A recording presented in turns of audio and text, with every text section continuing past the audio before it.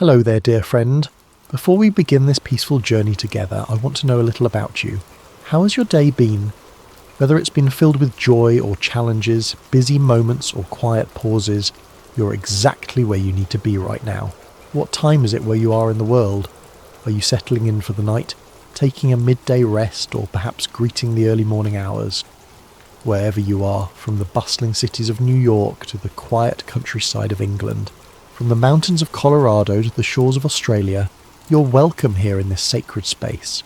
If this story brings you peace, I'd love for you to subscribe to Sacred Slumber, where we gather each week to find rest in timeless tales of faith, hope, and gentle grace. Now, let's begin. Take a deep breath with me.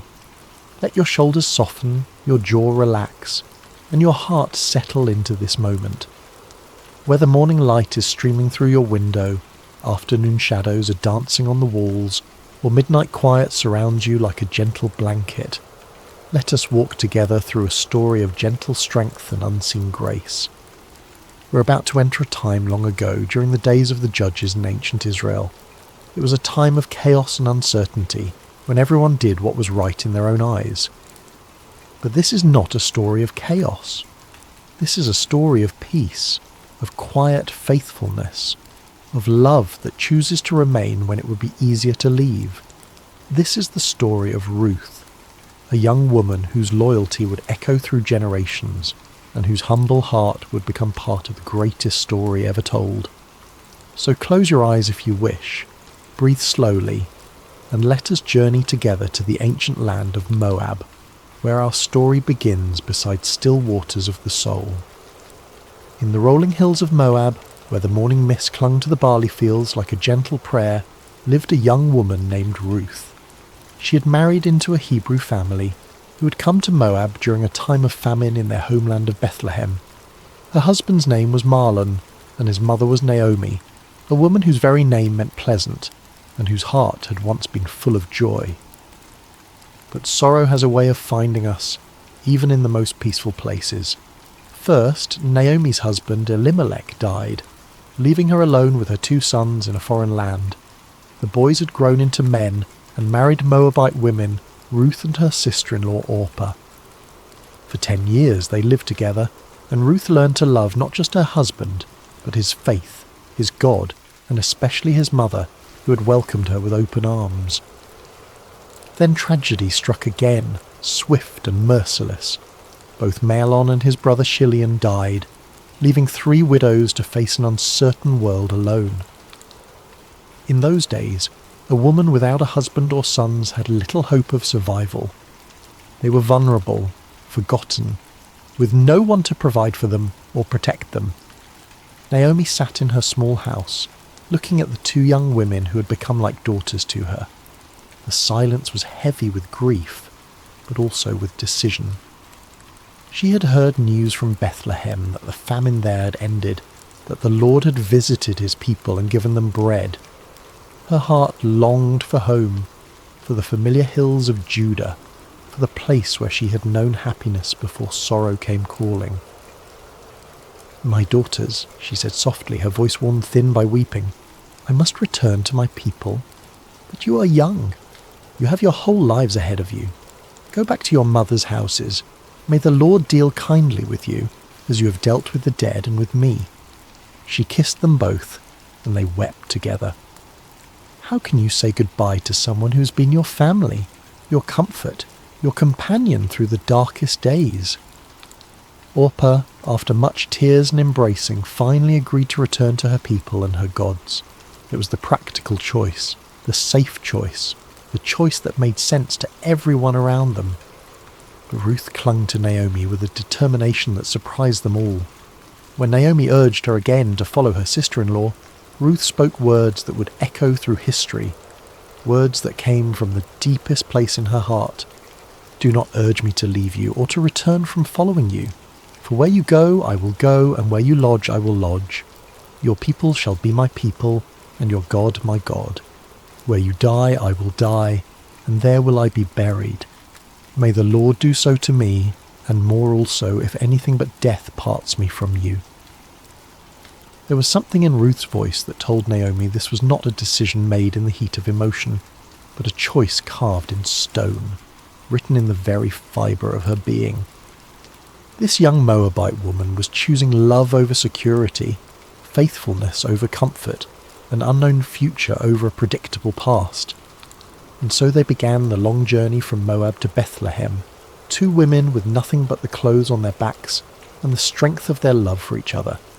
They walked through valleys where wildflowers nodded in the breeze, past streams that sang ancient songs, under skies that seemed to stretch endlessly toward hope. As they travelled, Ruth would gather berries and herbs along the way, always making sure Naomi had enough to eat. She would find the softest spot for them to rest each night, would share her cloak when the desert air grew cold. She had chosen this path, and she would walk it with grace and dignity, one step at a time. The journey took many days, and with each step toward Bethlehem, Ruth was walking further from everything she had ever known. She was leaving behind the gods of her childhood, the customs of her people, the language of her birth. She was choosing to become a stranger in a strange land, not because she had to, but because love had made the choice for her.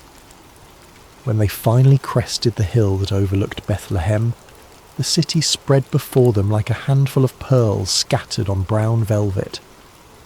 The sun was setting, painting the stone houses in shades of gold and amber. Smoke rose from evening fires, and the sound of children playing drifted up to them on the evening breeze. "Look," Naomi whispered, her voice thick with emotion. "There it is, home." But as they descended into the city, the women who had known Naomi in her happier days barely recognized her. "Is this Naomi?" they asked each other, seeing how sorrow had aged her, how loss had bent her shoulders and silvered her hair. "Do not call me Naomi," she told them, her voice steady but sad. "Call me Mara, for the Almighty has dealt very bitterly with me. I went out full, and the Lord has brought me home empty." But Ruth, standing quietly beside her, knew that Naomi was not truly empty. She had brought with her the love of this young woman, who had chosen to forsake all for the sake of faithfulness. And though neither of them knew it yet, they had arrived in Bethlehem at the beginning of barley harvest, when the fields were golden and ready, when provision was about to unfold in ways they could never have imagined.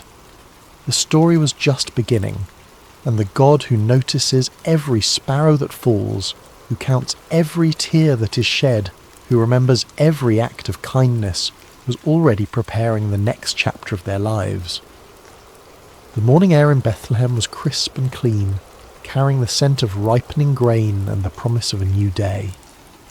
Ruth woke early, as she always did, listening to the gentle rhythm of Naomi's breathing beside her.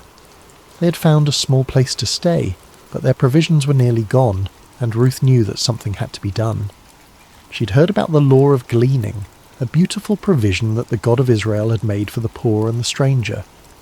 After the reapers went through the fields harvesting the grain, the needy could follow behind and gather what was left. It was honest work, humble work, but it was work that could keep them alive. "Let me go to the fields," Ruth said gently to Naomi, "and glean among the ears of grain after him in whose sight I shall find favour." Naomi nodded, understanding the necessity but also the risk. Ruth was young and beautiful, and the fields could be dangerous places for a woman alone. But there was something in Ruth's quiet determination that spoke of inner strength, of a spirit that could not be easily broken. And so Ruth set out in the early morning light, joining the other gleaners who moved like shadows behind the harvest workers. She had wrapped her head modestly and carried a small basket, ready to spend the day bent over in the sun, gathering grain kernel by kernel. As it happened, she came to the field that belonged to Boaz, a man of great wealth and standing in Bethlehem. But more than that, though Ruth did not know it yet, Boaz was a relative of Naomi's late husband, a kinsman who had the right and responsibility to help family members in need. The phrase, "as it happened," seemed simple enough, but sometimes the most profound movements of providence come disguised as coincidence. Ruth's feet carried her to that particular field not by accident, but by the gentle guidance of a God who was weaving a story larger than she could imagine. Boaz arrived at his field that morning, as was his custom, to greet his workers and oversee the harvest. He was a man in his middle years, with kind eyes and calloused hands that spoke of honest work. When he saw his reapers, he called out, "The Lord be with you," and they responded, "The Lord bless you." It was more than a greeting. It was a glimpse into the heart of a man who knew that all good things come from above. But his attention was caught by a young woman he had never seen before, working quietly at the edge of his field. She moved with grace and dignity, even in the humbling work of gleaning. There was something about her that drew his eye, not just her beauty, but the way she carried herself with quiet strength. "Whose young woman is this?" he asked his foreman. "She is the young Moabite woman who came back with Naomi from the country of Moab," the foreman replied. "She asked permission to glean and gather among the sheaves after the reapers, and she has been working steadily from early morning until now with only a brief rest." Boaz watched her for a moment longer, seeing how she worked without complaining, how she was careful not to take more than was rightfully hers, how she paused to help an elderly gleaner who had dropped her grain. His heart was moved by her diligence and her kindness. He approached her quietly, not wanting to startle her. "Listen, my daughter," he said gently. "Do not go to glean in another field, and do not leave this one. Stay close to my young women. Keep your eyes on the field that they are reaping, and go after them. I have charged the young men not to touch you, and when you are thirsty, go to the vessels and drink what the young men have drawn." Ruth was so surprised by his kindness that she fell on her face and bowed to the ground. "Why have I found favour in your sight," she asked, "that you should take notice of me, since I am a foreigner?" But Boaz had already heard the story of her loyalty to Naomi, how she had left her own people to care for her mother-in-law. "All that you have done for your mother-in-law since the death of your husband has been fully told to me," he said, his voice warm with admiration. "How you left your father and mother and your native land and came to a people that you did not know before. The Lord repay you for what you have done, and a full reward be given you by the Lord, the God of Israel, under whose wings you have come to take refuge." Ruth's eyes filled with tears at his words. She had not expected such kindness from a stranger, such recognition of her small acts of faithfulness. "You have comforted me and spoken kindly to your servant," she said softly, "though I am not one of your servants." As the day wore on, Boaz continued to watch over her. At mealtime he invited her to eat with his workers, to dip her bread in the wine and share in the meal. He even made sure she had roasted grain to take home to Naomi. When she returned to her gleaning, he quietly instructed his workers to leave extra grain for her to find, to make her work easier and more fruitful. The sun was beginning to set when Ruth finally made her way home, her basket heavy with grain. She had gathered an ephah of barley, enough to feed herself and Naomi for many days. But more than that, she carried with her the memory of unexpected kindness, of a man who had seen beyond her status as a foreigner and a widow to recognize the faithfulness of her heart. When she showed Naomi all that she'd gathered and told her about the kindness of Boaz, Naomi's eyes brightened for the first time in months. "Blessed be he by the Lord," she said, "whose kindness has not forsaken the living or the dead. The man is a close relative of ours, one of our redeemers." Ruth continued to glean in the fields of Boaz throughout the barley harvest and the wheat harvest, always welcomed, always protected, always provided for. She would come home each evening with grain and with stories of the kindness she had experienced. And slowly, so slowly that neither of them noticed it happening, hope began to take root in their hearts once again. Little did they know that this was only the beginning of a story that would change not just their lives, but the course of history itself. For the God who sees every act of kindness, who remembers every sacrifice made in love, was already preparing the next chapter of their beautiful story. The harvest season was drawing to a close, and the grain had been gathered from the fields and brought to the threshing floor. It was a time of celebration and completion, when the hard work of the harvest gave way to the satisfaction of provision secured. The air was filled with the sound of winnowing, as the grain was separated from the chaff in the evening breeze. Naomi had been watching the growing affection between Ruth and Boaz with the wisdom of a woman who had lived long enough to recognize the hand of God in everyday circumstances. She had seen how Boaz's eyes followed Ruth, how he spoke to her with special gentleness, how he made sure she was always provided for and protected. And she had seen how Ruth, despite her natural reserve, had begun to smile more often, how she spoke Boaz's name with a special warmth. One evening, as they sat together in their small dwelling, Naomi took Ruth's hands in hers. "My daughter," she said softly, "should I not seek rest for you, that it may be well with you? Is not Boaz our kinsman, with whose young women you were? See, he is winnowing barley tonight at the threshing floor."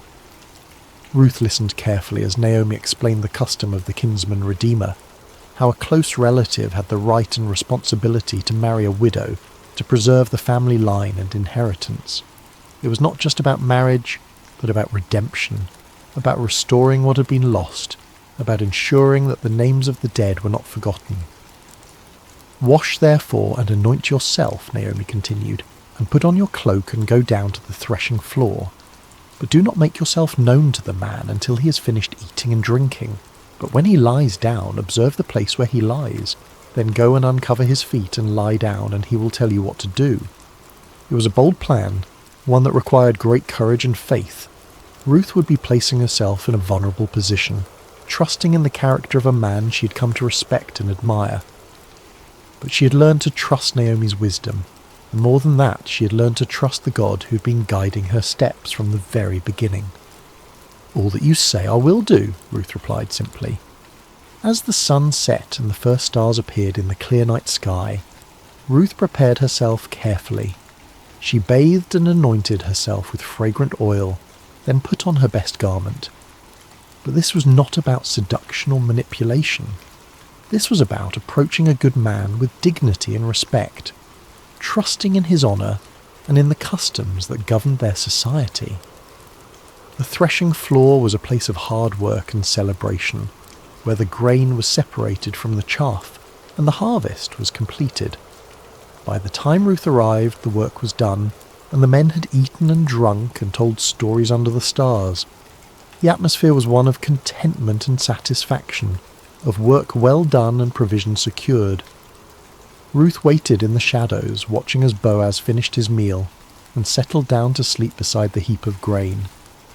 It was his responsibility to guard the grain through the night, to ensure that nothing was stolen or damaged. The night was warm and peaceful, filled with the sounds of crickets and the gentle rustle of the evening breeze. When all was quiet and Boaz was sleeping peacefully, Ruth approached with silent steps. Her heart was beating fast, but her movements were sure and deliberate. She gently uncovered his feet and lay down, then waited in the darkness for him to wake.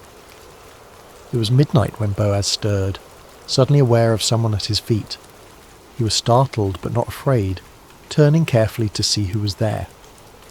In the dim starlight he could make out the form of a woman, and he recognized her immediately. "Who are you?" he asked softly. "I am Ruth, your servant," she replied, her voice steady despite her racing heart. "Spread your wing over your servant, for you are a redeemer." It was a beautiful way of asking for his protection and provision, using the imagery of a bird sheltering her young under her wing. She was asking him to fulfill the role of kinsman redeemer, to marry her and restore the inheritance of her late husband. Boaz was deeply moved by her words, by the trust she had placed in him, by the way she had approached him with such dignity and grace. "May you be blessed by the Lord, my daughter," he said warmly. "You have made this last kindness greater than the first in that you have not gone after young men, whether poor or rich." He was older than Ruth, a man of substance and position, and he was amazed that she would choose him over the many young men who would have been eager to marry such a beautiful and virtuous woman. Her choice spoke of wisdom and character, of a heart that valued kindness and faithfulness over youth and passion. "And now, my daughter, do not fear," he continued. "I will do for you all that you ask, for all my fellow townsmen know that you are a worthy woman. And now it is true that I am a redeemer, yet there is a redeemer nearer than I."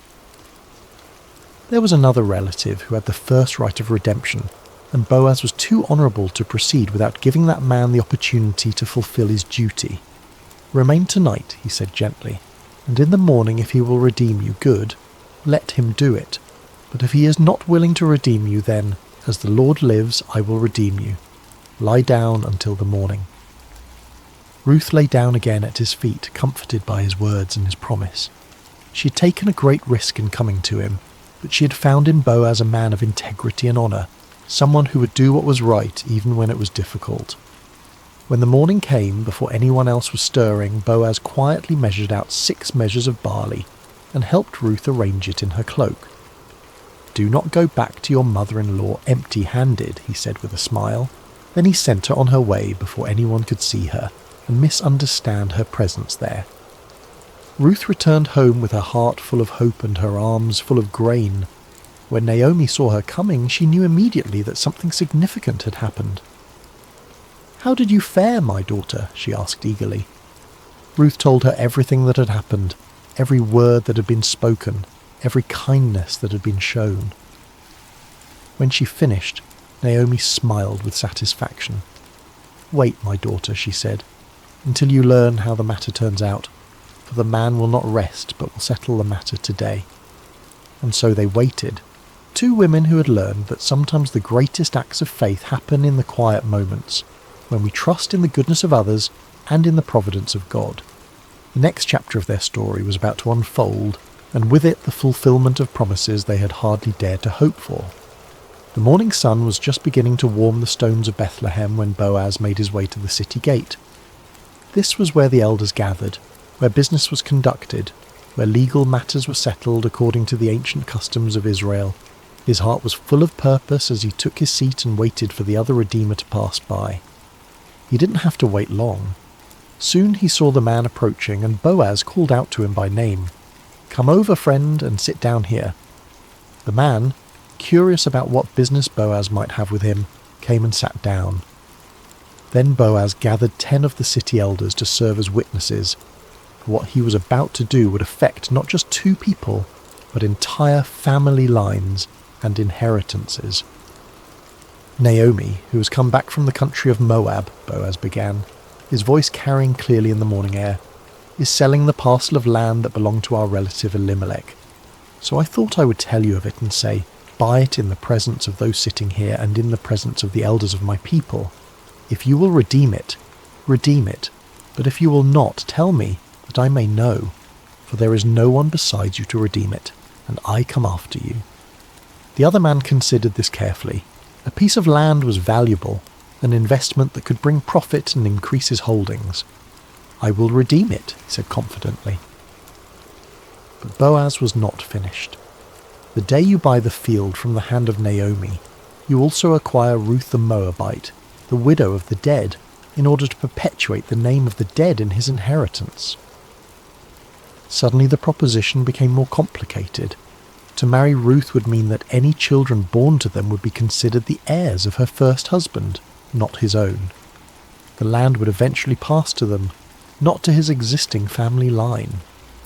What had seemed like a good business deal now became a sacrifice that would cost him more than he was willing to pay. "I cannot redeem it for myself," he said, backing away from the commitment, "lest I impair my own inheritance. You take my right of redemption, for I cannot redeem it." It was exactly what Boaz had hoped to hear. According to the custom of the time, the man removed his sandal and gave it to Boaz as a sign that he was transferring his right of redemption. The sandal was a symbol of walking in someone else's place, of taking on their responsibilities and privileges. Boaz accepted the sandal and turned to address the elders and all the people who had gathered to witness this transaction. "You are witnesses this day that I have bought from the hand of Naomi all that belonged to Elimelech and all that belonged to Chilion and to Mahlon. Also Ruth the Moabite, the widow of Mahlon, I have acquired to be my wife, to perpetuate the name of the dead in his inheritance, that the name of the dead may not be cut off from among his brothers and from the gate of his native place. You are witnesses this day." The crowd erupted in celebration and blessing. "We are witnesses," they called out joyfully. "May the Lord make the woman who is coming into your house like Rachel and Leah, who together built up the house of Israel. May you act worthily in Ephrathah and be renowned in Bethlehem, and may your house be like the house of Perez, whom Tamar bore to Judah, because of the offspring that the Lord will give you by this young woman. It was a beautiful blessing, invoking the names of the great matriarchs of Israel and expressing the hope that Ruth would become equally honoured in the history of God's people, and how prophetic those words would prove to be. Meanwhile, Ruth and Naomi had been waiting at home, their hearts full of anticipation and hope. When the messenger came running to tell them what had happened at the gate, they could hardly believe their ears. The legal proceedings had gone exactly as they had hoped. Boaz had redeemed not just the land, but Ruth herself, and they were to be married. The wedding was a joyous occasion, celebrated by the entire community. Ruth, the young Moabite woman who had arrived in Bethlehem as a poor widow, was now the honoured wife of one of the most respected men in the city. But more than that, she had found in Boaz a man who valued her faithfulness, who cherished her loyalty, who would love and protect her for the rest of their days. As the seasons passed, Ruth and Boaz settled into a life of contentment and purpose. Boaz was a generous provider, and Ruth was a wise and gentle wife. Naomi, no longer bitter but filled with joy, lived with them and was cared for in her old age. The house that had once echoed with sorrow now rang with laughter and love. And then came the greatest blessing of all. Ruth conceived and bore a son, a healthy, beautiful child who would be raised in the love and fear of the Lord. The women of the neighbourhood came to congratulate Naomi, saying, "Blessed be the Lord who has not left you this day without a redeemer, and may his name be renowned in Israel. He shall be to you a restorer of life and a nourisher of your old age, for your daughter-in-law who loves you, who is better to you than 7 sons, has given birth to him." They named the child Obed, which means servant or worshipper, and Naomi took him on her lap and became his nurse. The child brought healing to her broken heart, restoration to her empty life, and joy to her golden years. But the story doesn't end there. Little Obed grew up to become the father of Jesse, who became the father of David, the great king of Israel, and through David's line would come the Messiah, the saviour of the world. Ruth, the foreign woman who had chosen loyalty over security, faith over fear, had become part of the most important family tree in all of human history. In the genealogy of Jesus Christ, recorded in the Gospel of Matthew, we find these words: Boaz the father of Obed by Ruth, and Obed the father of Jesse, and Jesse the father of David the king. A Moabite woman's name is written forever in the lineage of the Son of God, a testament to the truth that God's grace knows no boundaries, that his love extends to all who seek refuge under his wings. Ruth's story teaches us that faithfulness in small things leads to blessing in great things, that loyalty and love are never wasted, that God can take our deepest sorrows and weave them into his greatest joys. She reminds us that sometimes the most profound acts of faith happen not in grand gestures, but in quiet decisions to remain faithful, to keep loving, to keep trusting, even when we cannot see the end of the story. As we come to the end of Ruth's story, let us pause beside these still waters and reflect on the gentle truths that flow through this ancient tale. Like a quiet stream that shapes the landscape over time, Ruth's life teaches us lessons that can transform our own journey of faith. Ruth's story shows us the profound power of remaining faithful, even in seasons of pain and uncertainty. When Naomi urged her to return to her people and her gods, Ruth could have chosen the easier path, the path that made sense to everyone around her. Instead, she chose love. She chose to remain loyal to a woman who had shown her kindness, to a faith that had captured her heart, to a God she was still learning to trust. Her famous words, "Where you go, I will go, and where you lodge, I will lodge. Your people shall be my people, and your God my God," were not spoken in a moment of emotional impulse, but from a deep well of commitment that had been growing in her heart over years of walking with Naomi. In our own lives, we face moments when loyalty is tested, when it would be easier to walk away from relationships, commitments, or callings that have become difficult. Ruth's example reminds us that some of the most beautiful chapters of our lives are written in the ink of faithful love, even when that love costs us something precious. Have you ever chosen love when it would have been easier to walk away? Perhaps you stayed with a friend through a difficult season, remained committed to a calling when it became challenging, or continued to love someone even when they couldn't love you back in the same way. These quiet acts of loyalty are never wasted. They shape us into people of depth and character, and they often open doors to blessings we never could have imagined. One of the most beautiful aspects of Ruth's story is how rarely God's name is mentioned, yet his presence is evident in every chapter. The phrase, "as it happened," appears when Ruth comes to Boaz's field, but we understand that this was no accident. It was divine providence working through ordinary circumstances to bring about extraordinary results.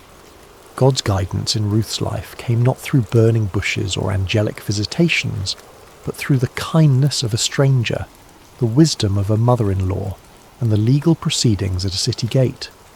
He worked through the natural rhythms of harvest and gleaning, through cultural customs and family relationships, through the everyday decisions of people who were simply trying to do what was right.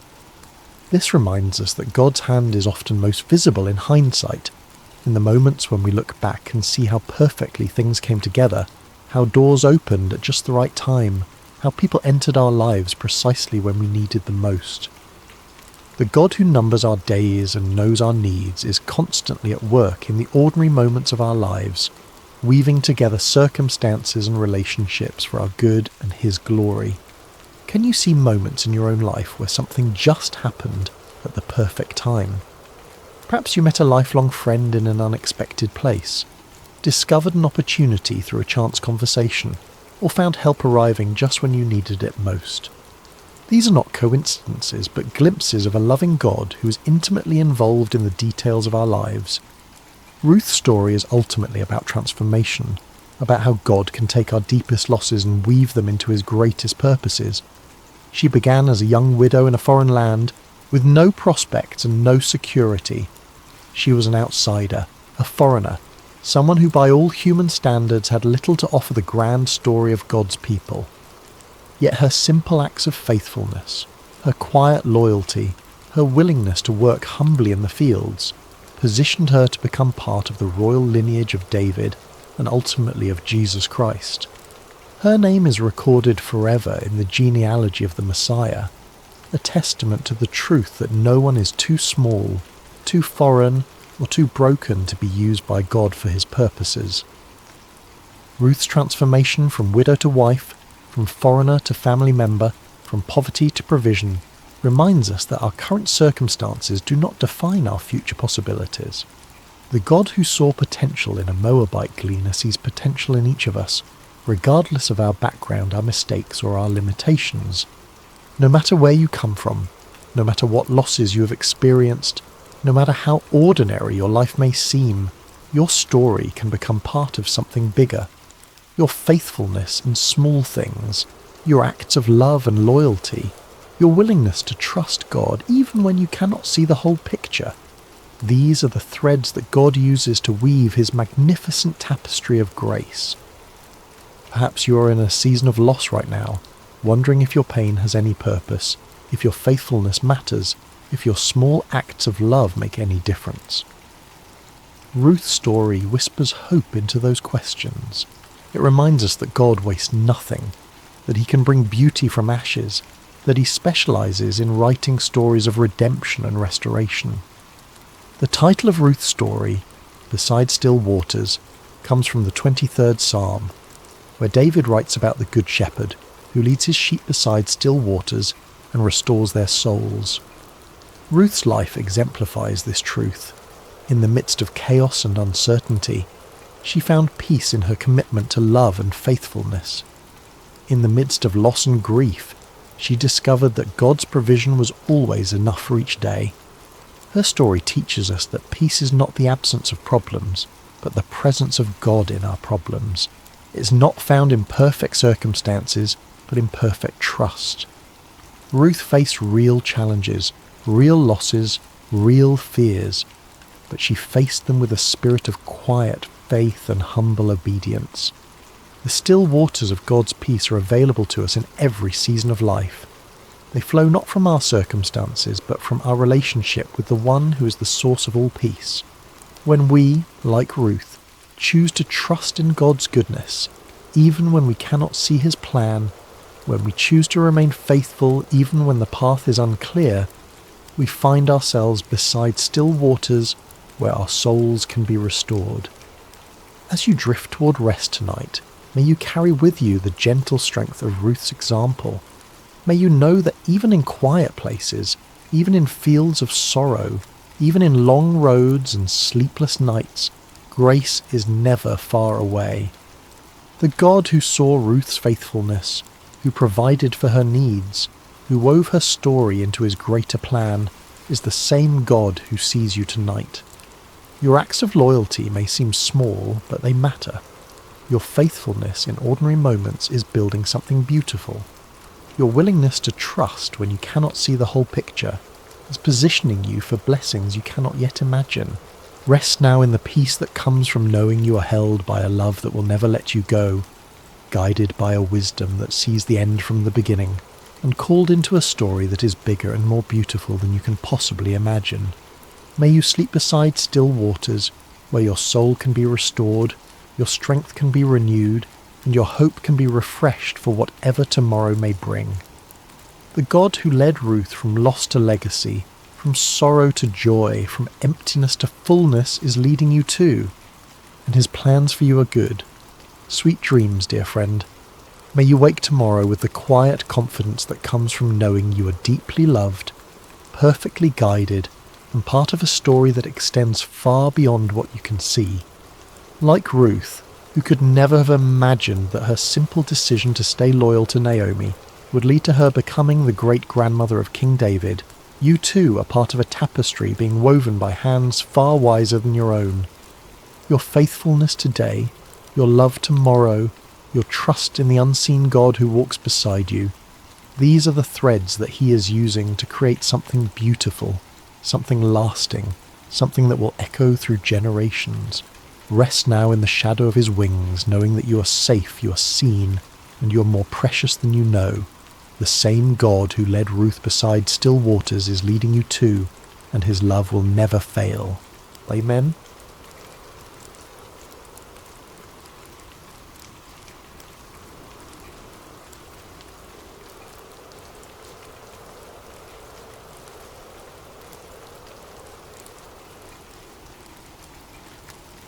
Hello, dear friend, and welcome to Sacred Slumber.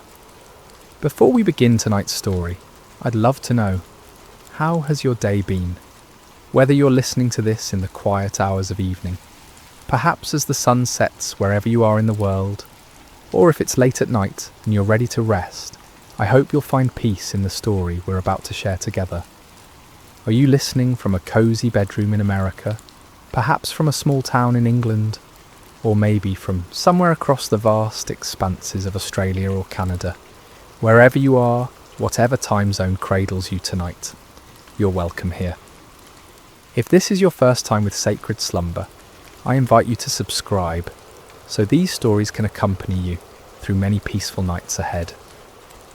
Now, let's settle in together and journey back to an ancient time, to a small town called Zarephath, where a miracle unfolded that would echo through the ages. The sun blazed mercilessly over the land of Israel, its rays beating down upon cracked earth and withered fields. For 3 long years, not a single drop of rain had fallen from the brass-coloured sky. The rivers had dwindled to dusty beds, lined with sun-bleached stones, and the wells that once bubbled with fresh water now echoed hollow when a stone was dropped into their depths. This terrible drought was no accident of nature. It was the judgment of the Almighty God upon a nation that had turned away from him. King Ahab, weak and easily swayed, had married the pagan princess Jezebel, and together they had led Israel into the worship of false gods, Baal, the supposed god of rain and fertility, and Asherah, the goddess of the sea. Golden calves and wooden idols dotted the landscape, where altars to the true God once stood. Into this spiritual darkness had stepped a man unlike any other, Elijah the Tishbite, a prophet wrapped in rough camel's hair, his eyes blazing with the fire of divine purpose. He had confronted King Ahab with words that still rang in the air. As the Lord God of Israel lives, before whom I stand, there shall not be dew nor rain these years, except at my word. For months after delivering this pronouncement, Elijah had hidden by the brook Cherith, east of the Jordan River. There in that secret place, ravens, those dark messengers of the wilderness, brought him bread and meat each morning and evening, while he drank from the brook's clear waters. It was a time of solitude and communion with God, but even this sanctuary could not last forever. Day by day, Elijah watched the brook grow shallower.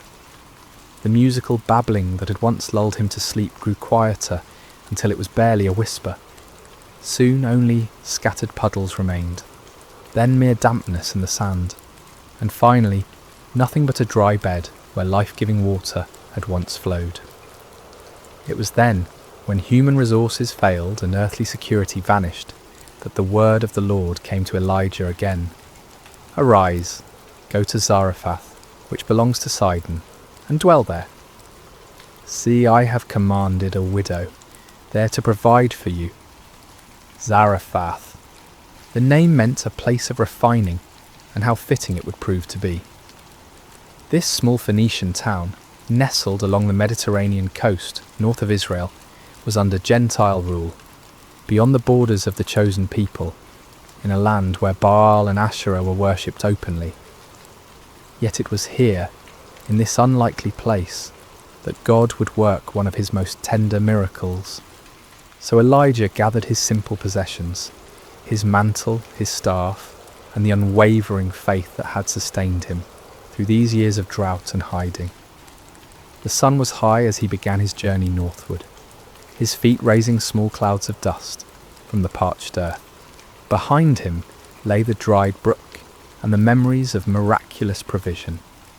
Ahead lay uncertainty, but also the promise of God's continued care. As he walked, Elijah might have pondered the strangeness of God's ways. Here was a Hebrew prophet, a man who had proclaimed judgment upon Israel for their worship of foreign gods, now being sent to a foreign land where those very gods were revered. Yet if the years had taught him anything, it was that the Lord's thoughts were higher than his thoughts, and the Lord's ways past finding out. The journey from the Jordan Valley to the coastal region of Zarephath would take several days. Elijah travelled through landscapes scarred by drought, abandoned villages where the wells had run dry, fields where the stubble of failed crops crunched beneath his sandals, and hillsides where olive trees stretched their gnarled branches skyward in silent supplication for rain that would not come. At night he slept under stars that seemed to burn with unusual intensity in the clear, dry air. The moon, when it appeared, cast sharp shadows on the lifeless landscape, and sometimes he could hear, in the distance, the mournful cry of jackals searching for water in the empty wadis. But even as the physical landscape spoke of judgment and desolation, Elijah's heart remained anchored in hope. The same God who had sent ravens to feed him, who had made water spring from rock for Moses, who had provided manna in the wilderness for the children of Israel, had promised that a widow in Zarephath would care for him. It seemed impossible, even absurd. What widow in this time of famine would have enough to share? Yet Elijah had learned that impossibility was often the very stage upon which God chose to display his glory. On the third day of his journey, the scent of the sea began to reach his nostrils, carried on breezes that offered little relief from the heat, but spoke of his approaching destination. The landscape gradually changed from the brown hills of inland Palestine to the terraced slopes that descended toward the Mediterranean coast. In the distance, he could see the blue expanse of the Great Sea, its surface shimmering like hammered metal under the relentless sun. As he crested the final hill before Zarephath, Elijah paused to survey the town spread below him. It was modest in size, its flat-roofed houses clustered around a small marketplace, with narrow streets winding between them like tributaries of a dry river. The town's walls, though not as grand as those of the great cities, spoke of a community that had weathered many storms. Fishing boats lay pulled up on the beach, their nets spread out to dry, though in these days of little rain, even the sea seemed less generous with its bounty. Smoke rose from only a few chimneys, a sign that even here, far from Israel, the effects of the drought were being felt. Fuel was precious, when every piece of wood might be needed for cooking what little food remained, and families were learning to make do with cold meals and carefully rationed provisions. As Elijah descended the hill toward the town gate, his stomach reminded him that it had been hours since his last meal. The ravens no longer came with their mysterious daily provision, and the bread in his travelling pouch was long since consumed. For the first time in months, the prophet experienced the gnawing uncertainty that had become the constant companion of countless families throughout the region. But even as hunger and weariness pressed upon him, Elijah's step remained steady. Somewhere in this foreign town was a widow whom God had prepared to be his instrument of provision. The prophet did not know her name, her face, or her circumstances. He knew only that the Lord had spoken, and that was enough. The sun was now approaching its zenith as Elijah neared the gates of Zarephath, his shadow a small dark pool at his feet. Soon, very soon, he would meet the woman through whom God intended to demonstrate that his care extends beyond all human boundaries, his provision beyond all human understanding, and his power beyond even the finality of death itself. The stage was set for a miracle that would begin with a simple request for water and a piece of bread, but would culminate in wonders that neither the prophet nor the widow could have imagined. In this place of refining, in this encounter between a Hebrew man of God and a Gentile woman of faith, the character of the Almighty would be revealed in ways both tender and magnificent. The gates of Zarephath stood open in the midday heat, their wooden beams weathered and worn by countless seasons of sun and storm. As Elijah approached, he could see that the usual bustle of a town entrance was notably absent. No merchants haggled over goods, no children played in the dust, no elders sat in the shade discussing the affairs of the day. The drought and its accompanying famine had drained the life from this place, leaving behind only the essential movements of survival. Elijah's throat was parched from his long journey, and his lips were cracked from the dry air. Each step sent small puffs of dust up from the hard-packed earth, and the prophet found himself scanning the area, hopefully for any sign of a well or fountain. His eyes, accustomed to the blazing light of the Palestinian sun, squinted as he tried to make out the details of his surroundings. It was then that he noticed her, just outside the town gates near a grove of scraggly olive trees that had somehow managed to survive the prolonged drought. A woman was bent over, methodically gathering fallen sticks and dead branches. Her movements were slow and deliberate, speaking not of laziness but of the careful conservation of energy that comes from prolonged hunger. Her clothing, once perhaps a deep blue or brown, had faded to the nondescript colour of dust and wear, patched in several places with fabric that didn't quite match. As Elijah drew closer, he could see that she was neither young nor old, but somewhere in that middle season of life, where a woman's beauty becomes less about the freshness of youth and more about the character etched in her features by joy and sorrow, hope and disappointment. Her dark hair, streaked with premature grey that spoke of hardship born before its time, was partially covered by a worn headscarf that had slipped back as she worked. There was something in her posture, a weariness that seemed to go beyond physical exhaustion, that made Elijah's heart stir with compassion. This was a woman who had carried burdens, who had made hard choices, who had watched her resources dwindle day by day until she was reduced to gathering sticks in the heat of the day. The prophet paused for a moment, studying her face as she worked. In her features, he could read the story of the drought's impact on ordinary people. Her cheeks were hollow, her eyes shadowed with the particular kind of worry that comes from watching a child grow thin. Yet there was also a quiet dignity about her, a refusal to surrender to despair, even in the face of seemingly impossible circumstances.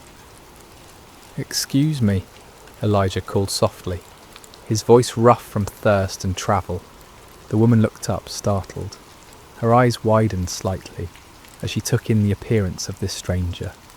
His rough clothing, his weathered features, the staff in his hand that marked him as a traveller from far away. In her gaze, Elijah could see the wariness that had become second nature to people in these hard times. Strangers might bring news, trade, or help, but they might also bring additional mouths to feed when food was already desperately scarce. "Please," Elijah continued, his manner gentle and respectful, "could you bring me a little water in a cup, that I may drink?" The request hung in the air between them. Water, in this time of drought, was precious beyond measure. Every drop had to be carried from wells that were increasingly distant and depleted. Yet something in the prophet's manner, perhaps the genuine need in his voice, or the courtesy with which he had made his request, caused the woman to hesitate rather than refuse outright. She studied his face for a long moment, as if trying to read his character in his features. What she saw there must have reassured her, for she slowly straightened, her bundle of sticks still clutched in her arms. "I will bring you water," she said simply, her voice carrying the accent of this coastal region, but also a warmth that suggested a heart not yet hardened by suffering. As she turned toward the town, Elijah felt a stirring of gratitude. Here, in this foreign place, this Gentile woman was willing to share her precious water with a Hebrew stranger. It was a small act of kindness, but in a world grown harsh with want, small kindnesses took on the weight of great acts of mercy. But the Lord had sent him here for more than water, and Elijah knew that his true test and hers was yet to come. "Wait," he called gently, as she began to walk away, "and please bring me a morsel of bread in your hand." The woman stopped as if struck. She turned back to him, and now her face bore an expression of such profound sadness that Elijah felt his heart constrict. The weariness he had noticed before was nothing compared to the look of desperate finality that now clouded her features. "As the Lord your God lives," she replied, and there was no anger in her voice, only a crushing weariness and the terrible honesty of someone who has nothing left to lose. "I do not have bread, only a handful of flour in a bin and a little oil in a jar. See, I am gathering a couple of sticks that I may go in and prepare it for myself and my son, that we may eat it and die." The words fell between them like stones dropping into a deep well. This was not the casual refusal of someone unwilling to share, nor the calculated response of someone hoarding resources. This was the stark reality of a mother who had come to the end of all earthly hope, who had measured her remaining provisions with the careful precision of someone planning a final meal. Elijah felt the weight of her despair, but he also felt the stirring of something else, the peculiar lifting of spirit that came when he sensed the Lord was about to move in power. How often had he seen this pattern? The moment when human resources failed completely was precisely the moment when divine intervention began. "Do not fear," he said, and his voice carried a new authority, a confidence that seemed to come from somewhere beyond his own understanding. The words were not merely a comfort, but a command, spoken with the certainty of someone who had learned to recognize the voice of the Almighty. The woman's eyes widened at the change in his tone. Something had shifted in this stranger's demeanour, as if he had suddenly remembered who he was and whom he served. "Go and do as you have said," Elijah continued, "but make me a small cake from it first and bring it to me. and afterward make some for yourself and your son." The request seemed almost cruel in its audacity. Here was a woman who had just confessed that she and her child were preparing to eat their last meal before death, and this stranger was asking her to give him the first portion. By any human standard of fairness or compassion, the request was outrageous. But Elijah was not speaking from human wisdom now. He was speaking as one who had learned to see beyond the visible, to understand that sometimes the pathway to blessing required actions that seemed to defy common sense.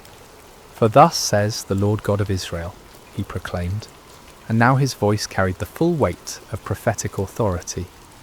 "The bin of flour shall not be used up, nor shall the jar of oil run dry, until the day the Lord sends rain on the earth."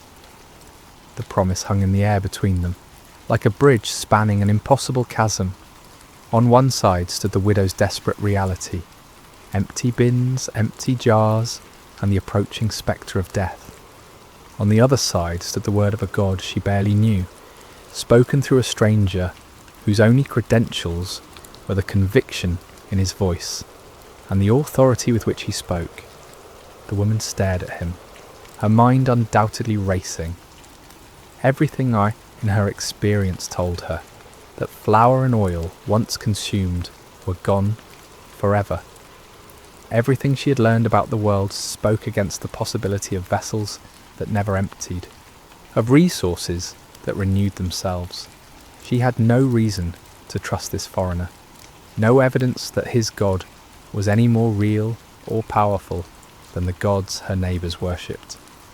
Yet something in his eyes, something in the absolute certainty with which he had spoken, gave her pause. She had lived long enough to recognise truth when she heard it, even when that truth seemed to contradict everything she thought she knew about the world. The choice before her was stark and simple, yet it carried implications that reached far beyond the immediate moment. She could refuse, clinging to what little she had, and eat her final meal with her son in the privacy of her own home. Or she could trust stepping out in faith toward a promise that seemed too wonderful to believe, risking the immediate needs of her child on the word of a stranger's God. As she stood there in the dusty street of Zarephath, with her bundle of sticks still clutched in her arms, and the prophet's words echoing in her mind, the widow found herself at one of those crossroads that define a life. Her next decision would determine not only whether she and her son lived or died, but whether they would become part of a story that would be told for generations to come. A story of faith rewarded, of divine provision, and of the God who sees beyond the boundaries that divide nations and peoples. The sun beat down upon them both as she weighed her choice, but in that moment of decision, neither the heat nor the hunger nor the desperate circumstances seemed to matter. All that mattered was whether she would choose to believe that the impossible might, just possibly, be true. The widow stood motionless for what seemed like an eternity, though in reality it was perhaps only the span of a few heartbeats. In that suspended moment, the entire universe seemed to be waiting for her decision. The very air around them felt charged with possibility, as if creation itself was holding its breath to see whether faith would triumph over fear, whether hope would overcome the stark mathematics of survival. Elijah watched her face carefully, seeing the battle that raged within her soul. He had delivered the word of the Lord as he had been commanded, but now the choice was hers alone to make. The prophet knew from long experience that God's miracles often hinged not on human understanding, but on human obedience, not on the ability to see how a promise might be fulfilled, but on the willingness to act as if it already had been. The woman's eyes moved from Elijah's face to the bundle of sticks in her arms, then toward the town gates where her small home awaited, where her son was undoubtedly waiting for her return, probably listening for the sound of her footsteps that would signal the beginning of their final meal together. She thought of his thin face, his two bright eyes that spoke of a child who had learned too young what it meant to be hungry, and her heart clenched with the fierce protectiveness of motherhood. Yet something else stirred within her as well, a memory perhaps of stories she had heard as a child about the God of the Hebrews, the one who was said to part seas and rain bread from heaven. Or perhaps it was simpler than that, nothing more than the recognition that she'd already lost everything that could be lost, and in that place of complete surrender there was a strange kind of freedom. "I will do as you have said," she whispered finally, her voice so quiet that Elijah had to lean forward to hear her words.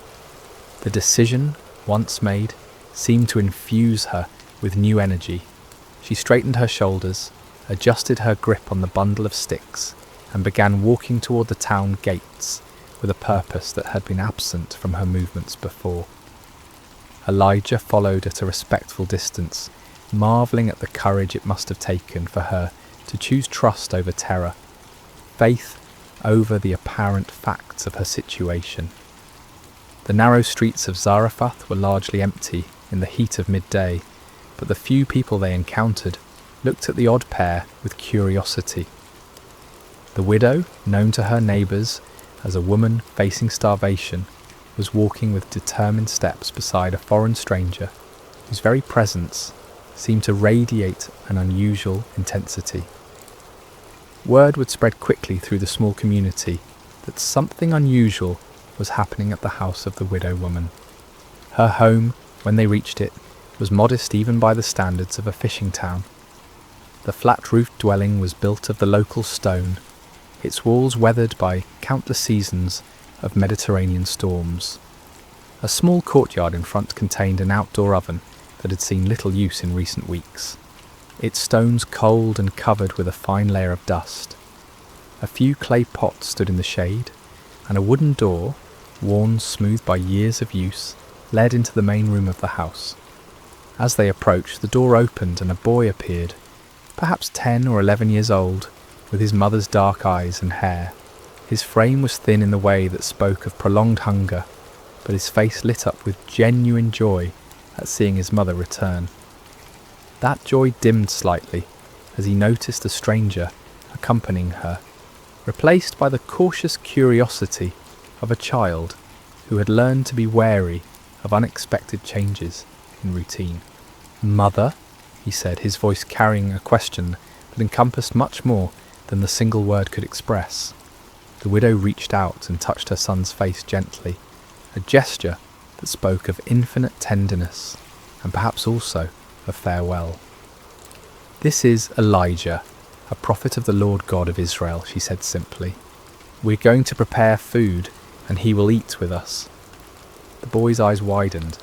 In their current circumstances, sharing food with anyone, even a guest, represented an act of generosity that bordered on the impossible. Yet he had learned to trust his mother's judgment, and if she said this man would eat with them, then somehow it would be so. Inside, the house was cool and dim, a welcome relief from the blazing heat outside. The main room served as both living area and kitchen, with sleeping quarters in a small adjoining chamber. Clay storage jars lined one wall, most of them standing empty like silent witnesses to the family's dwindling resources. Only 2 containers held anything of value. A small bin that contained the handful of flour the widow had mentioned, and an equally small jar that held the last precious drops of oil. The widow set down her bundle of sticks and began the familiar ritual of preparing a fire. She arranged the wood carefully in the outdoor oven, knowing that every stick must count, every flame must serve its purpose. As she worked, Elijah and the boy watched in respectful silence, each lost in his own thoughts about what was about to unfold. When the fire was burning steadily, the widow went to retrieve her flour and oil. She opened the bin and looked inside, seeing the meagre handful of grain that represented all that stood between her family and starvation.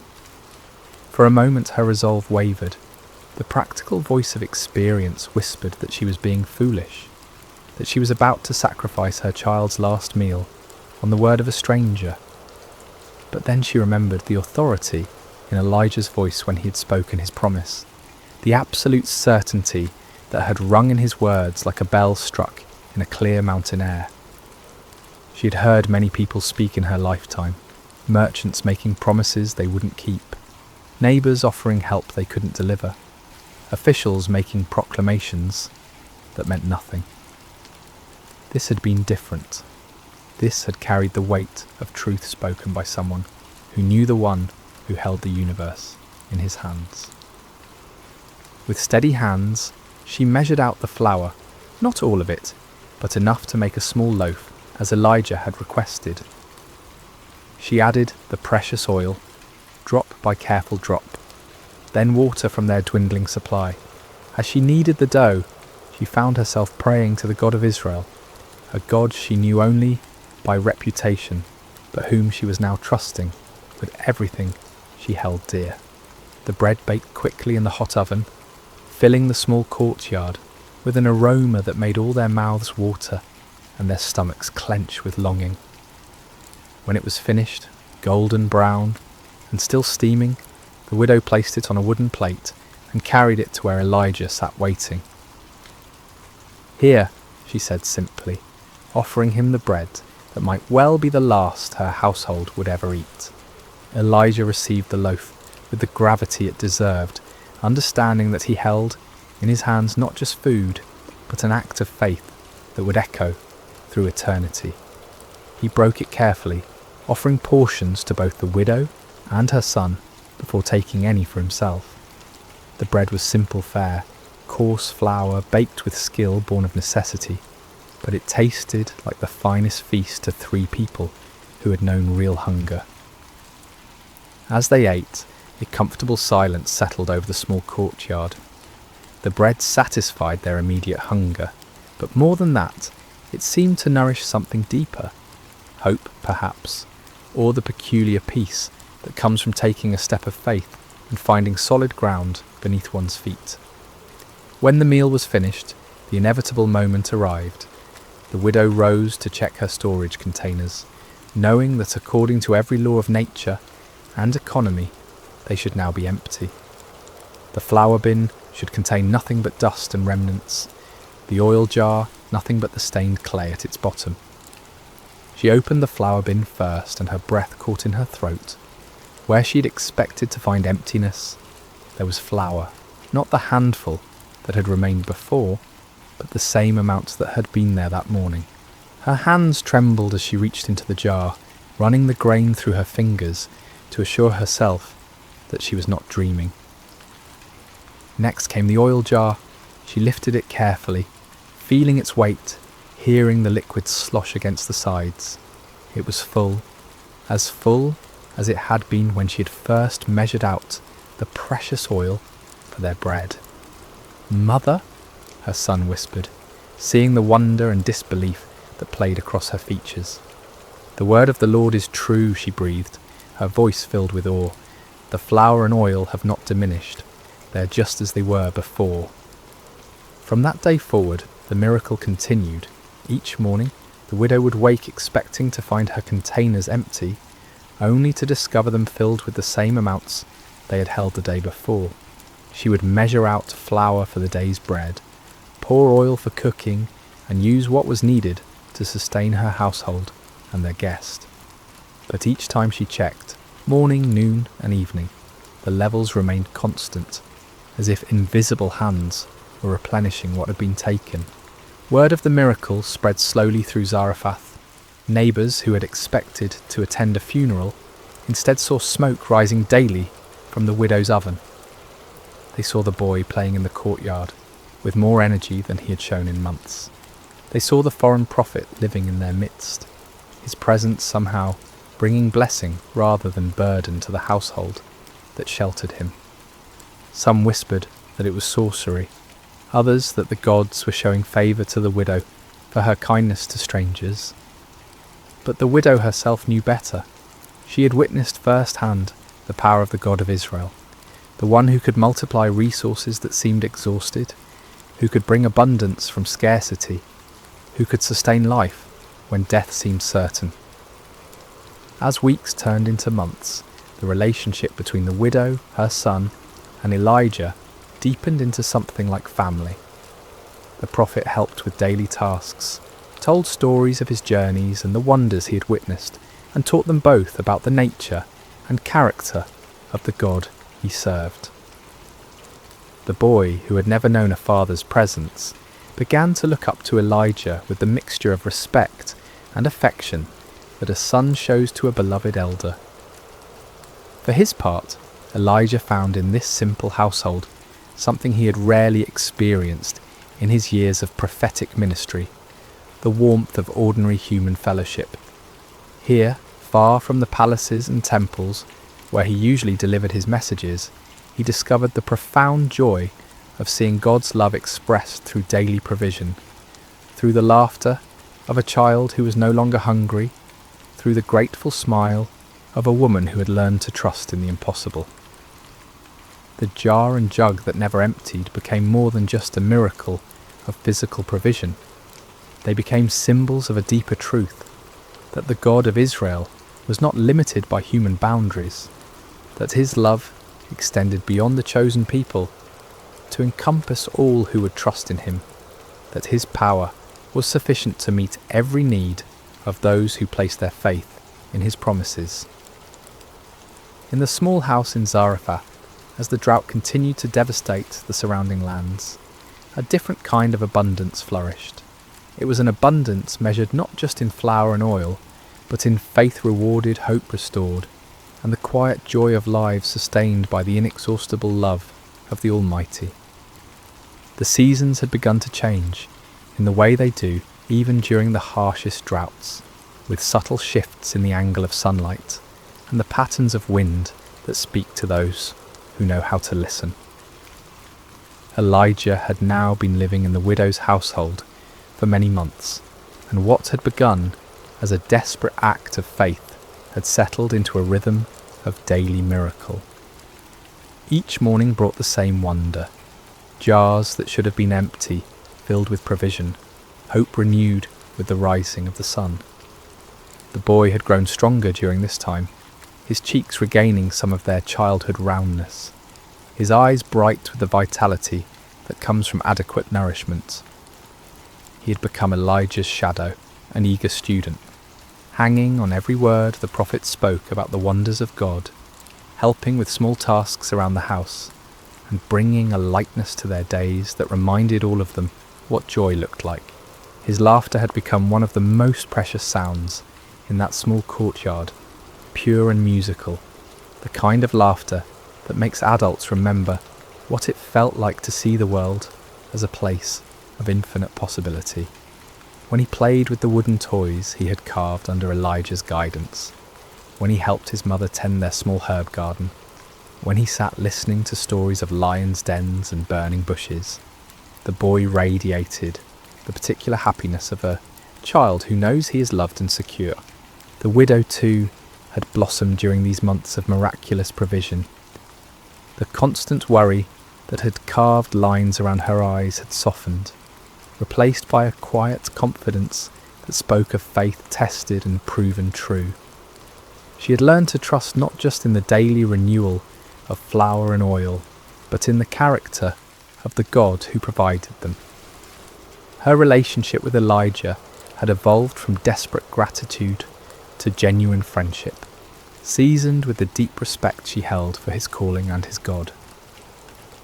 In the evenings, when the heat of the day had passed, the three of them would often sit together in the courtyard, watching the stars emerge in the clear sky. Elijah would tell them stories of his people's history, of Abraham's faith, of Moses' courage, of David's psalms, and gradually the widow and her son came to understand that they were not merely recipients of divine charity, but participants in a story much larger than themselves. It was during one of these peaceful evening conversations that the boy first began to cough. At first it seemed like nothing, perhaps a bit of dust in the throat, or the dry air that had been their constant companion throughout the drought. The widow offered him water, and he drank gratefully, the coughing subsiding as quickly as it had begun. They thought nothing more of it and continued their conversation about the time when Elijah had called down fire from heaven to consume a sacrifice on Mount Carmel. But the next morning the boy woke with a flush in his cheeks that spoke of fever rather than health. His mother noticed immediately, the way mothers always do, and pressed her palm to his forehead with the practised concern of one who had nursed many childhood illnesses. He was warm, not dangerously so, but enough to cause worry. "It's nothing serious," she assured Elijah when she saw the concern in the prophet's eyes. "Children often take fevers during the changing of seasons. I have herbs that will help, and with rest he'll be well in a few days." Elijah nodded, but something in his spirit was troubled. He had learned over his years of walking with God to pay attention to such stirrings, even when they seemed to contradict the evidence of his natural senses. Still, he kept his concerns to himself, and joined the widow in tending to the boy with all the skill and care they could muster. For 2 days the illness seemed manageable. The boy remained in bed, accepting the herbal teas his mother prepared, sleeping more than usual, but still able to sit up and take some nourishment. His fever rose and fell in the typical pattern of childhood ailments, and there were moments when he seemed almost his normal self, asking Elijah to tell him again about the ravens that had brought bread and meat to the brook Cherith. But on the 3rd morning, something changed. The boy's breathing became laboured, and his fever spiked higher than before. His eyes, when he managed to open them, seemed to look through rather than at the people who bent over him with growing concern. The flush in his cheeks deepened to an alarming red, and his small body trembled with chills that no amount of blankets could warm. The widow worked with desperate efficiency, trying every remedy she knew. She brewed stronger teas from the herbs that had always worked before, applied cool cloths to bring down the fever, and held her son close when the chills made him shake uncontrollably. But despite all her efforts, his condition continued to deteriorate. Elijah found himself in a terrible position. He was a prophet, accustomed to speaking with divine authority about the will of God, yet here he felt helpless in the face of a child suffering. He prayed earnestly, seeking guidance, seeking healing, seeking any word from the Lord about what was happening and why. But the heavens seemed silent, offering no immediate answer to his urgent petitions. By the 4th day, the boy could barely keep his eyes open. His breathing had become so shallow that both his mother and Elijah found themselves leaning close, just to assure themselves that he was still alive. The widow had not slept in 2 nights, maintaining a constant vigil beside her son's bed, and the strain was beginning to show in every line of her face. "Perhaps," she said to Elijah, during one of the boy's brief periods of peaceful sleep, "perhaps we should send for the physician from the next town. I know we have little to pay him with, but surely—" "The physicians have no more power over this illness than we do," Elijah replied gently. "This is not a sickness that earthly medicine can cure." The words hung between them, carrying implications that neither wanted to fully acknowledge. If earthly medicine could not help, if the herbs and treatments that had always worked before were proving useless, then they were facing something beyond the normal course of illness and recovery. They were facing the possibility that God might be calling this beloved child home. On the 5th morning, as the sun rose with its customary indifference to human suffering, the inevitable happened. The widow, who had dozed fitfully in her chair beside the bed, was awakened by a silence that was somehow more alarming than any sound could have been. She looked at her son and knew immediately that something fundamental had changed. His face, which had been flushed with fever, was now pale and still. His chest no longer rose and fell with the rhythm of breathing. The boy was gone.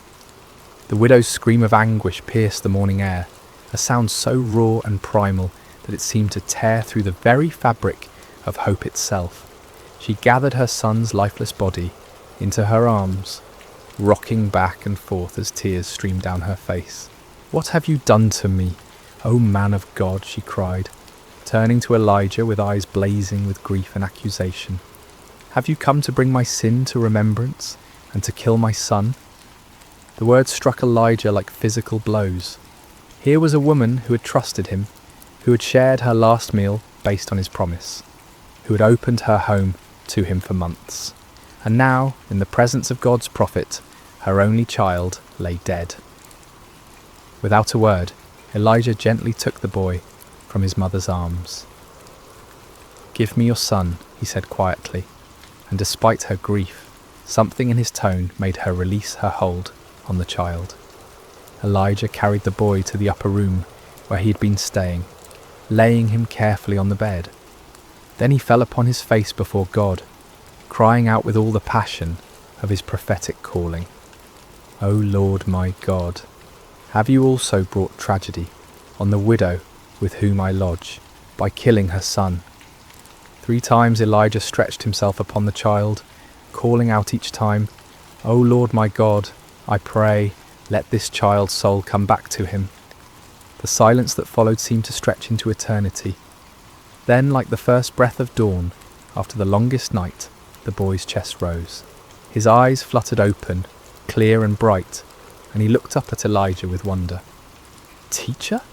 he whispered, his voice weak but unmistakably alive. Elijah gathered the boy in his arms, his own eyes wet with tears of joy and gratitude. "Come," he said, "let us go to your mother."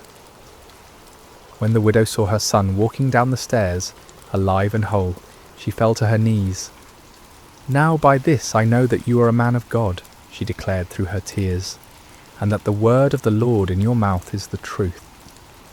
The miracle at Zarephath teaches us profound truths that echo through the ages. First, we learn about faith in scarcity, how the widow trusted God's promise, even when her cupboards were bare and death seemed certain. Her willingness to give from her need rather than her abundance shows us that God often asks us to step forward in faith before we can see how he will provide. Second, we see the power of obedience before understanding. The widow didn't need to comprehend how flour and oil could multiply. She simply needed to trust the word of the Lord and act upon it. Blessings flowed not because she understood the miracle, but because she believed in the one who promised it. Third, this story reveals God's care beyond all boundaries. Here was a Hebrew prophet ministered to by a Gentile widow, showing that God's love transcends nationality, culture, and religion. The miracle in Zarephath foreshadowed the day when God's salvation would be offered to all nations. Finally, through Elijah's intercession for the dead boy, we glimpse God's ultimate power over life and death itself. This miracle points forward to the resurrection, hope that would one day be fully revealed in Christ, reminding us that with God, even death is not the final word. As our story draws to a close, I invite you to consider the empty jars in your own life, those places where resources seem exhausted, where hope feels depleted, where you wonder if God sees your need. The widow of Zarephath discovered that the God of impossible things delights in filling what appears empty, in multiplying what seems insufficient, in bringing life where death has reigned. Perhaps tonight, as you prepare for rest, you can release your own impossibilities into his capable hands. Trust that the same God who filled flour jars and oil vessels in ancient Zarephath is still working miracles today, sometimes dramatic and visible, sometimes quiet and hidden, but always rooted in his unchanging love for his children. The sun has set over that ancient town by the sea, and a gentle breeze stirs the olive trees, where a widow once gathered sticks in desperation, and found instead a destiny of faith. In that small house, the jars remained full, the boy grew strong, and 3 hearts learned to trust in the God of endless provision. May you rest tonight knowing that your own story is being written by the same loving hand, and that tomorrow's provision is already prepared by the one who never fails to keep his promises. Sleep well, dear friend, and remember, with God the jar never truly empties and hope is always renewable. Hello, dear listener, and welcome to Sacred Slumber. Before we begin tonight's story, I'd love to know how your day has been. Whatever time it is where you are in the world, whether you're settling in for the evening or finding a quiet moment during your day, you're exactly where you need to be. We have listeners joining us from every corner of the globe, and it's beautiful to think that we're all connected through these ancient stories that continue to speak to our hearts today. If this story brings you peace and you'd like to hear more like it, please consider subscribing to Sacred Slumber. Now let us journey back over 3,000 years to a time when the hills of ancient Israel echoed with the cries of an oppressed people, and discover how God chose the most unlikely hero to deliver them. The sun blazed mercilessly over the barren hills of ancient Israel, its heat seeming to mock the suffering people below. For 7 long years, the shadow of oppression had fallen across the promised land, like a plague that would not lift. The Midianites, fierce nomadic warriors from the desert, had swept down upon Israel like locusts, devouring everything in their path. In caves carved into limestone cliffs, families huddled in darkness, their faces gaunt with hunger and hollow with despair. Children, who should have been playing in village squares instead, learned to recognise the distant thunder of approaching hoofbeats, the signal to flee deeper into their rocky refuges. The once fertile valleys that had flowed with milk and honey now lay trampled and barren, stripped clean by the endless raids of their oppressors. The Israelites had forgotten what it meant to harvest their own crops. Each year they would plant in hope, tending their fields with trembling hands, always listening for the sound that would send them running. And each year, just as the grain began to ripen, the Midianites would come.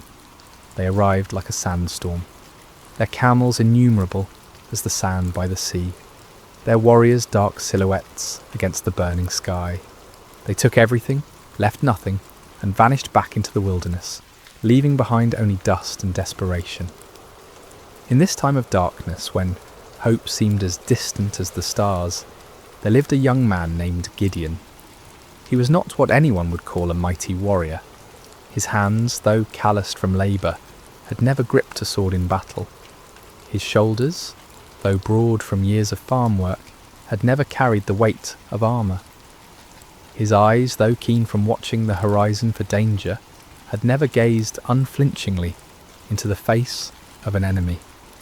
On this particular day, Gideon found himself doing what had become all too common among his people. Hiding.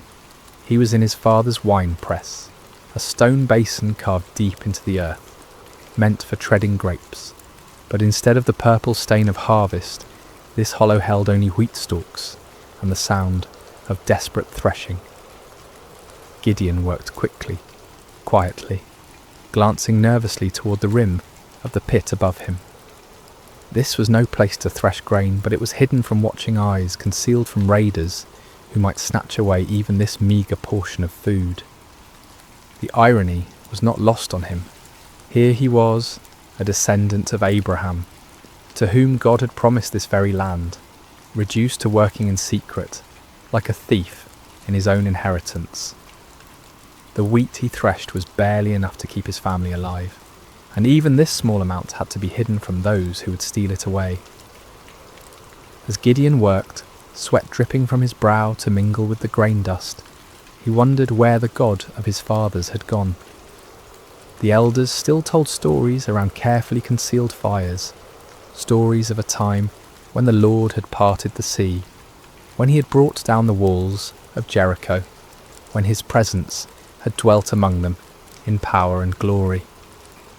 But those seemed like tales from another world, stories of a God who had perhaps grown tired of his people and turned his face away.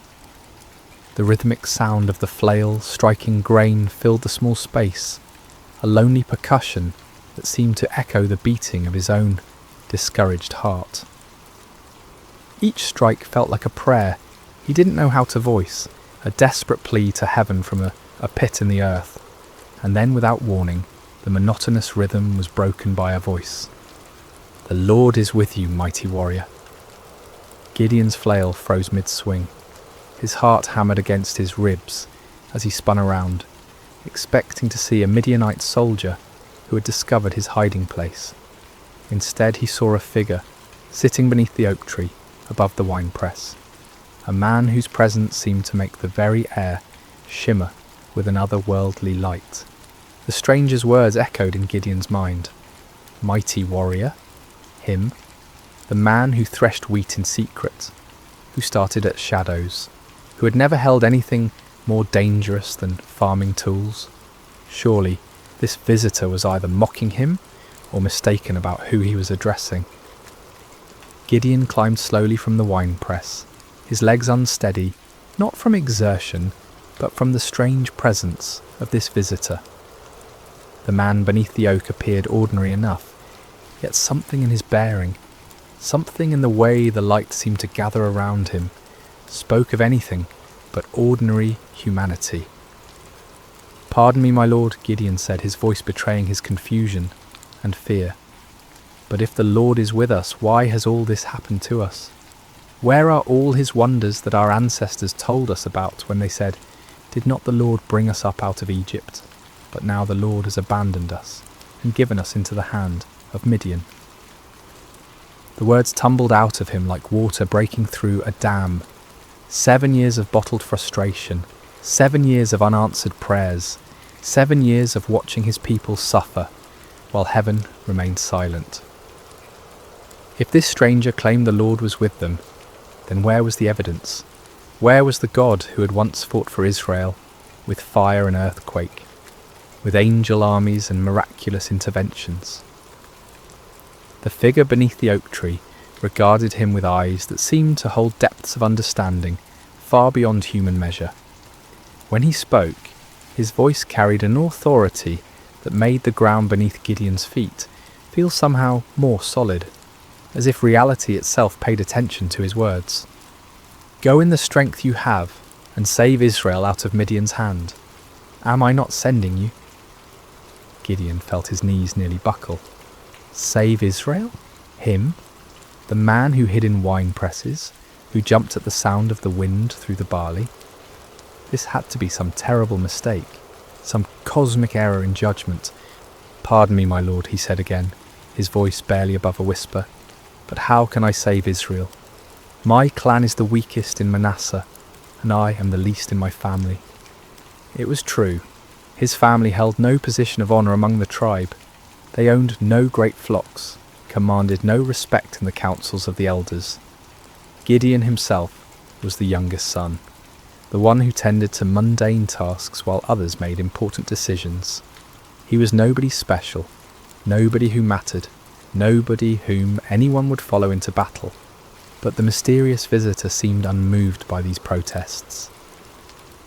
"I will be with you," he said simply, "and you will strike down all the Midianites, leaving none alive." The promise hung in the air between them, impossible and overwhelming. Gideon's mind reeled as he tried to comprehend what was being asked of him. But if this was truly a messenger from the Lord, if this was indeed the God of his fathers speaking to him, then surely he could ask for some sign, some proof that this wasn't merely the product of too much sun and too little food. "If now I have found favour in your eyes," Gideon said carefully, "give me a sign that it is really you who speaks with me. Please do not go away until I come back and bring my offering and set it before you." The figure nodded gravely. "I will wait until you return."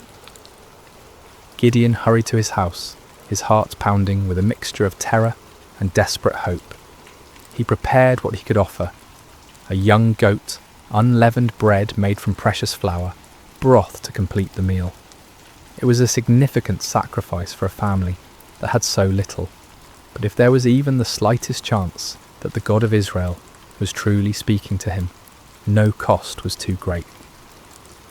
When he returned to the oak tree, the stranger was still there, patient as stone, eternal as the hills. Gideon set the meat on a rock, poured out the broth, and waited to see what would happen. The visitor extended the staff in his hand and touched the meat and bread. Instantly, fire flared up from the rock, consuming the offering completely. In the same moment, the figure vanished from sight, leaving Gideon alone with the blackened stone and the certain terrifying knowledge that he had been speaking with an angel of the Lord. "Alas, sovereign Lord," Gideon cried out, falling to his knees, "I have seen the angel of the Lord face to face." But even as fear overwhelmed him, a voice spoke from heaven itself. "Peace, do not be afraid, you are not going to die." Gideon built an altar there and called it "The Lord is Peace," but peace was far from what he felt in his heart. That very night, the Lord spoke to him again, commanding him to tear down his father's altar to Baal and cut down the Asherah pole beside it. It was to be his first act of obedience, his first step toward the impossible task that lay ahead. Under cover of darkness, accompanied by 10 servants, Gideon did as he was commanded. They worked quietly, dismantling the stone altar and chopping down the wooden symbol of false worship. In their place, Gideon built an altar to the Lord and offered a bull as a sacrifice, using the wood from the Asherah pole as fuel for the fire. When morning came, the men of the town discovered what had been done. Their rage was immediate and fierce. They demanded that Joash, Gideon's father, bring out his son to be killed for destroying the altar of Baal, but Joash surprised everyone, including his son, with his response. "Are you going to plead Baal's cause?" he asked the angry crowd. "If Baal really is a god, he can defend himself when someone breaks down his altar." From that day on, Gideon was called Jerub-Baal, meaning "let Baal contend with him." But even after this first victory, even after seeing fire consume his sacrifice and hearing the voice of the Lord, doubt still gnawed at Gideon's heart like a persistent wound. When the Midianites assembled once again for their annual raid, gathering in the valley like a dark sea of destruction, Gideon knew the time had come. Yet still he hesitated, still he needed more assurance. That night he took a wool fleece and placed it on the threshing floor. "If you will save Israel by my hand as you have promised," he prayed, "look, I will place a wool fleece on the threshing floor. If there is dew only on the fleece and all the ground is dry, then I will know that you will save Israel by my hand, as you said."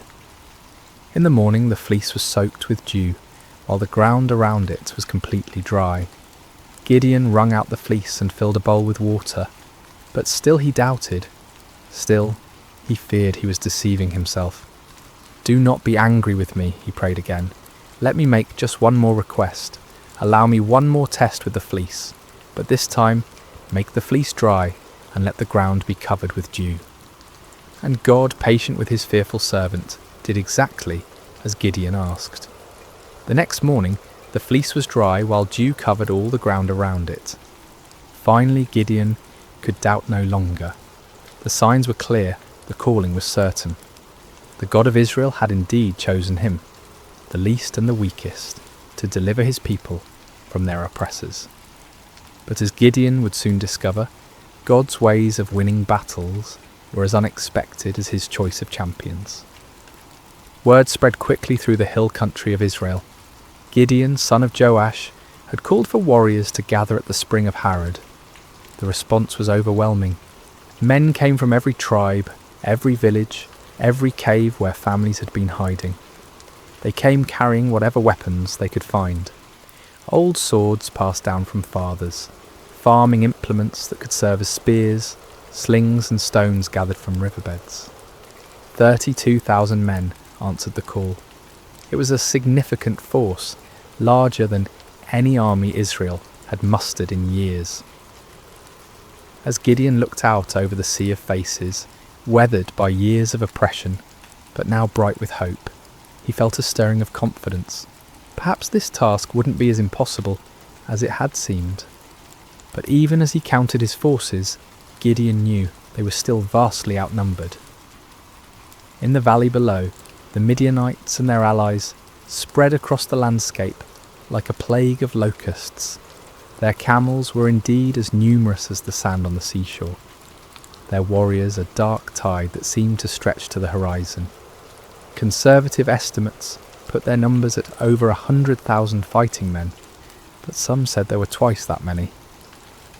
Gideon was contemplating these daunting odds when the Lord spoke to him once again, and the words he heard made his blood run cold. "You have too many men," the Lord said. "I cannot deliver Midian into their hands, or Israel would boast against me. My own strength has saved me. Now announce to the army, anyone who trembles with fear may turn back and leave Mount Gilead." Too many men? Gideon stared out at his army, then down at the vast enemy host in the valley. How could 32,000 be too many when facing such overwhelming odds? But the Lord's reasoning became clear.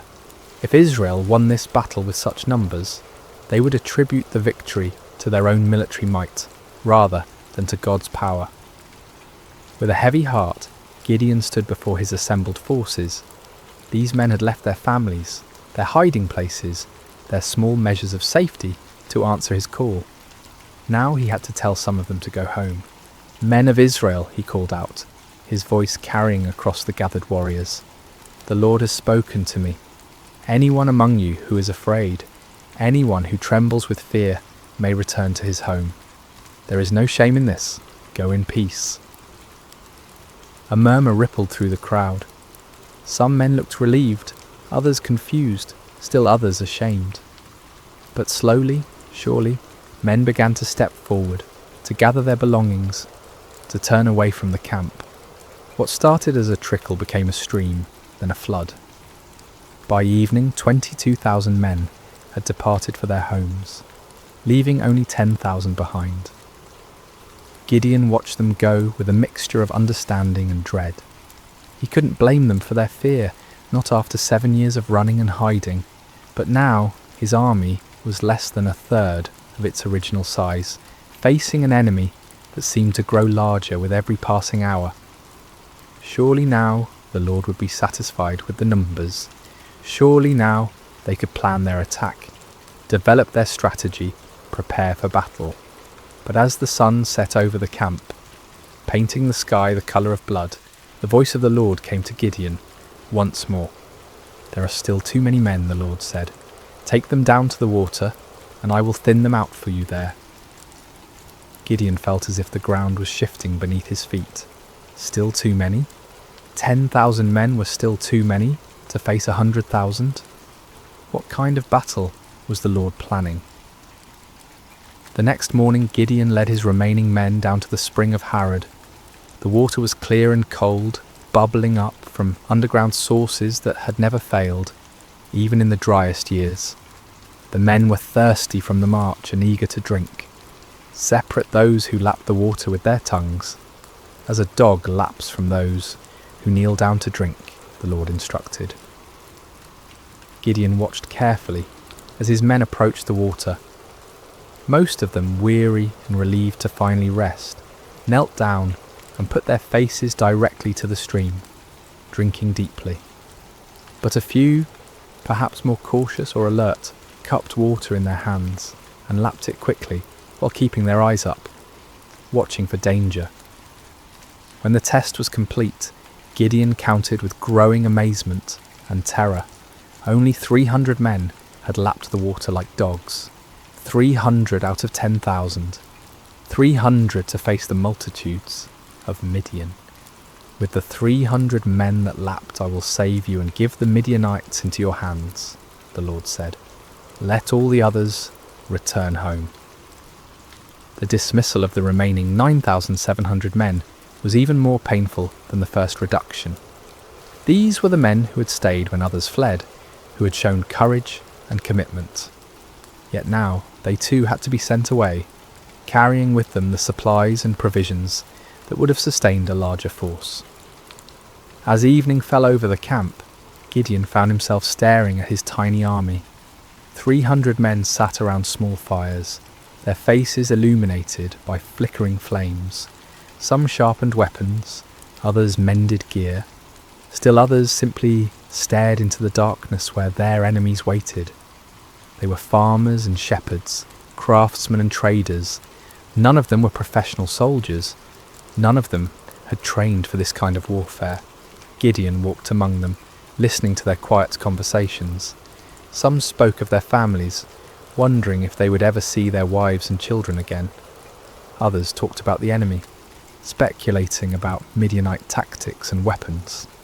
A few prayed quietly, their voices barely audible above the crackling of the fires. "Do you think we can win?"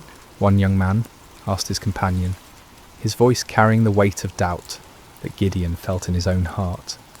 "With God's help," came the reply, but even that voice held uncertainty. As Gideon continued his circuit of the camp, he felt the familiar weight of fear settling on his shoulders like a heavy cloak. 300 men. It was impossible. It was madness. It was a recipe for massacre, not victory. But even as doubt assailed him, Gideon remembered the fire that had consumed his sacrifice, the signs with the fleece, the voice that had called him mighty warrior when he was anything but mighty, the God who had chosen him, who had reduced his army to an impossibly small number, was the same God who had parted the Red Sea, who had brought down the walls of Jericho with trumpets and shouts. Still, as he looked out toward the valley, where enemy campfires twinkled like stars fallen to earth, Gideon found himself struggling with the same fears that had driven him to test God with fleeces. The odds were beyond daunting. They were simply impossible. But perhaps, he thought with growing understanding, that was exactly the point. Sleep eluded Gideon that night. He tossed on his simple bedroll, listening to the sounds of his small army around him. Some of the men snored peacefully, displaying a faith or fatalism that he envied. Others, like himself, shifted restlessly, no doubt contemplating the impossibility of what lay ahead. As the night deepened, the Lord spoke to him once more. "Get up, go down against the camp, because I am going to give it into your hands. If you are afraid to attack, go down to the camp with your servant Purah and listen to what they are saying. Afterward, you will be encouraged to attack the camp." The Lord knew him well, Gideon realized. He was indeed afraid, terrified beyond measure. The offer to scout the enemy camp was exactly what his anxious heart needed. Taking his servant Purah, a young man who had served his family faithfully for years, Gideon crept away from the Israeli camp under cover of darkness. The descent into the valley was treacherous in the darkness. They picked their way carefully between rocks and thorny bushes, each step taking them closer to the vast enemy encampment. As they drew near, the sheer scale of the Midianite army became even more overwhelming. Their campfires stretched as far as the eye could see in every direction, creating a galaxy of light in the darkness of the valley floor. The smell hit them first, thousands of camels, horses and men, creating a pungent mixture that hung heavy in the still night air. Then came the sounds, snoring, quiet conversations, the shuffling of animals, the occasional clank of weapons or armour. It was like approaching a vast, slumbering beast that could wake at any moment and devour them. Gideon and Purah crept to the edge of the camp, staying low among the rocks and scrub brush that dotted the valley floor. The nearest tents were only a few dozen yards away, their dark silhouettes outlined against the glow of dying fires. Guards moved slowly through the camp, but their attention was focused inward, watching for disturbances among their own people rather than looking outward for threats. As they settled into their hiding place, Gideon heard voices from a nearby tent. Two men were talking in low tones, their conversation carrying clearly in the still night air. "I had the most disturbing dream," one man was saying. "I dreamed that a round loaf of barley bread came tumbling into the Midianite camp. It struck the tent with such force that the tent overturned and collapsed." His companion was quiet for a moment before responding. and when he did, his voice was heavy with foreboding. "This can be nothing other than the sword of Gideon, son of Joash, the Israelite. God has given the Midianites and the whole camp into his hands." Gideon felt as if lightning had struck him. Here in the heart of the enemy camp, these soldiers were talking about him, about his victory, about their own defeat. The dream was clearly a sign from God. A simple barley loaf, representing humble Israel, would overturn the mighty tent of Midian. He grasped Purah's arm, and together they crept back through the darkness, toward their own camp. But now the impossible seemed possible. Now the 300 seemed not like a pitifully small force, but like the perfect instrument of God's power. The enemy was already defeated in their hearts. All that remained was to make that defeat a reality. Back in the camp, Gideon woke his sleeping warriors. "Get up," he whispered urgently. "The Lord has given the Midianite camp into your hands." The men rose quickly, gathering around their commander in the darkness. Gideon's voice was transformed, no longer tentative and fearful, but filled with supernatural confidence. "Listen carefully," he said. "We will divide into 3 companies of 100 men each.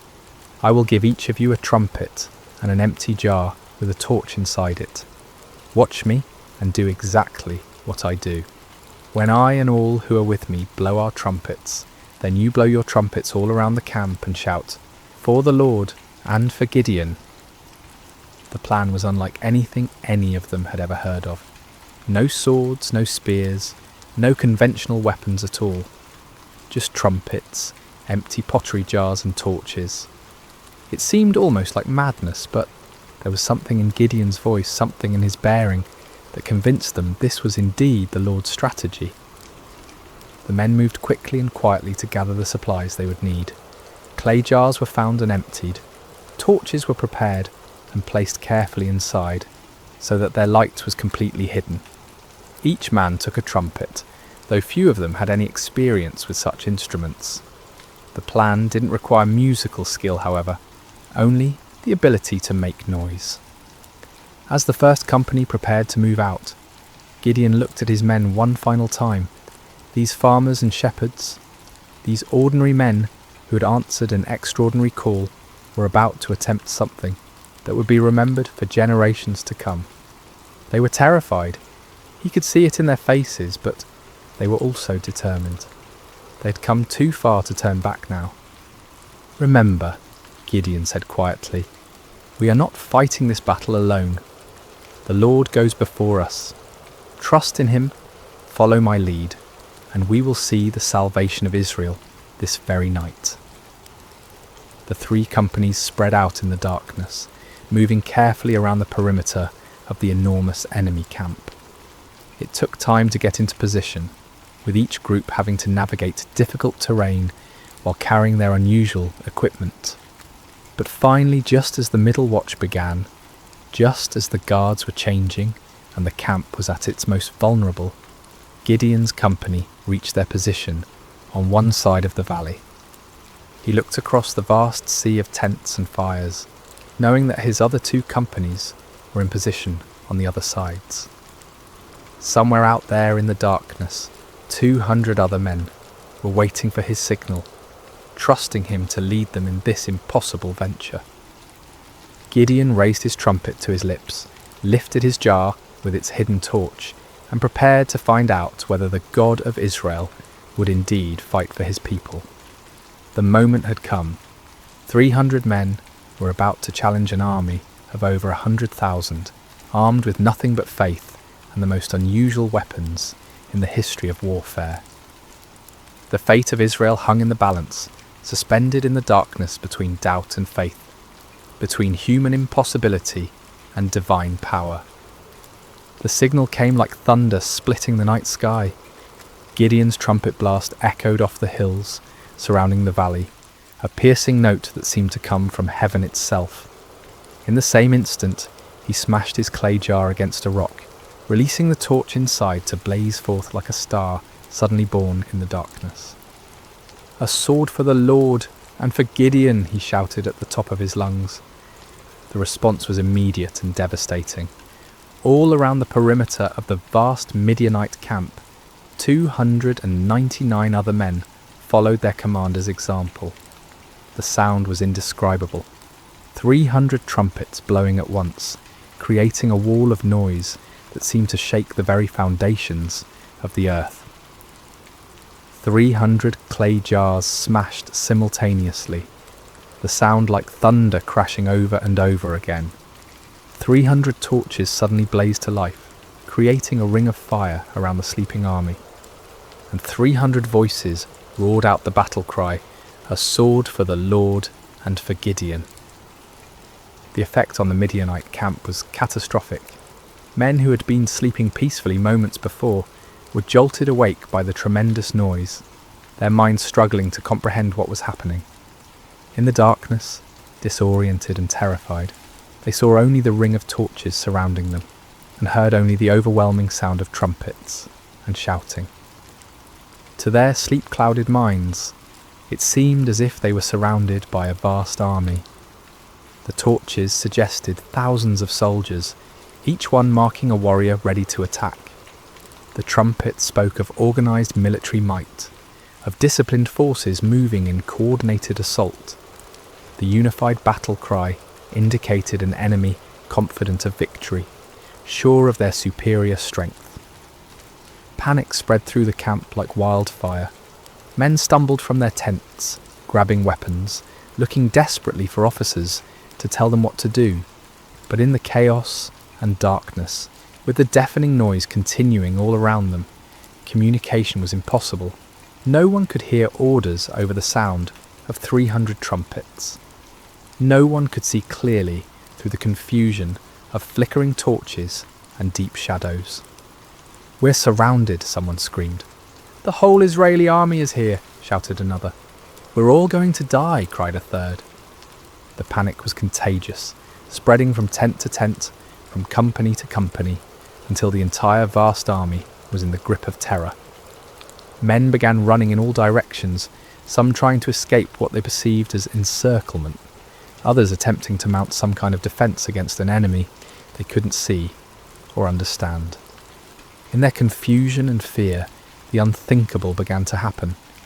Midianite soldiers, unable to distinguish friend from foe in the chaos, began attacking each other.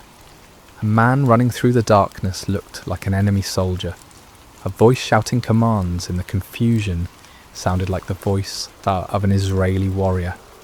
Every shadow could be hiding an attacker. Swords were drawn not against the 300 Israelites on the perimeter, but against fellow Midianites. Spears were thrust not at the enemy, but at allies who had become indistinguishable from foes in the panic and darkness. The great army that had terrorized Israel for 7 years was turning on itself, destroying itself in its fear and confusion. Gideon and his men maintained their positions around the camp, continuing to blow their trumpets and brandish their torches, watching in amazement as their enemies did the work of destruction for them. It was the most extraordinary battle any of them had ever witnessed, a battle won without striking a single blow, a victory achieved through terror rather than traditional warfare. As the chaos in the camp intensified, the Midianites began a massive retreat. Those who could find their camels or horses fled toward the Jordan River and beyond. Others ran on foot, abandoning their weapons, their supplies, their wounded comrades, in their desperate attempt to escape what they believed was certain annihilation. But Gideon was not content to simply watch his enemies flee. As the first light of dawn began to creep over the eastern hills, he sent messengers throughout the hill country of Israel, calling on his countrymen to join the pursuit. "Come down against the Midianites," the messengers proclaimed, "and seize the waters of the Jordan ahead of them as far as Beth-barah." The response was immediate and enthusiastic. Men who had been hiding in caves for 7 years suddenly found themselves called to active pursuit of their oppressors. They came streaming down from the hills, like water released from a dam. energized by the news that the mighty Midianite army was in full retreat. The men of Ephraim were particularly effective, seizing the fords of the Jordan River and trapping many of the fleeing enemy forces. They captured and killed Oreb and Zeb, two of the Midianite leaders, bringing their heads to Gideon as proof of their victory. Meanwhile, Gideon and his original 300 men continued the pursuit of the main enemy force. They crossed the Jordan River, following the fleeing armies eastward into the deserts. Despite their exhaustion, despite having had no sleep and little food, they pressed on relentlessly. The psychological impact of the night's events had completely broken the spirit of the Midianite alliance. Armies that had seemed invincible just hours before were now scattered bands of demoralized fugitives. The camels that had been as numerous as sand by the seashore were now obstacles to rapid flight rather than instruments of swift attack. Gideon's small force continued to grow as more Israelites joined the pursuit. Men from Naphtali, Asher, and all of Manasseh took up arms and chased the fleeing enemy. What had begun as an impossible battle for 300 men had become a nationwide uprising, a complete reversal of 7 years of oppression. The fleeing Midianites tried to regroup at Succoth and Penuel, but the local officials, perhaps fearing retaliation, refused to provide them with food or assistance. Gideon's pursuit was relentless, driving them ever deeper into the wilderness, further from their base of operations, further from any hope of mounting a counterattack. Finally, in the desert east of the Jordan, Gideon caught up with the remnants of the great army. Zebah and Zalmunna, the two kings of Midian, were there with about 15,000 men, all that was left of an army that had once numbered over 100,000. Even this reduced force vastly outnumbered Gideon's 300, but their spirit was completely broken. The final battle was swift and decisive. The Midianite army, already demoralized and exhausted, offered little resistance. Zebah and Zalmunna were captured alive, bringing to an end the 7-year reign of terror that had plagued Israel. As the sun set on that remarkable day, Gideon found himself looking out over a battlefield strewn with the evidence of complete victory. The mighty army that had seemed invincible just 24 hours earlier was destroyed. The kings who had terrorized his people were prisoners. The oppression that had driven Israel into caves and hiding places was broken forever. It had all begun with 300 men, 300 trumpets, 300 torches, and faith in a God who specializes in impossible victories. The journey back to Israel was unlike anything the land had seen in generations. What had begun as a desperate flight by 300 terrified farmers had become a triumphant procession that seemed to grow with every mile. Men emerged from caves and hidden places, women came out of their refuges, children ran alongside the returning heroes. The roads that had been empty for 7 years, too dangerous for normal travel, were now filled with celebration. Gideon rode at the head of the procession, the captured kings Zebah and Zalmunna walking in chains behind him. The sight of these once mighty rulers, who had struck terror into Israelite hearts for so long, now humbled and defeated, was almost too wonderful to believe. People lined the roads just to see them, to confirm with their own eyes that the nightmare was truly over. As they passed through villages and towns that had been ghost settlements just days before, people poured out of their houses with tears of joy streaming down their faces. Children, who had never known anything but hiding and fear, looked with wonder at the defeated enemy kings. Elderly men and women who remembered the time before the oppression began, whispered prayers of thanksgiving to the God who had delivered them. The celebration that erupted across Israel was spontaneous and overwhelming. In every settlement, people brought out whatever food they had hidden away and shared it freely. Wine that had been buried for safekeeping was uncorked and passed around. Songs that had been silenced for 7 years rang out again from hilltops and valleys. But perhaps the most remarkable aspect of the victory was how complete it had been. The Midianite power was not just temporarily broken, but utterly destroyed. Their military organisation was shattered, their leadership eliminated, their will to fight completely crushed. Never again would they be able to mount the kind of massive raids that had devastated Israel year after year. The psychological impact was equally profound. For 7 years, the Israelites had seen themselves as victims, as weak and helpless prey for stronger predators. Now they had witnessed their God fighting for them in the most dramatic way imaginable.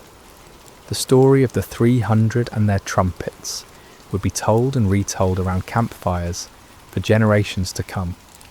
A permanent reminder that no enemy is too strong when the Lord chooses to fight for his people. When Gideon finally reached his homeland, representatives from all the tribes of Israel came to meet him. They came with a proposal that on the surface seemed like the natural conclusion to his remarkable victory. "Rule over us," they said, their voices filled with genuine admiration and gratitude. "You, your son, and your grandson, because you have saved us from the hand of Midian." It was an offer of kingship, of dynastic rule that would establish Gideon's family as the permanent rulers of Israel. After centuries of loose tribal confederation, of judges who arose in times of crisis only to fade from prominence when the emergency passed, the people were ready for something more permanent, more stable, and who better to serve as their king than the man who had delivered them from their greatest enemy? The offer was tempting beyond measure. Gideon had gone from threshing wheat in secret to being offered the crown of all Israel. The boy who had hidden in wine presses was being invited to sit on a throne. The man who had doubted his own worth was being told that he was worthy to found a royal dynasty. But Gideon's response revealed the depth of his spiritual growth during this incredible journey. The fearful farmer who had needed multiple signs and confirmations had become a man who understood something fundamental about the nature of God's kingdom. "I will not rule over you," he declared firmly, "nor will my son rule over you. The Lord will rule over you." It was a profound statement of faith and wisdom. Gideon recognized that Israel's true king was the Lord himself, and that any human ruler would be merely a steward of God's authority. He had learned through his own experience that victory came not through human strength or wisdom, but through complete dependence on divine power. To accept a crown now would be to claim credit for what God alone had accomplished. The people were disappointed but not surprised. They had seen enough of Gideon's character to understand that he was not motivated by personal ambition. Still, they wanted to honour him in some way, to create some lasting memorial to his remarkable victory. Gideon did make one request of the people, though it would prove to be a fateful one. "I do ask one thing of you," he said. "Each of you give me an earring from your share of the plunder." The Midianites, like many desert peoples, wore gold earrings, and the spoils of victory included a considerable amount of such jewellery. The Israelites were happy to comply with this modest request. They spread out a garment, and each man threw a gold earring onto it. When all the contributions were gathered, the weight of the gold was 1,700 shekels, an enormous fortune by the standards of the time. In addition to the earrings, there were ornaments, pendants, and purple garments worn by the Midianite kings, as well as chains from their camels' necks. With this gold, Gideon made an ephod, a ceremonial garment similar to what the high priest wore. His intentions may have been pure, perhaps wanting to create a memorial to God's victory, or a way for the people to seek divine guidance. But the results were tragic. All Israel prostituted themselves by worshipping it there, and it became a snare to Gideon and his family. The very man who had torn down his father's altar to Baal, who had refused the crown because only God should rule Israel, inadvertently created an object that led his people back into idolatry. It was a sobering reminder of how easy it is for even the most faithful to stumble, how quickly victory can turn to spiritual defeat. The golden ephod, created from the spoils of a battle won by faith alone, became a false god that drew the people's hearts away from the true God who had delivered them. Yet despite this failing, the primary result of Gideon's victory endured. The land had peace for 40 years during his lifetime. The Midianites never recovered from their devastating defeat. Other potential enemies, seeing what had happened to the mighty Desert Confederation, thought twice before threatening Israel. Gideon himself lived quietly on his estate, enjoying the respect of his people, but never again taking up the sword. He married and had many children, 70 sons from his various wives. One son, born to a concubine in Shechem, was named Abimelech, and he would later bring great trouble to Israel in his quest for the power his father had refused. When Gideon died at a good old age, he was buried in the tomb of his father Joash in Ophrah of the Abiezrites. His death marked the end of an era, the passing of a man who had embodied both the highest faith and the deepest human frailty. As we reach the end of this ancient story, told now across thousands of years and countless retellings, the lessons of Gideon's life continue to resonate with profound relevance.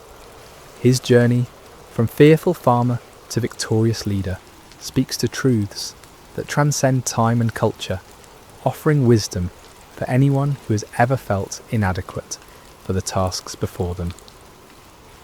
The first and most striking lesson is how God chooses his instruments. When the angel called Gideon a mighty warrior while he hid in a wine press, it seemed like either a mistake or a cruel joke. Gideon was none of the things we typically associate with great leaders. He wasn't brave, wasn't confident, wasn't from an important family, wasn't trained in warfare or politics. By every human measure, he was spectacularly unqualified for the task ahead. Yet this was precisely why God chose him. The Lord deliberately selects the weak to confound the strong, the foolish to shame the wise, the lowly to humble the proud. Gideon's weakness became the perfect vessel for divine strength because there could be no question about who deserved the credit for the victory. This principle was reinforced by the reduction of Gideon's army from 32,000 to 300. With overwhelming numbers, Israel might have attributed their victory to superior military strategy or exceptional courage. With just 300 men, there could be no doubt that the victory belonged to God alone. The method of the victory itself drove this point home with unmistakable clarity. No swords were swung, no arrows were shot, no conventional battle was fought. Instead, the enemy was defeated by trumpets, torches, and shouting. It was a victory that made no sense according to human wisdom, but perfect sense according to divine strategy. Gideon's story also illustrates the patient grace of God toward human weakness. When Gideon asked for signs, when he tested God with fleeces, when he needed encouragement through overhearing the enemy's dream, the Lord did not respond with anger or impatience. Instead, he provided exactly what his frightened servant needed to move forward in faith. This divine patience extends to our failures as well as our fears. Even when Gideon created the golden ephod that led Israel into idolatry, even when his victory was tainted by this spiritual stumble, God's larger purposes were not thwarted. The peace that came to Israel lasted for 40 years, and the story of Gideon's faith continued to inspire future generations. Yet Gideon's failure with the ephod serves as a sobering warning about the subtle nature of spiritual pride. The man who had refused a crown could still fall into the trap of creating an object that drew worship away from God. Victory can be more spiritually dangerous than defeat, success more corrupting than failure. Even those who have experienced God's power in extraordinary ways must remain vigilant against the pride that can grow from their very victories. The story also reveals the importance of recognizing God's sovereignty in our circumstances.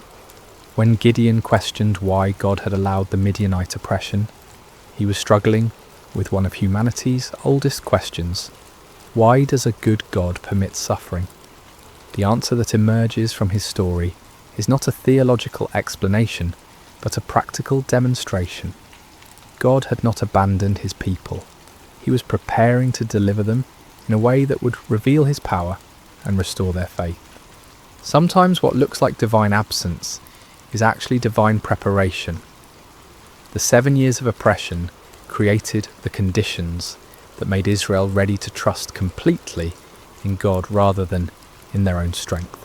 Without that desperation, they might never have been willing to follow 300 men with trumpets against an army of over 100,000. Gideon's reluctance to accept the crown offers another crucial lesson about the nature of true leadership. The people wanted to make him king because he had saved them, but Gideon understood that salvation belongs to God alone. Human leaders are at their best when they serve as instruments of divine will rather than as objects of human worship. This principle applies far beyond political leadership. In families, in businesses, in communities, in churches, the most effective leaders are those who understand that their authority is delegated, that their successes come from sources beyond themselves, that their role is to point others toward truth rather than toward their own personalities or achievements. The transformation in Gideon's character throughout the story demonstrates the power of stepping out in faith despite fear. The man who ended the story was dramatically different from the one who began it, not because his circumstances had changed, but because he had learned to trust in something greater than his circumstances.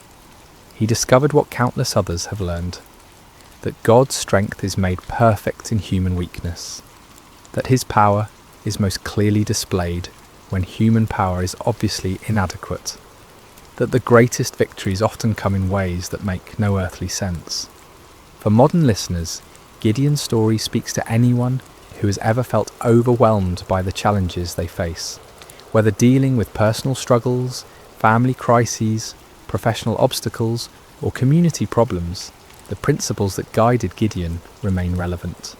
True solutions often come not through human wisdom or strength, but through surrender to divine wisdom and dependence on divine strength. The story encourages us to look beyond the odds, beyond our qualifications, beyond conventional approaches, to find the unexpected ways that God might work. It reminds us that he specializes in impossible situations, that he delights in using unlikely people, that he often works in ways that confound human expectations.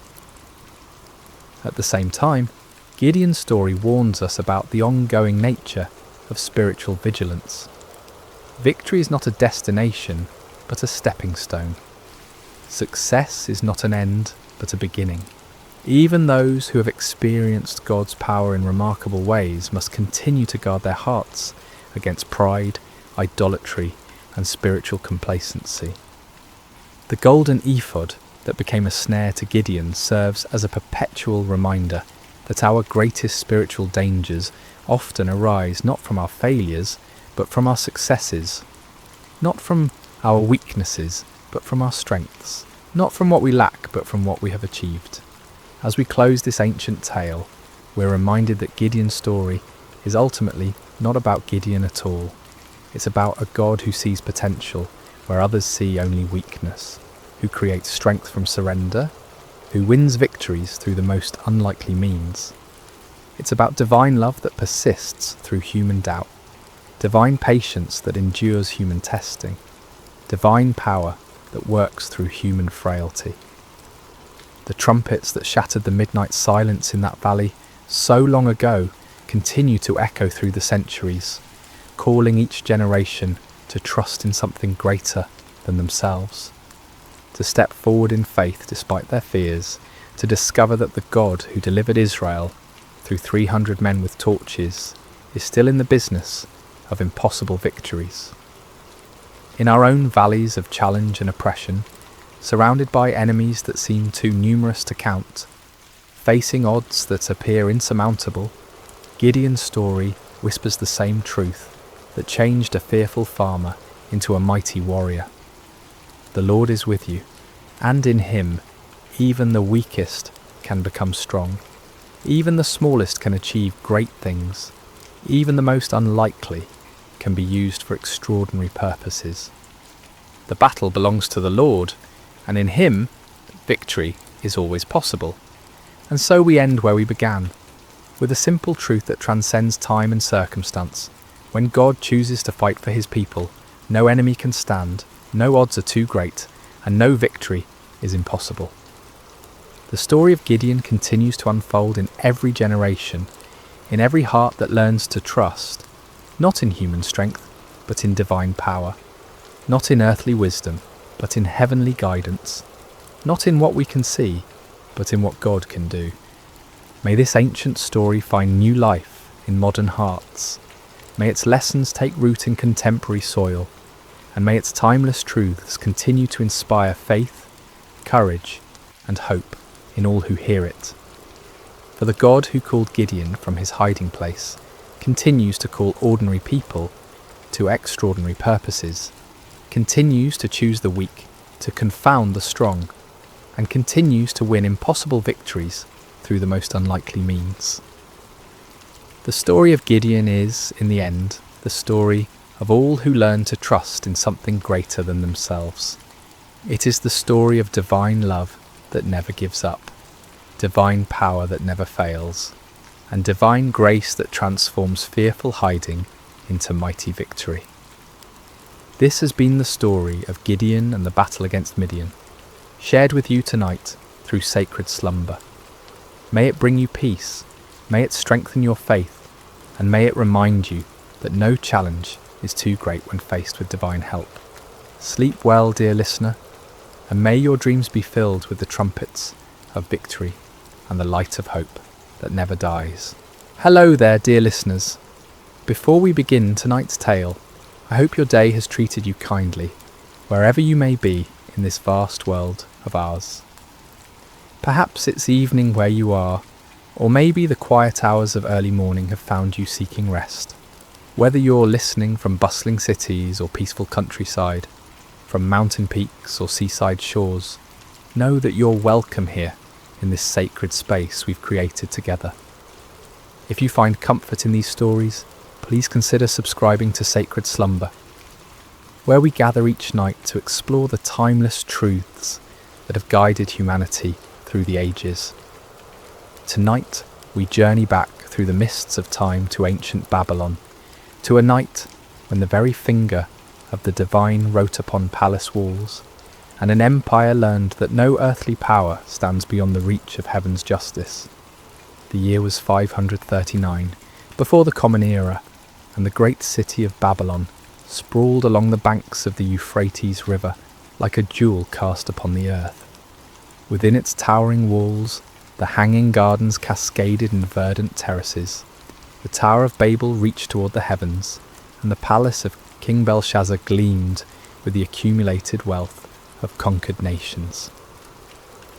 On this particular evening, as the sun painted the western sky in shades of gold and crimson, the palace hummed with preparation for a feast unlike any other. Servants scurried through corridors lined with glazed brick murals depicting lions and dragons, carrying platters of delicacies from every corner of the known world. The finest wines from the hills of Judah, exotic spices from distant India, and fruits that glistened like precious stones filled the tables. King Belshazzar, grandson of the great Nebuchadnezzar, had spared no expense.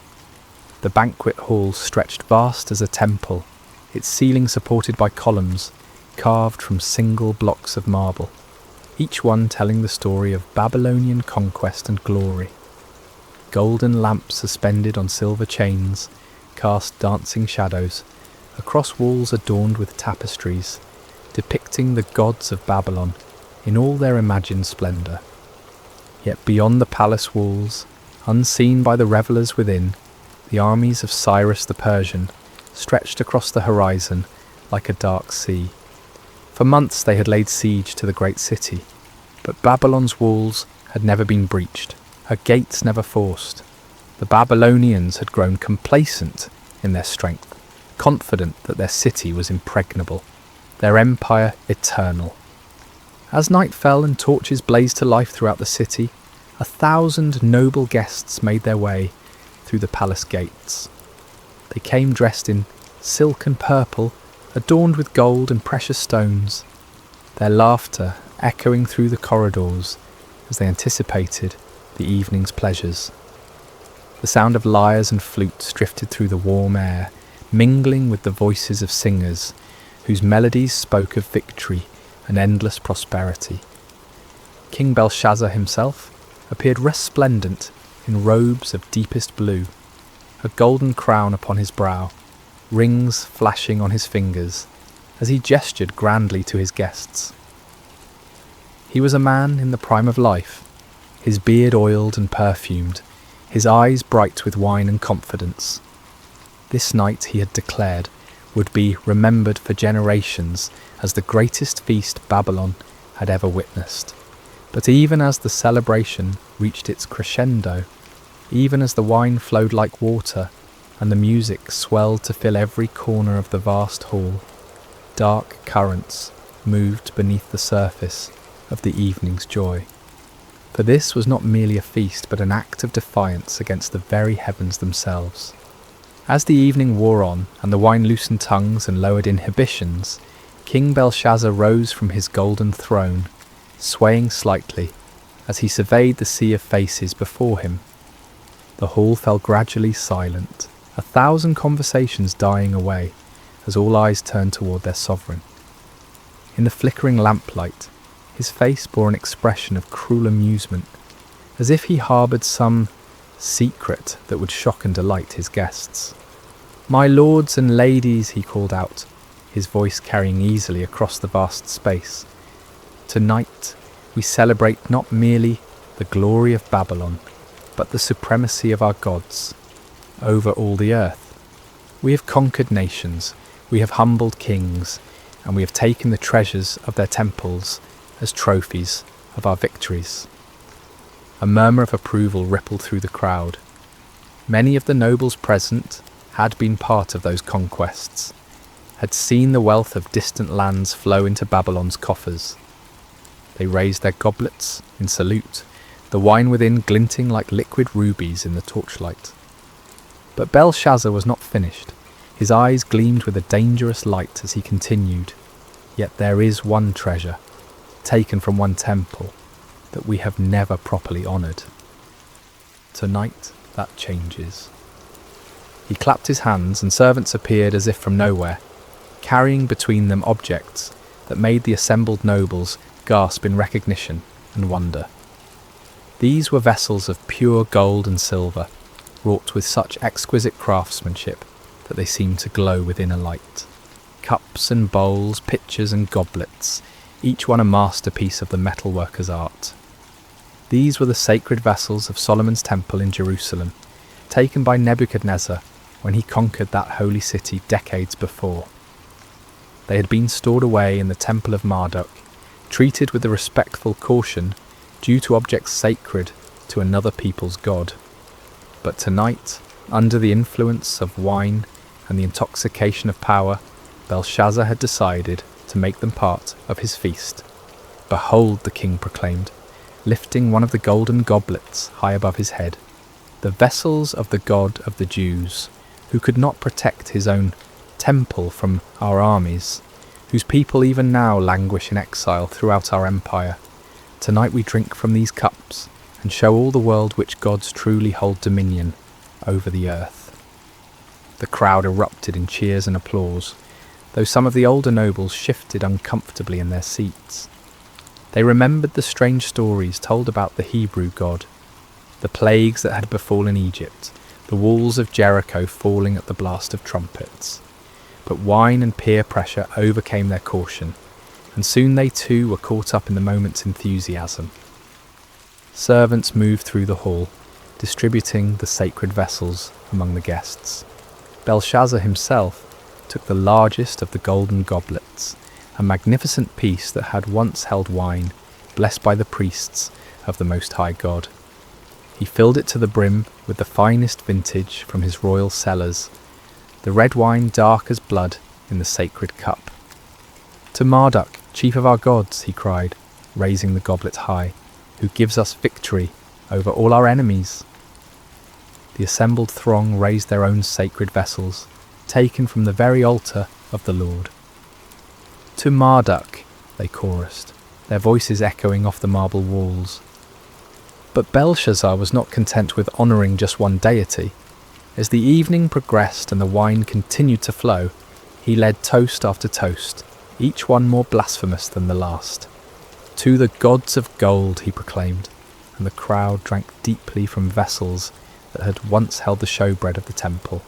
"To the gods of silver," he continued, as goblets that had caught the blood of sacrifices now brimmed with Babylonian wine.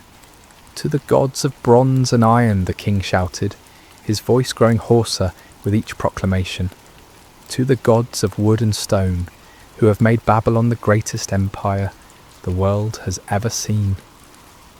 With each toast the revelry grew wilder, the laughter louder, the dancing more frenzied. Noble ladies spun in their silk gowns, their jewellery catching the lamplight as they moved. Men struck up drinking songs, their voices blending in harmony that spoke of triumph and excess. The very air seemed thick with incense and wine fumes, creating an atmosphere of decadent celebration. But high above the palace, in the courts of heaven, other eyes watched this display of pride and blasphemy. The sacred vessels, fashioned for the worship of the one true God, profaned by lips that praised idols of metal and wood. The moment had come for divine justice to make itself known upon the earth. It was in the midst of the wildest revelry, as the feast reached its crescendo of blasphemous celebration, that the atmosphere in the great hall began to change. At first it was subtle, a gradual shift that few noticed amid the chaos of music and laughter. The temperature seemed to drop slightly, though the braziers still burned brightly, and the press of bodies should have kept the air warm. A strange stillness crept into the room, not the absence of sound, but something deeper, as if the very air had grown heavy with an unseen presence. King Belshazzar stood near his throne, swaying slightly from the effects of wine, his golden goblet raised in yet another toast to the gods of Babylon.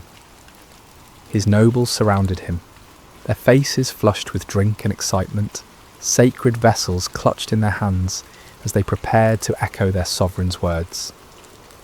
The musicians played with passionate intensity, their instruments weaving melodies that spoke of earthly glory and endless prosperity. And then, in the space of a single heartbeat, everything changed.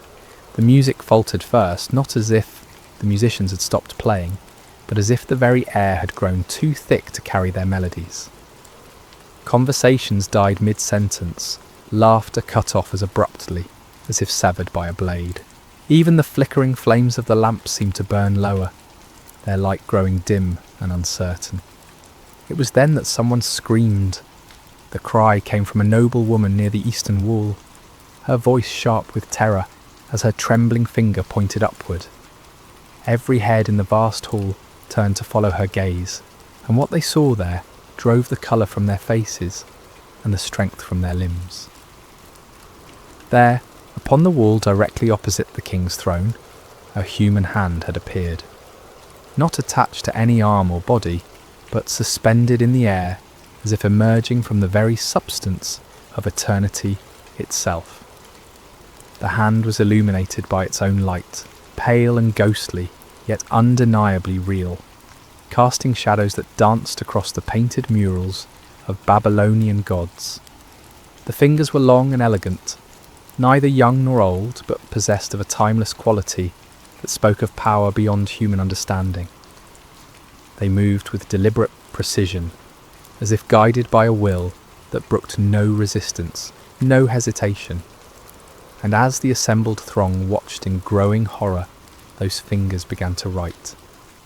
The writing appeared as lines of fire upon the polished marble, each character burning itself into the stone with the permanence of divine judgment. The script was unlike any earthly language, neither Babylonian cuneiform nor Hebrew letters, but something older and more fundamental, as if the very essence of meaning was being carved directly into reality itself.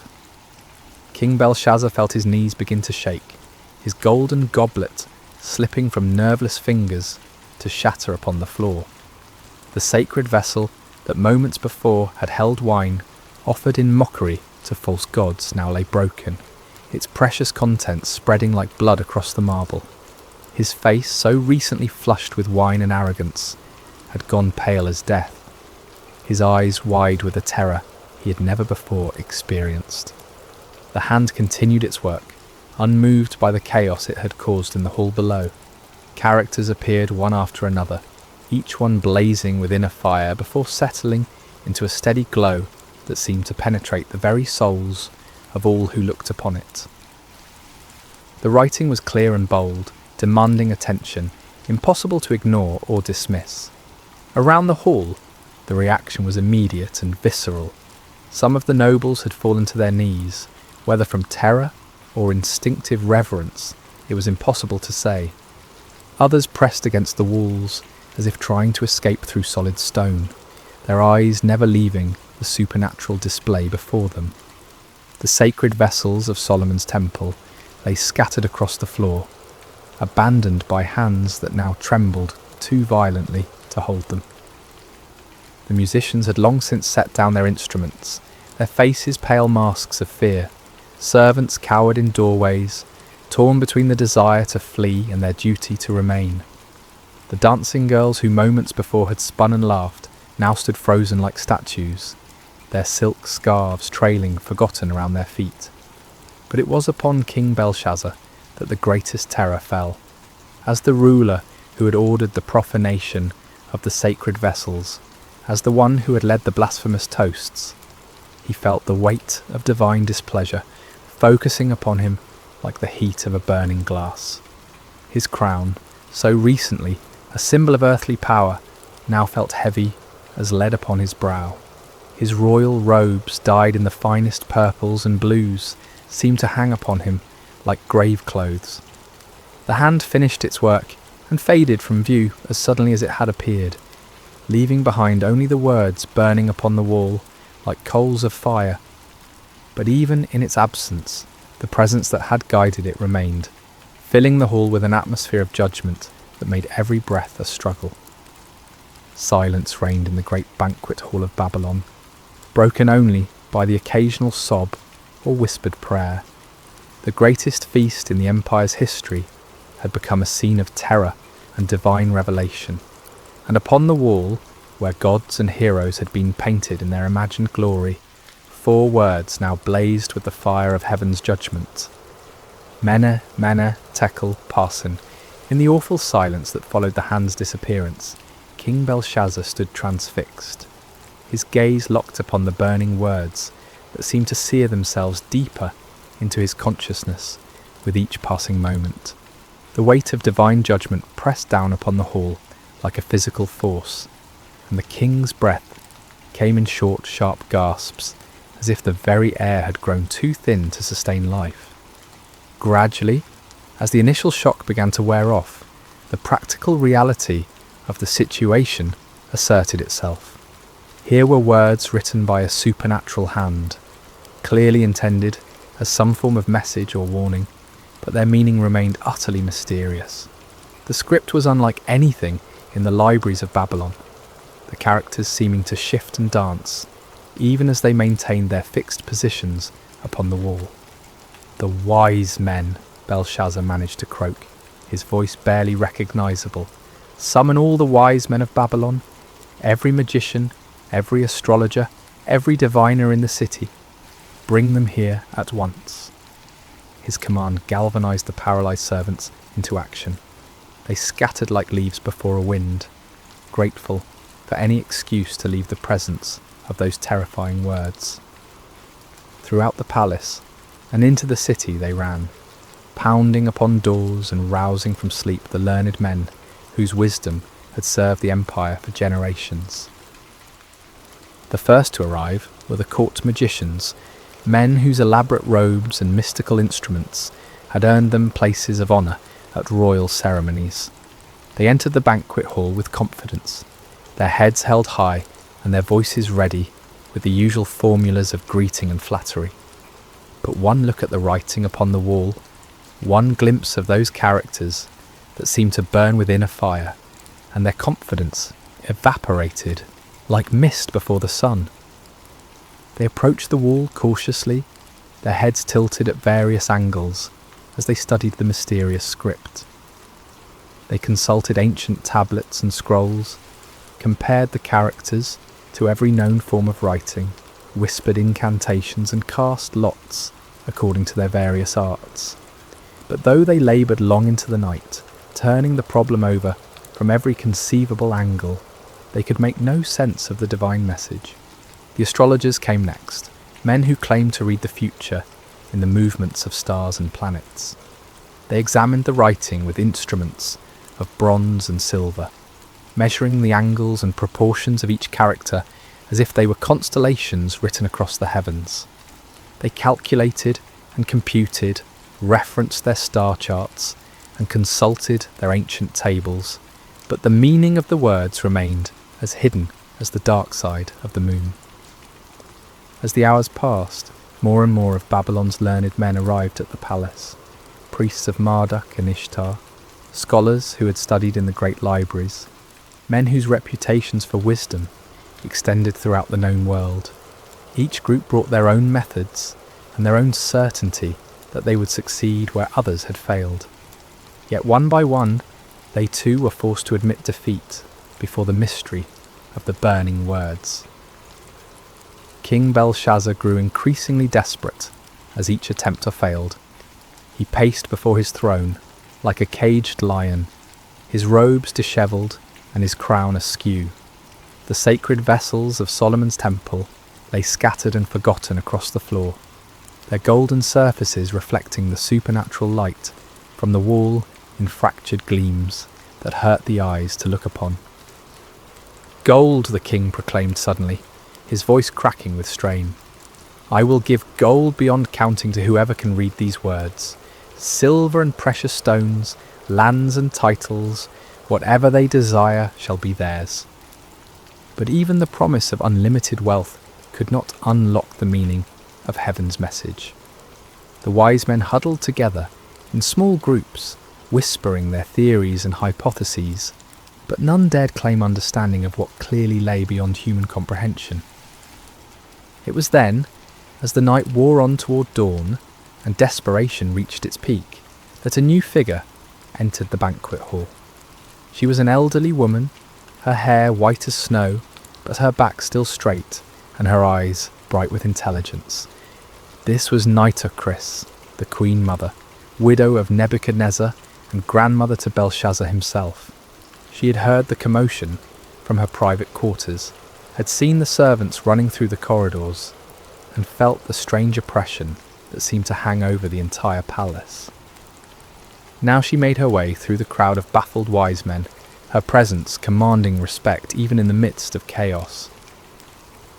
"My Lord King," she said, her voice carrying clearly across the hall, despite her advanced years. "I see that you are troubled, that the colour has left your face and your limbs shake with fear. Do not let your thoughts alarm you, and do not look so pale." Belshazzar turned toward her, her hope flickering in his eyes like a candle flame in a dark room. "Grandmother, you have seen much in your long life. You were wife to great Nebuchadnezzar. You know the secrets of the empire. Can you tell me what these words mean?" The Queen Mother approached the wall, studying the burning characters with the careful attention of one who had witnessed many supernatural events during her husband's reign. "I cannot read these words, my grandson," she said at length, "but I know of one who might." she turned back to face the assembly, her aged voice somehow carrying more authority than all the learned men combined. "There is a man in your kingdom, in whom is the spirit of the holy gods. In the days of your grandfather, light and understanding and wisdom, like the wisdom of the gods, were found in him. King Nebuchadnezzar appointed him chief of the magicians, enchanters, Chaldeans, and astrologers." A murmur ran through the crowd at these words. Many of the older nobles remembered stories from Nebuchadnezzar's time, tales of a Hebrew exile who had interpreted dreams and solved mysteries that baffled all others. But in the years since the great king's death, this man had faded from prominence, forgotten in the new reign's focus on younger advisers. "This man Daniel," the Queen Mother continued, "whom the king named Belteshazzar, has an excellent spirit, knowledge, and understanding to interpret dreams, explain riddles, and solve problems. Let Daniel be called, and he will tell you what the writing means." As the name Daniel echoed through the hall, Belshazzar felt a mixture of hope and apprehension. He had heard the stories, knew of the Hebrews' reputation for wisdom and divine favour, but he also knew that Daniel had served his grandfather faithfully, and might not be inclined to help the king who had dishonoured the vessels of his people's God. Nevertheless, desperation overcame pride, and Belshazzar gave the command, "Find Daniel the Hebrew, bring him here immediately. If he can read these words, he shall be clothed in purple, and have a chain of gold around his neck, and he shall be the third ruler in the kingdom." As servants rushed to obey this new command, the burning words continued to glow upon the wall, patient as eternity, waiting for the one who had been chosen to unlock their meaning and pronounce the doom of Babylon. The dawn was breaking over Babylon when Daniel arrived at the palace, summoned from sleep by urgent messengers, who spoke in hushed, fearful tones of supernatural writing and royal desperation. He was an old man now, his beard white with age and his face marked by the lines of many years spent in faithful service to foreign kings. Yet his eyes remained clear and bright, reflecting a wisdom that came not from human learning, but from communion with the eternal God. As he entered the banquet hall, Daniel paused for a moment to take in the scene before him. The remnants of the great feast lay scattered about like the debris of a broken dream. Golden plates and silver cups, many of them the sacred vessels of Solomon's temple, littered the floor, among pools of spilled wine and trampled delicacies. The nobles who had revelled so wildly just hours before now stood in small frightened groups, their fine clothes dishevelled and their faces pale with terror. But it was the writing upon the wall that commanded his attention, those 4 words blazing with divine fire that no earthly wisdom could extinguish. Daniel looked upon them without fear, for he recognised the hand that had written them, and he understood that he stood in the presence of the Almighty's judgment. King Belshazzar approached him with hasty, desperate steps, his royal dignity forgotten in his need for answers. "Are you Daniel, one of the exiles from Judah, whom my grandfather the king brought from Judah?" he asked, though he already knew the answer. "I have heard of you, that the spirit of the gods is in you, and that light and understanding and excellent wisdom are found in you." The king gestured toward the wall with a trembling hand. "Now the wise men and enchanters have been brought in before me to read this writing and make known to me its interpretation, but they could not show the interpretation of the matter. But I have heard that you can give interpretations and solve problems. Now if you can read the writing and make known to me its interpretation, you shall be clothed with purple and have a chain of gold around your neck, and shall be the third ruler in the kingdom." Daniel listened to these promises of wealth and power with the patience of one who had seen empires rise and fall, who had served in the courts of kings and understood the vanity of earthly honours. When Belshazzar finished speaking, The old prophet's response came with quiet authority that somehow filled the vast hall more completely than the king's desperate entreaties. "Let your gifts be for yourself, and give your rewards to another," Daniel said, his voice calm and steady in the face of royal panic. "Nevertheless, I will read the writing to the king and make known to him the interpretation." But before he would interpret the supernatural message, Daniel had words of his own to speak, words that cut to the heart of the night's blasphemous revelry, and laid bare the spiritual rebellion that had brought divine judgment upon Babylon. "O king," he began, his voice growing stronger as he spoke, "the Most High God gave Nebuchadnezzar, your grandfather, kingship, and greatness, and glory, and majesty. And because of the greatness that he gave him, all peoples, nations, and languages trembled and feared before him. Whom he would, he killed, and whom he would, he kept alive. Whom he would, he raised up, and whom he would, he humbled." The assembled nobles listened in growing discomfort as Daniel recounted the story they all knew but preferred to forget. Nebuchadnezzar's pride, his claim to have built Babylon by his own power and for his own glory, and the terrible judgment that followed. How the great king had been driven from among men to live like a beast in the wilderness, eating grass like an ox, and letting his hair grow long as eagle's feathers and his nails like birds' claws. But when his heart was lifted up, and his spirit was hardened so that he dealt proudly, Daniel continued, his eyes never leaving Belshazzar's face, he was brought down from his kingly throne, and his glory was taken from him. He was driven from among the children of mankind, and his mind was made like that of a beast, and his dwelling was with the wild donkeys. He was fed grass like an ox, and his body was wet with the dew of heaven, until he knew that the Most High God rules the kingdom of mankind, and sets over it whom he will. The silence in the hall was absolute as Daniel paused, letting the weight of his words sink into the hearts of all who heard them. Then, with the authority of one who spoke for the God of heaven, he delivered his devastating rebuke. "And you, his son, Belshazzar, have not humbled your heart, though you knew all this," he declared, his voice now ringing with prophetic power. "But you have lifted up yourself against the Lord of heaven, and the vessels of his house have been brought in before you, and you and your lords, your wives, and your concubines have drunk wine from them. And you have praised the gods of silver and gold, of bronze, iron, wood and stone, which do not see or hear or know, but the God in whose hand is your breath, and whose are all your ways you have not honoured." Each word fell upon the assembled company like blows from a hammer, shattering their illusions of security and exposing the full extent of their rebellion against the Most High.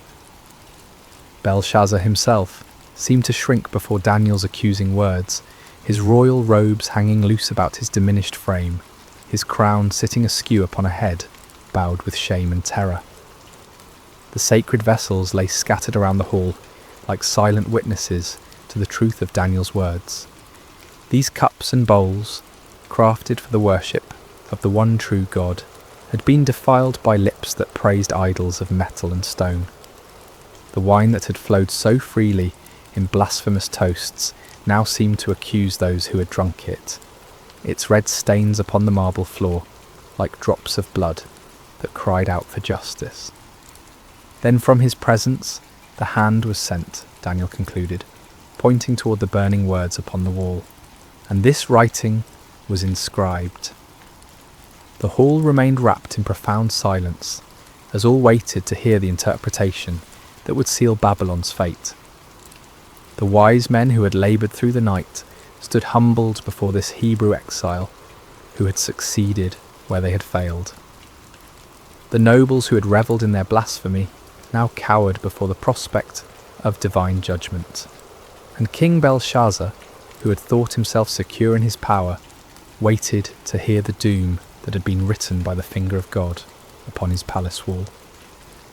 Daniel turned from the cowering king to face the wall where the divine words blazed with undiminished fire. The characters seemed to pulse within a light, each one carrying the weight of heaven's judgment and the certainty of prophetic fulfillment. In the profound silence of the great hall, the aged prophet lifted his voice and began to speak the words that would seal the fate of the Babylonian Empire. "And this is the writing that was inscribed," Daniel announced, his voice carrying to every corner of the vast space. "Many, many tekel and parsin." He paused, allowing the strange words to echo through the hall, their sounds somehow both foreign and familiar, like a half-remembered dream that carries portents of future sorrow. The assembled nobles leaned forward despite their fear, desperate to understand the message that had struck such terror into their hearts. "This is the interpretation of the matter," Daniel continued, his aged voice gaining strength as he spoke for the God of heaven. "Mene, God has numbered the days of your kingdom and brought it to an end."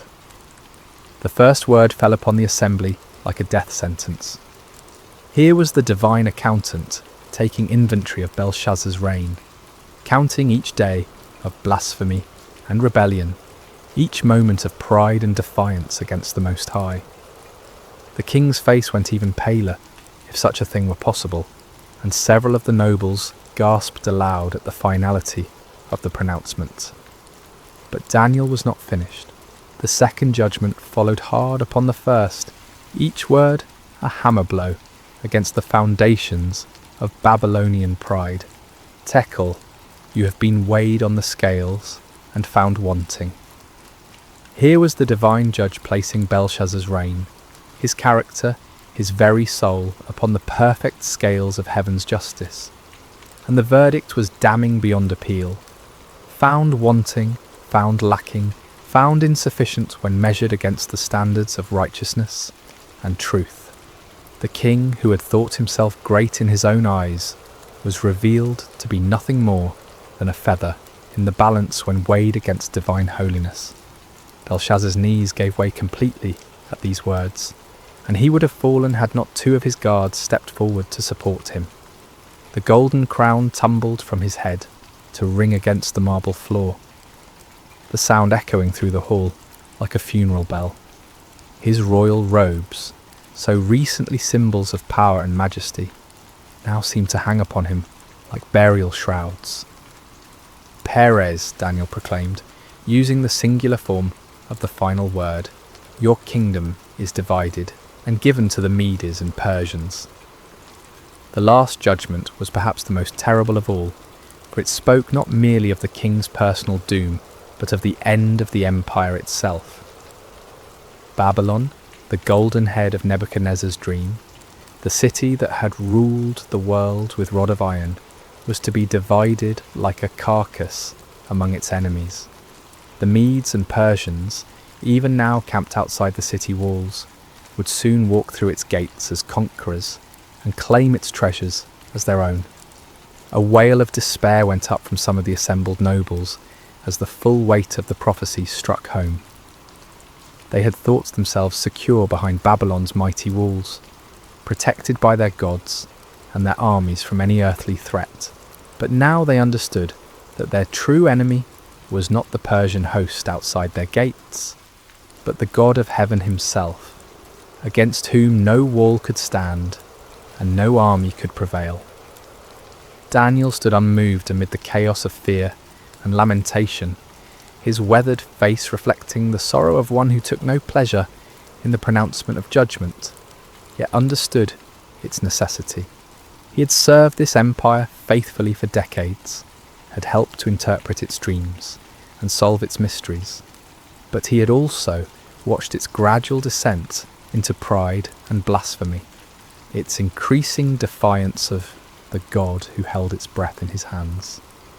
"The Most High God rules in the kingdom of men," he said, his voice cutting through the din of panic and despair. "He removes kings and sets up kings. He gives wisdom to the wise and knowledge to those who have understanding. He reveals deep and hidden things. He knows what is in the darkness, and the light dwells with him." These words, drawn from his own experience of divine revelation, served as both comfort and warning to all who heard them. Comfort to those who trusted in the sovereign God, for they could be assured that no earthly power could stand against his ultimate purposes, but warning to those who set themselves against heaven's will, for they would surely be brought low in their appointed time. King Belshazzar, supported now by his guards and struggling to maintain even a semblance of royal dignity, looked up at Daniel with eyes haunted by the certainty of doom. Yet even in his extremity, he sought to honour his promise to the man who had solved the mystery that had baffled all his wise men. "Clothe Daniel with purple," he commanded, in a voice barely above a whisper, "and put a chain of gold around his neck, and proclaim that he shall be the third ruler in the kingdom." It was a pathetic gesture, the dying king attempting to bestow honours even as his kingdom crumbled around him. The purple robe was brought, the golden chain placed around Daniel's neck, but these earthly symbols of power seemed hollow and meaningless in the face of the divine judgment that had been pronounced. Daniel accepted the honours not for their own sake, but as a testimony to the truth of his words. When the people saw that the king himself acknowledged the accuracy of the Hebrew prophet's interpretation, they would know that the doom of Babylon was certain and that the God of Israel was indeed sovereign over all earthly kingdoms. As the purple robe settled around Daniel's aged shoulders and the golden chain caught the light of the supernatural writing on the wall, the contrast could not have been more stark. Here stood a man clothed with earthly honours, yet serving a heavenly king, while around him an empire clothed in pride and blasphemy faced its final hour of judgment. The words on the wall continued to burn with undiminished intensity, their message now fully revealed but their power unabated. They served as a permanent reminder that the kingdoms of this world are temporary, subject to the sovereign will of the God who numbers their days and weighs their deeds in the balance of perfect justice. Even as Daniel spoke his interpretation and received the hollow honours of a doomed king, the wheels of divine judgment were already turning beyond the palace walls. For months the Persian army under Cyrus had maintained their siege of the great city, but the Babylonians had felt secure behind walls that had never been breached by any earthly foe. They had provisions to last for years, abundant water from the Euphrates River, and an unshakable confidence in the strength of their defences. But on this night, the supernatural writing blazed upon the palace wall, and prophecy sealed the empire's fate. Cyrus was putting into motion a plan of breathtaking audacity that would prove that no human fortress can stand against the purposes of the Almighty.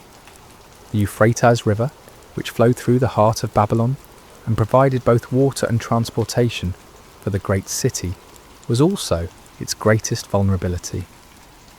The river entered the city through massive gates that could be lowered into the water, and it flowed beneath the walls through channels that were thought to be too narrow and well defended for any army to use as an entrance. But Cyrus had spent months studying these defences, and his engineers had been working tirelessly upstream from the city, digging channels and building dams that would allow them to divert the mighty river from its course. The work had been done quietly, secretly, hidden from Babylonian scouts by the darkness of night and the cleverness of Persian engineering. As the banquet hall erupted in chaos at Daniel's interpretation, as nobles fled in terror and servants cowered in corners, the Persian engineers upstream were opening their carefully constructed channels. The waters of the Euphrates, which had flowed through Babylon for centuries, began to turn aside into the new channels that Cyrus had prepared. At first the change was barely noticeable. The river level dropped slowly, gradually, as if affected by nothing more than seasonal variations. But as more water was diverted, as the new channels carried away the river's flow, the level within the city began to drop significantly. By midnight, Persian soldiers were wading through knee-deep water where once the river had flowed deep and strong. They moved silently through the darkness, following the riverbed beneath the great walls of Babylon, their weapons wrapped in cloth to prevent any sound that might alert the guards above. The Babylonian sentries, focused on watching for attacks against the massive gates and towering walls, never thought to look down at the river that had always been their protection. They were drunk on wine from the royal feast, their attention scattered by the strange reports of supernatural writing in the palace, their confidence unshaken by any thought that their impregnable city could fall in a single night. The first Persian soldiers emerged from the river channels near the heart of the city, just as Daniel finished pronouncing his interpretation. While the prophet spoke of kingdoms divided and given to the Medes and Persians, those very conquerors were already inside Babylon's walls, moving swiftly through streets where citizens slept peacefully, unaware that their empire was breathing its last. The palace guards, those few who remained at their posts while most had crowded into the banquet hall to witness the supernatural spectacle, were overwhelmed before they could raise an alarm. Persian steel, sharp and silent in the darkness, found its mark with deadly efficiency. Within minutes, the palace was secured, its approaches controlled by Cyrus's elite troops. In the banquet hall, King Belshazzar was still struggling to comprehend the magnitude of his doom when the great doors burst open and Persian soldiers poured into the room. The nobles, already terrified by the supernatural writing and Daniel's interpretation, now faced the earthly fulfillment of heaven's judgment. Some tried to flee, but found every exit blocked by armed men. Others fell to their knees, begging for mercy that would not come. The sacred vessels of Solomon's temple, scattered across the floor where they had been dropped in blasphemous revelry, now reflected the gleam of Persian bronze and steel in their golden surfaces. Belshazzar himself stood frozen for a moment, the weight of prophecy and the reality of conquest crashing together in his mind like colliding worlds. The writing on the wall blazed with undiminished fire, its message now fulfilled before his very eyes. The Medes and Persians had indeed inherited his kingdom, just as the divine hand had written and Daniel had interpreted. The end came swiftly. Persian soldiers, their orders clear and their duty unwavering, moved through the hall with grim efficiency. King Belshazzar, the ruler who had mocked the God of heaven and profaned his holy vessels, fell beneath Persian swords before the night was through. The golden crown that had tumbled from his head lay forgotten on the marble floor, while his blood mingled with the spilled wine from the sacred goblets. Throughout the great city, the same scene was repeated. Persian forces, having entered through the river channels, swept through Babylon like an irresistible tide. The gates were opened from within, the walls manned by conquerors rather than defenders, the mighty empire brought to its knees in a single night of divine judgment. By dawn, Cyrus's standards flew from the towers of Babylon, and Darius the Mede had been installed as the new ruler of the greatest city in the world. The empire that had seemed eternal, the walls that had appeared impregnable, the power that had dominated the known world for generations, all had fallen before the sovereign will of the God who rules in the kingdoms of men. As the sun rose over conquered Babylon, painting the great city in shades of gold and crimson that seemed somehow fitting for its fall, Daniel stood again before the wall where the supernatural writing continued to glow with divine fire. The banquet hall was empty now, save for the debris of the feast and the silent testimony of judgment fulfilled. Mene, Mene, Tekel, Parsin, the words that had sealed an empire's fate, now served as an eternal reminder of truths that transcend the rise and fall of earthly kingdoms. God had indeed numbered the days of Belshazzar's reign and brought it to an end. The king had been weighed in heaven's perfect scales and found wanting. The kingdom had been divided and given to the Medes and Persians, just as the supernatural hand had written and the faithful prophet had interpreted. The sacred vessels of Solomon's temple, once profaned by blasphemous lips, would soon be restored to their proper place of honour. Under Cyrus's benevolent rule, the Jewish exiles would be free to return to Jerusalem and rebuild their temple, carrying with them the golden cups and silver bowls that had witnessed both the depths of human pride and the certainty of divine justice. Daniel himself, now clothed in the purple of a dying empire, yet serving the eternal kingdom of heaven, had once again demonstrated that those who trust in the Most High God will never be disappointed. Through him, the sovereignty of the Almighty had been proclaimed in the halls of earthly power, and the vanity of human pride had been exposed for all to see. The lesson of that terrible night echoes through the corridors of history, speaking to every generation that dares to lift itself up against the Lord of heaven. Kingdoms rise and fall like waves upon the shore.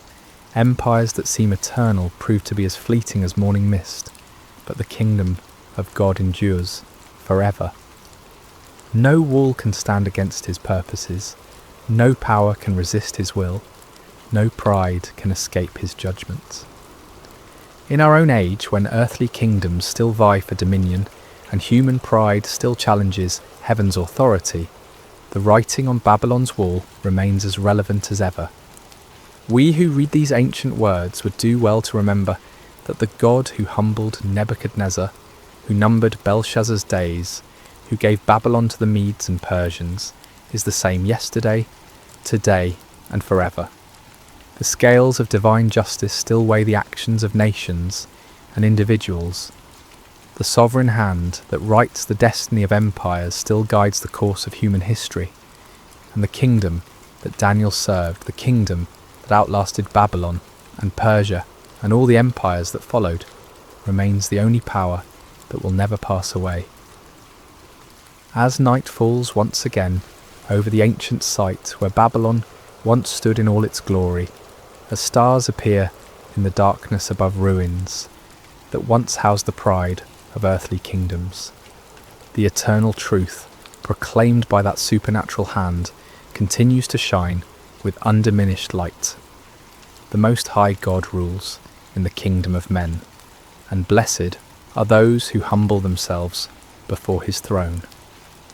May we who hear this ancient story find in it not merely a tale of judgment long past, but a present reminder of the God who sees all, knows all, and judges all with perfect righteousness. And may we, like Daniel, serve faithfully in whatever earthly kingdom we find ourselves, while keeping our ultimate allegiance to the kingdom that cannot be shaken, the kingdom that endures forever and ever. The writing is on the wall, dear friends. The question that remains is whether we will read it in time to humble ourselves before the King of Kings, or whether we will follow Belshazzar's path to destruction. The choice, as always, is ours to make, is ours to... Hey everyone, welcome back to Sacred Slumber. Before we dive into tonight's story, I want to ask you something that would genuinely help us out. If you're enjoying this content, please consider using your hype points on this video. It really helps the channel more than you possibly know. Seriously, it makes a massive difference in getting these stories out to more people who love this kind of content. Also, if you want to, drop a comment telling us what time it is for you right now and where in the world you're listening from. We absolutely love seeing where everyone is tuning in from. No pressure though, only if you feel like it. And of course, if you haven't already, hit that subscribe button. It keeps us going. Alright, let's get into it. A whisper in the darkness. Imagine a night so quiet you can hear the oil lamps flickering.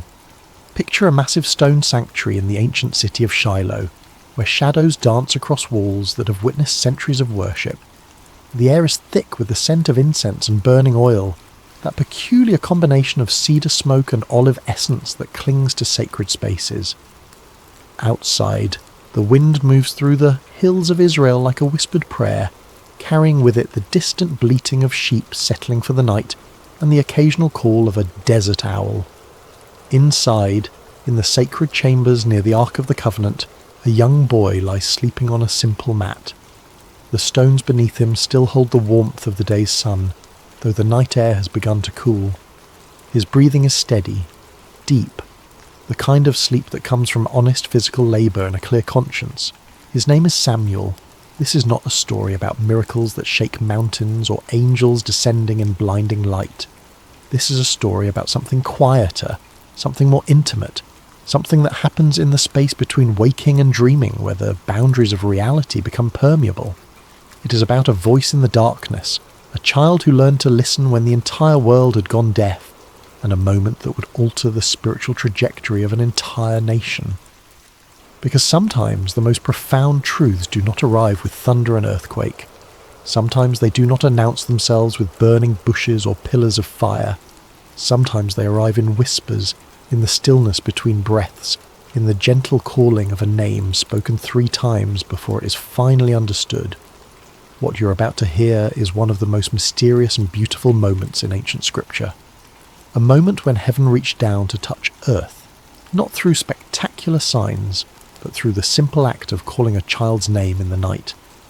But it is also a story about silence broken, about the end of a spiritual drought, about what happens when the divine decides to speak again after generations of absence. This is the story of Samuel, the boy who heard God speak when the rest of the world had forgotten how to listen. And perhaps, hidden within this ancient narrative, there are questions we have forgotten to ask. Questions about why heaven goes silent. Questions about who gets chosen to break that silence. Questions about whether the voice that called to Samuel in that darkened sanctuary is still calling, still speaking, still searching for those rare individuals who know how to say, "I am listening." Chapter 1. Hannah's Promise. To understand Samuel's calling, we must first understand how he came to be sleeping in that sanctuary.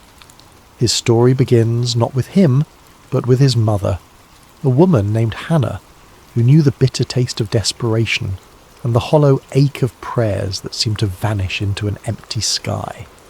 In the hill country of Ephraim, in a small village whose name has been lost to history, there lived a man named Elkanah who had 2 wives, as was common in that era. His first wife, Peninnah, had given him several children, sons to carry his name, daughters to arrange in marriage, a legacy written in flesh and blood. His second wife, Hannah, had given him only heartache and unanswered prayers. Year after year, Hannah remained childless, and in a culture where a woman's worth was often measured by her ability to bear children, this was not just a personal grief. It was a social death sentence, a daily humiliation, a question mark hanging over her entire existence. Neighbours would whisper, extended family would exchange knowing glances, even well-meaning friends would offer useless advice, or suggest that perhaps she had offended God in some way, that her barrenness was divine punishment for some unknown sin. Elkanah loved Hannah. The text makes this clear. He would give her double portions at feasts, trying to compensate with material generosity for what biology had denied her. He would ask her with genuine confusion, "Am I not better to you than 10 sons?" It was a question born of love but blind to understanding. He could not fathom that the issue went deeper than his affection, that Hannah's grief was not about him at all, but about her own sense of purpose, of completion, of being seen as fully human by the society around her. Peninnah, with the cruelty that can only come from insecurity dressed as triumph, would taunt Hannah relentlessly. Every time the family made their annual pilgrimage to the sanctuary at Shiloh to worship and offer sacrifices, Peninnah would remind Hannah of her barrenness. The taunts were not subtle. They were designed to cut deep, to remind Hannah that in the eyes of the world she was incomplete, cursed, forgotten by the very God she came to worship. Peninnah would parade her children before Hannah, would make comments about how blessed she was, would turn every moment of worship into a reminder of Hannah's failure. And Hannah would weep. She would refuse to eat. The pain went beyond physical longing for a child. It touched something deeper, the existential question that haunts anyone who feels overlooked by the divine. Does God see me? Does he hear my prayers? Am I worthy of his attention? Or am I simply background noise in a universe too vast to care about one woman's grief? The pilgrimage to Shiloh was supposed to be a time of joy, of celebration, of renewal. But for Hannah, it became an annual reminder of everything she lacked. Year after year she would go through the motions of worship, while her heart broke quietly in places no one could see. One year, during their pilgrimage to Shiloh, Hannah could bear it no longer. The weight of accumulated grief, the years of disappointment, the constant humiliation, all of it reached a breaking point. While the rest of the family feasted after the sacrifice, celebrating with wine and roasted meat, Hannah slipped away to the entrance of the sanctuary.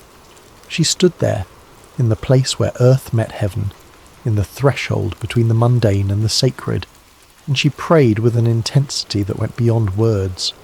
Her lips moved, but no sound emerged. Her whole body shook with the force of her grief and desperation. Tears streamed down her face. Her hands trembled.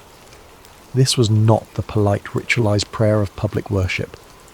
This was raw, unfiltered communion with the divine. This was a woman pouring out her soul, holding nothing back, demanding to be heard by a God who had seemed deaf to her pleas for years. She made a vow that day, one that would echo through generations. If God would grant her a son, she would give him back to God. Not for a season, not for a few years, but for his entire life. The child would be dedicated to divine service from the moment he was weaned.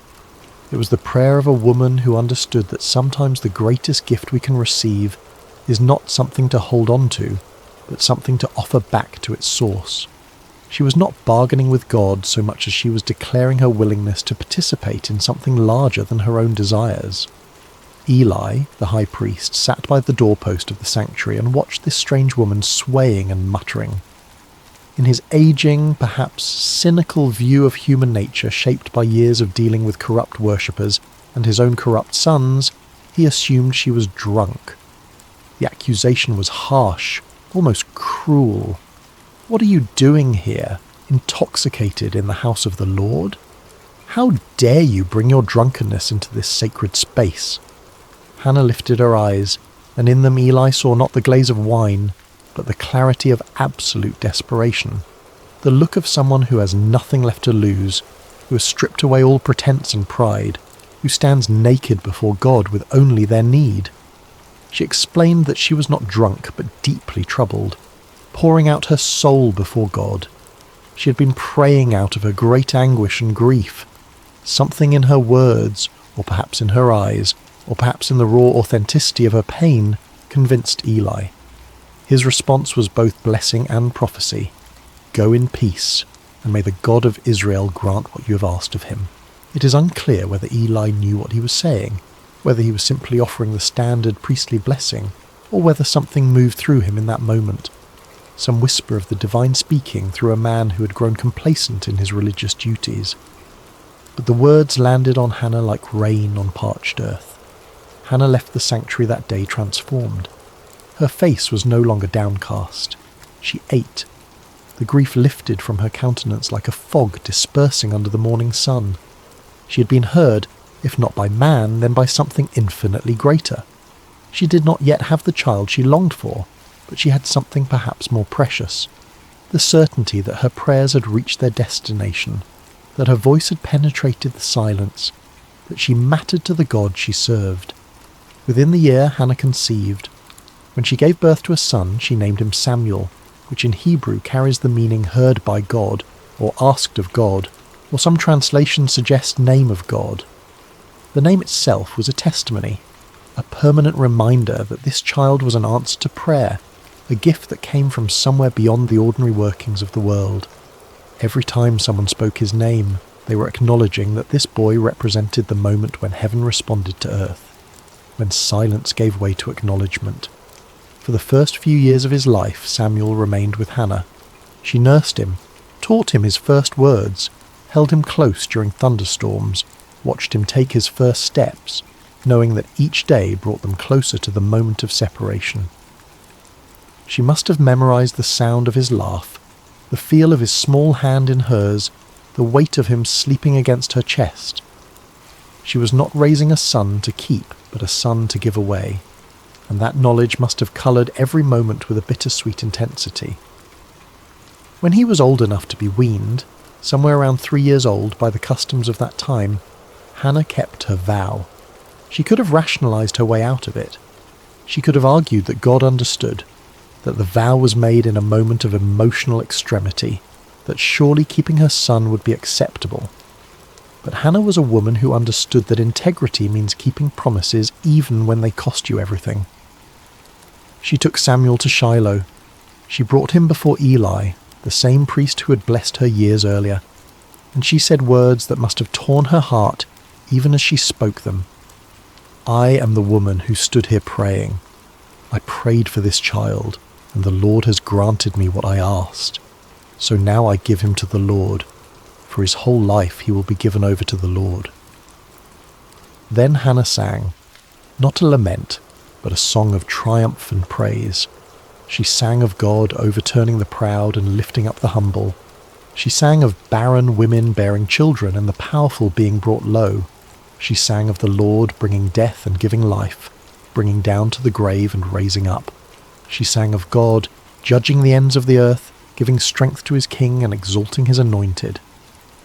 Her song was radical, revolutionary, a declaration that the God she served delighted in reversing the expectations of the world, in using the weak to shame the strong, in lifting up those the world had written off as irrelevant.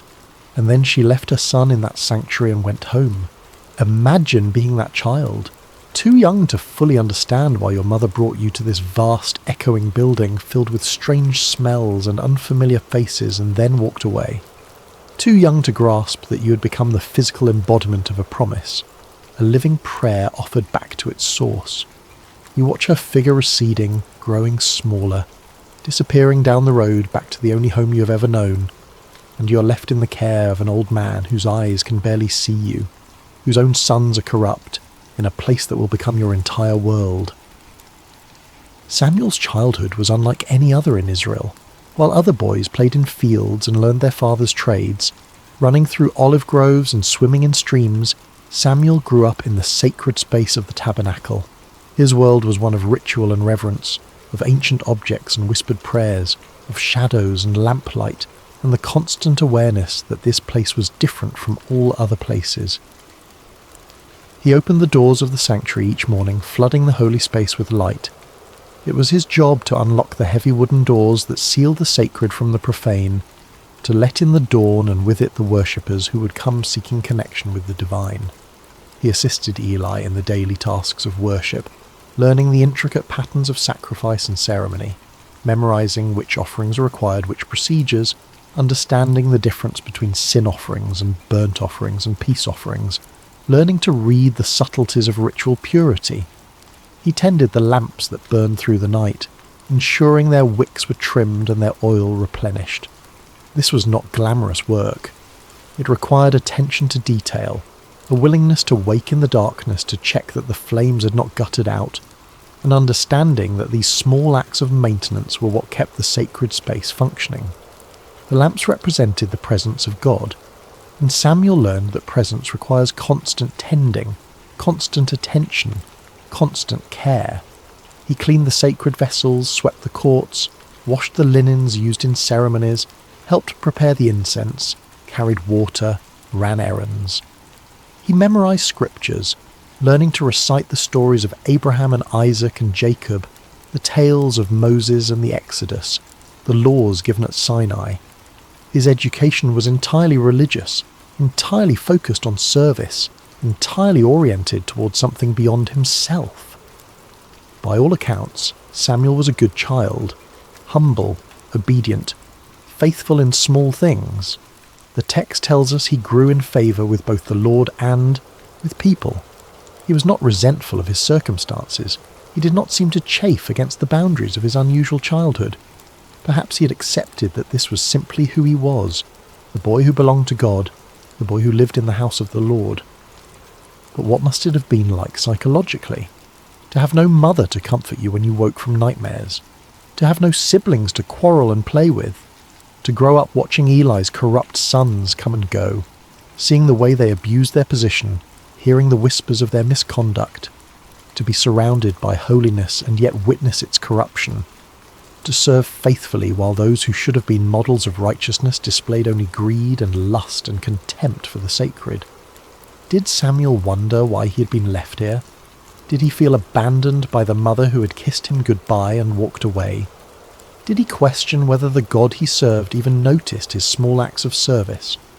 The text does not tell us. We see only the external facts. A boy growing up, performing his duties, learning his role. But surely there were moments of loneliness, moments of doubt, moments when the weight of it all felt too heavy for small shoulders to carry. Hannah visited when she could. Each year during the family's annual pilgrimage to Shiloh, she would bring Samuel a new robe she'd made for him, watching him grow, trying to compress a year of mothering into a few brief encounters. These visits must have been both blessing and torment. The joy of seeing his mother mingled with the pain of watching her leave again. The new robe, a reminder that somewhere he had a home, a family, a life he was not permitted to live. Yet there is no indication that Samuel rebelled or resented his circumstances. He simply continued. Day after day, year after year, faithful in the small things, present in the sacred space, available to be used however God saw fit. There was no indication in those early years that he would become anything more than a helpful assistant to an aging priest, that he would one day be the voice through which God spoke to an entire nation. But God, it seems, has a habit of preparing his instruments in obscurity before bringing them into the light. Samuel was being shaped by his circumstances, formed by his loneliness, refined by his faithfulness in tasks that no one celebrated. He was learning what it meant to serve without applause, to be obedient without immediate reward, to remain present even when presence felt like punishment. He was learning to listen in the silence. Chapter 2. The State of Israel at the Time. To appreciate what happened on that quiet night when God called Samuel's name, you need to understand the spiritual condition of Israel during this period. It was, to put it simply, a disaster. But the disaster raises uncomfortable questions that the text never fully answers. Questions about divine silence. Questions about why systems of worship become corrupt. Questions about what happens when the mediators between heaven and earth become obstacles instead of conduits. The problem started with Eli's sons, Hophni and Phinehas. These two men had inherited their father's position as priests, but they had not inherited his reverence for the sacred. They were corrupt in ways that went beyond simple moral failing. They actively perverted the worship of God, treating the sacrifices and offerings as opportunities for personal gain, turning the sacred into the profane with a systematic cruelty that suggests something darker than mere greed. When people brought animals to sacrifice at Shiloh, the priests were entitled to a specific portion of the meat according to the law of Moses. But Hophni and Phinehas were not content with their allotted share, with what had been designated as rightfully theirs. They wanted more. They wanted the best. They wanted what belonged to God. They would send their servants to threaten worshippers, demanding the choicest cuts of meat before the fat was even burned on the altar, as required by law. The fat belonged to God. That was non-negotiable in the sacrificial system. The burning of the fat was the moment when the sacrifice became truly sacred, when the offering transitioned from human gift to divine acceptance. But Hophni and Phinehas did not care about divine acceptance. They cared about their appetites. If people objected, if they tried to follow the proper procedures and insist that the fat be burned first, the servants would respond with threats of violence. We will take it by force if necessary. The priests were literally stealing from God, taking what belonged to the altar and consuming it themselves. They were turning worship into extortion, using their position of spiritual authority to exploit the vulnerable and the faithful. But their corruption went even darker, into territories that the text only hints at with uncomfortable brevity. They engaged in sexual immorality with women who served at the entrance to the sanctuary. These were women who had dedicated themselves to service at the tabernacle, who came to worship and serve with sincere devotion. and Hophni and Phinehas exploited them, used their authority and position to prey upon those who should have been under their protection. They turned the house of God into a place of exploitation and abuse, where the very people who were supposed to represent divine holiness became perpetrators of trauma. Worship became a source of fear rather than transcendence. People stopped coming, or when they came with cynicism and resentment, going through the motions but empty of faith. How could you trust a system where the gatekeepers were predators? How could you believe in the holiness of a place where the priest defiled it daily? The sanctuary at Shiloh, which was meant to be the central hub of Israel's spiritual life, became instead a monument to religious corruption. Eli knew what his sons were doing. The text makes this painfully clear. People told him. They came with reports of misconduct, of abuse, of exploitation. He heard the rumours and saw the evidence. He was not ignorant. He was not blind to their crimes. And to his credit, he confronted them. But his rebukes were weak, almost apologetic, carrying no weight and no consequence. Why do you do such things? I hear reports from the people about your wicked deeds. If someone sins against another person, God may mediate. But if someone sins against the Lord, who will intercede? The words acknowledge the problem but offer no solution. There is no threat of removal from office, no stripping of authority, no punishment that might actually deter the behaviour. Just words, just disappointment, just a father hoping his wayward sons might suddenly develop a conscience they had never demonstrated. Hophni and Phinehas ignored their father and continued their corruption. Why wouldn't they? There were no consequences. Eli's position as high priest gave him the authority to remove them, to appoint others, to enforce standards. But he did nothing, and his inaction was itself a form of action, a choice that enabled the continued degradation of worship. The impact on Israel's spiritual life was catastrophic. The text records it with devastating simplicity. The people came to despise the offerings to the Lord. Think about what that means. The sacrificial system was the heart of Israel's covenant relationship with God. It was how sins were atoned for, how gratitude was expressed, how the community maintained its connection with the divine. And people were learning to despise it, to see it as corrupt and meaningless, to associate worship with exploitation rather than with holiness. Faith withered. Cynicism spread. A generation was growing up believing that God either did not care about corruption in his own house, or that he was powerless to stop it, or worse, that he did not exist at all, and the whole system was simply a mechanism for priestly power and exploitation. But perhaps the most devastating aspect of this era, the detail that haunts the narrative with its implications, was not the corruption of the priests. It was the silence of heaven. The scripture records it with haunting simplicity.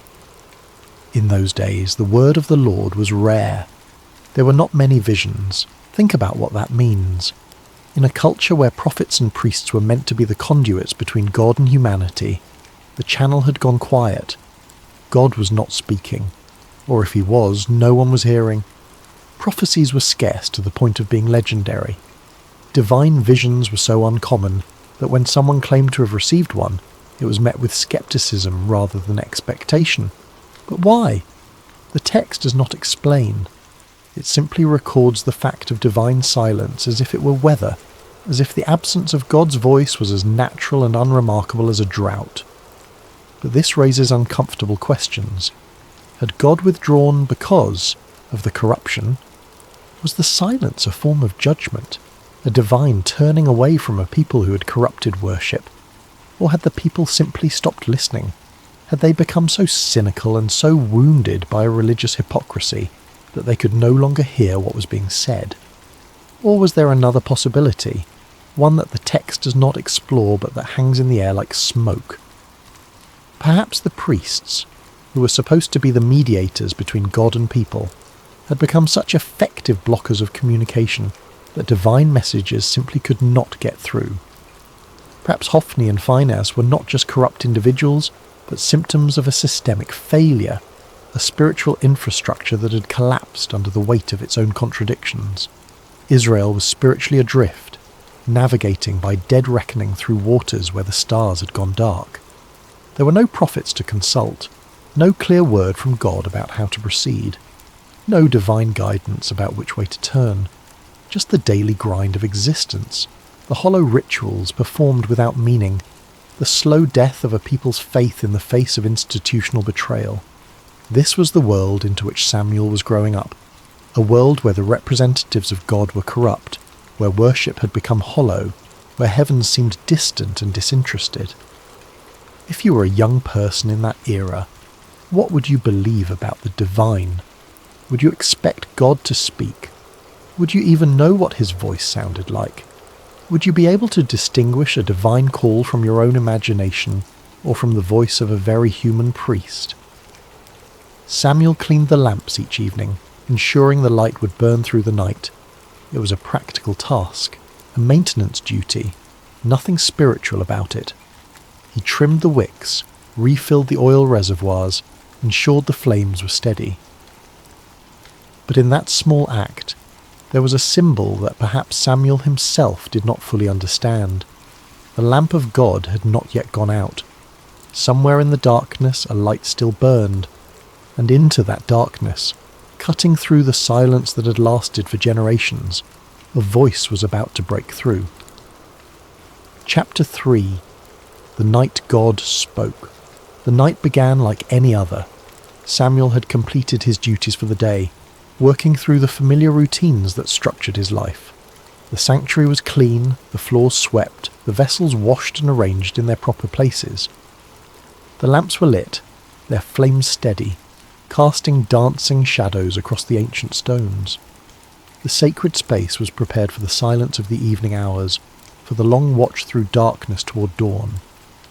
Eli, now elderly and nearly blind, his eyes grown dim from age and perhaps from seeing too much corruption without acting, had retired to his usual place. He moved slowly now, carefully, feeling his way along walls he had walked beside for decades. His sleeping area was separate but nearby, close enough that Samuel could hear him if he called, out in the night. Samuel lay down in his customary sleeping spot somewhere near the chamber where the Ark of the Covenant rested. The exact location is not specified in the text, but the implication is clear. He slept in proximity to the most sacred object in all of Israel, closer to the physical representation of God's presence than anyone else in the nation that night. The Ark was the most sacred object in Israel, a gold-covered chest containing the tablets of the law, a jar of manna, and Aaron's staff that had budded. But more than its contents, the Ark represented the very presence of God among his people. It was the throne of the invisible king, the place where heaven touched earth, the point of contact between the divine and the mortal. To sleep near it was to sleep in the shadow of holiness, though Samuel likely thought nothing of it. This was simply where he slept, as ordinary to him as any bedroom, as familiar as his own breathing. The lamp of God was still burning, casting flickering shadows across the stone walls. This detail matters more than it might initially seem.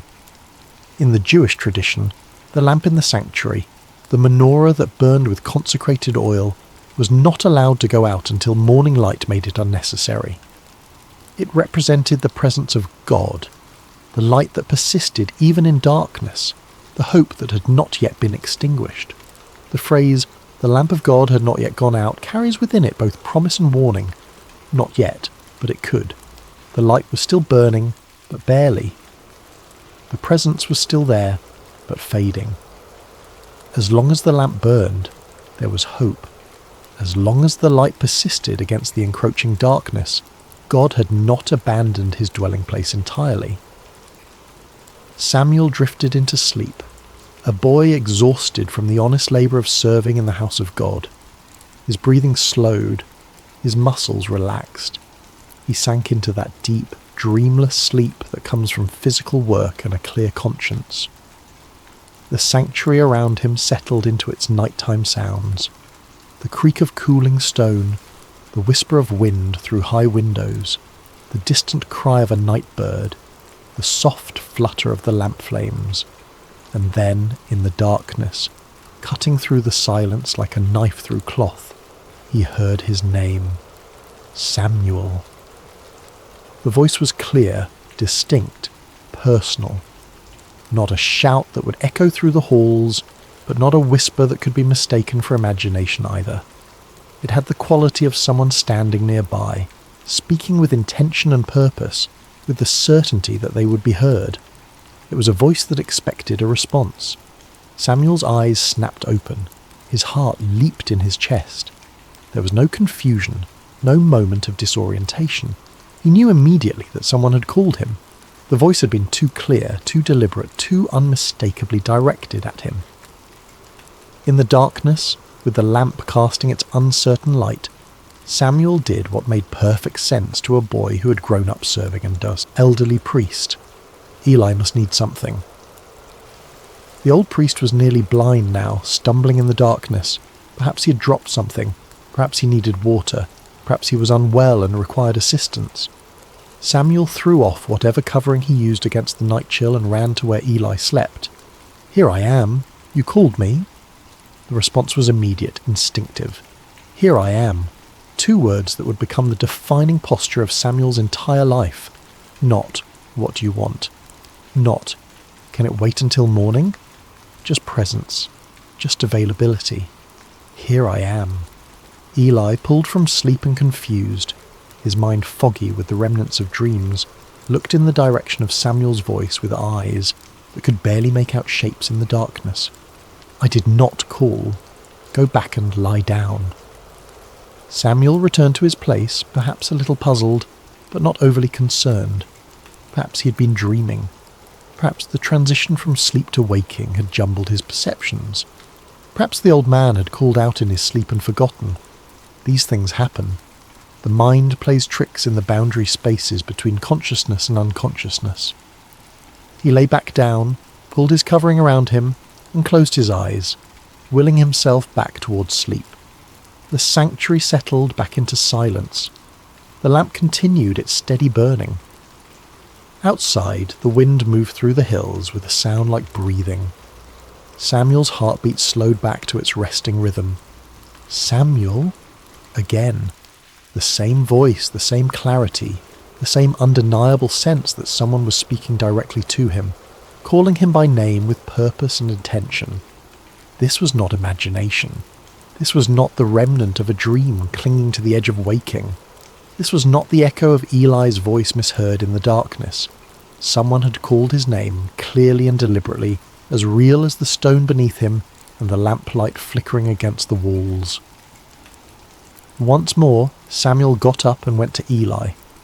His bare feet made soft sounds against the cold stone floor. His breathing was quicker now, his confusion deeper. If Eli had not called the first time, then who had? "Here I am. You called me." Eli, now more awake and perhaps slightly irritated at being disturbed a second time, sent him away again with a tone that suggested both confusion and mild frustration. "I did not call, my son. Go back and lie down." Samuel returned, but now there was a question forming in his mind that would not be silenced. If Eli was not calling him, then who was? Was someone playing a trick? Was there an intruder in the sanctuary hiding in the shadows, calling his name for some unknown purpose? But the voice had not seemed mischievous or threatening. It had been steady, certain, intimate, the kind of voice that knows you, that has the right to call your name. He lay back down, but this time sleep did not come easily.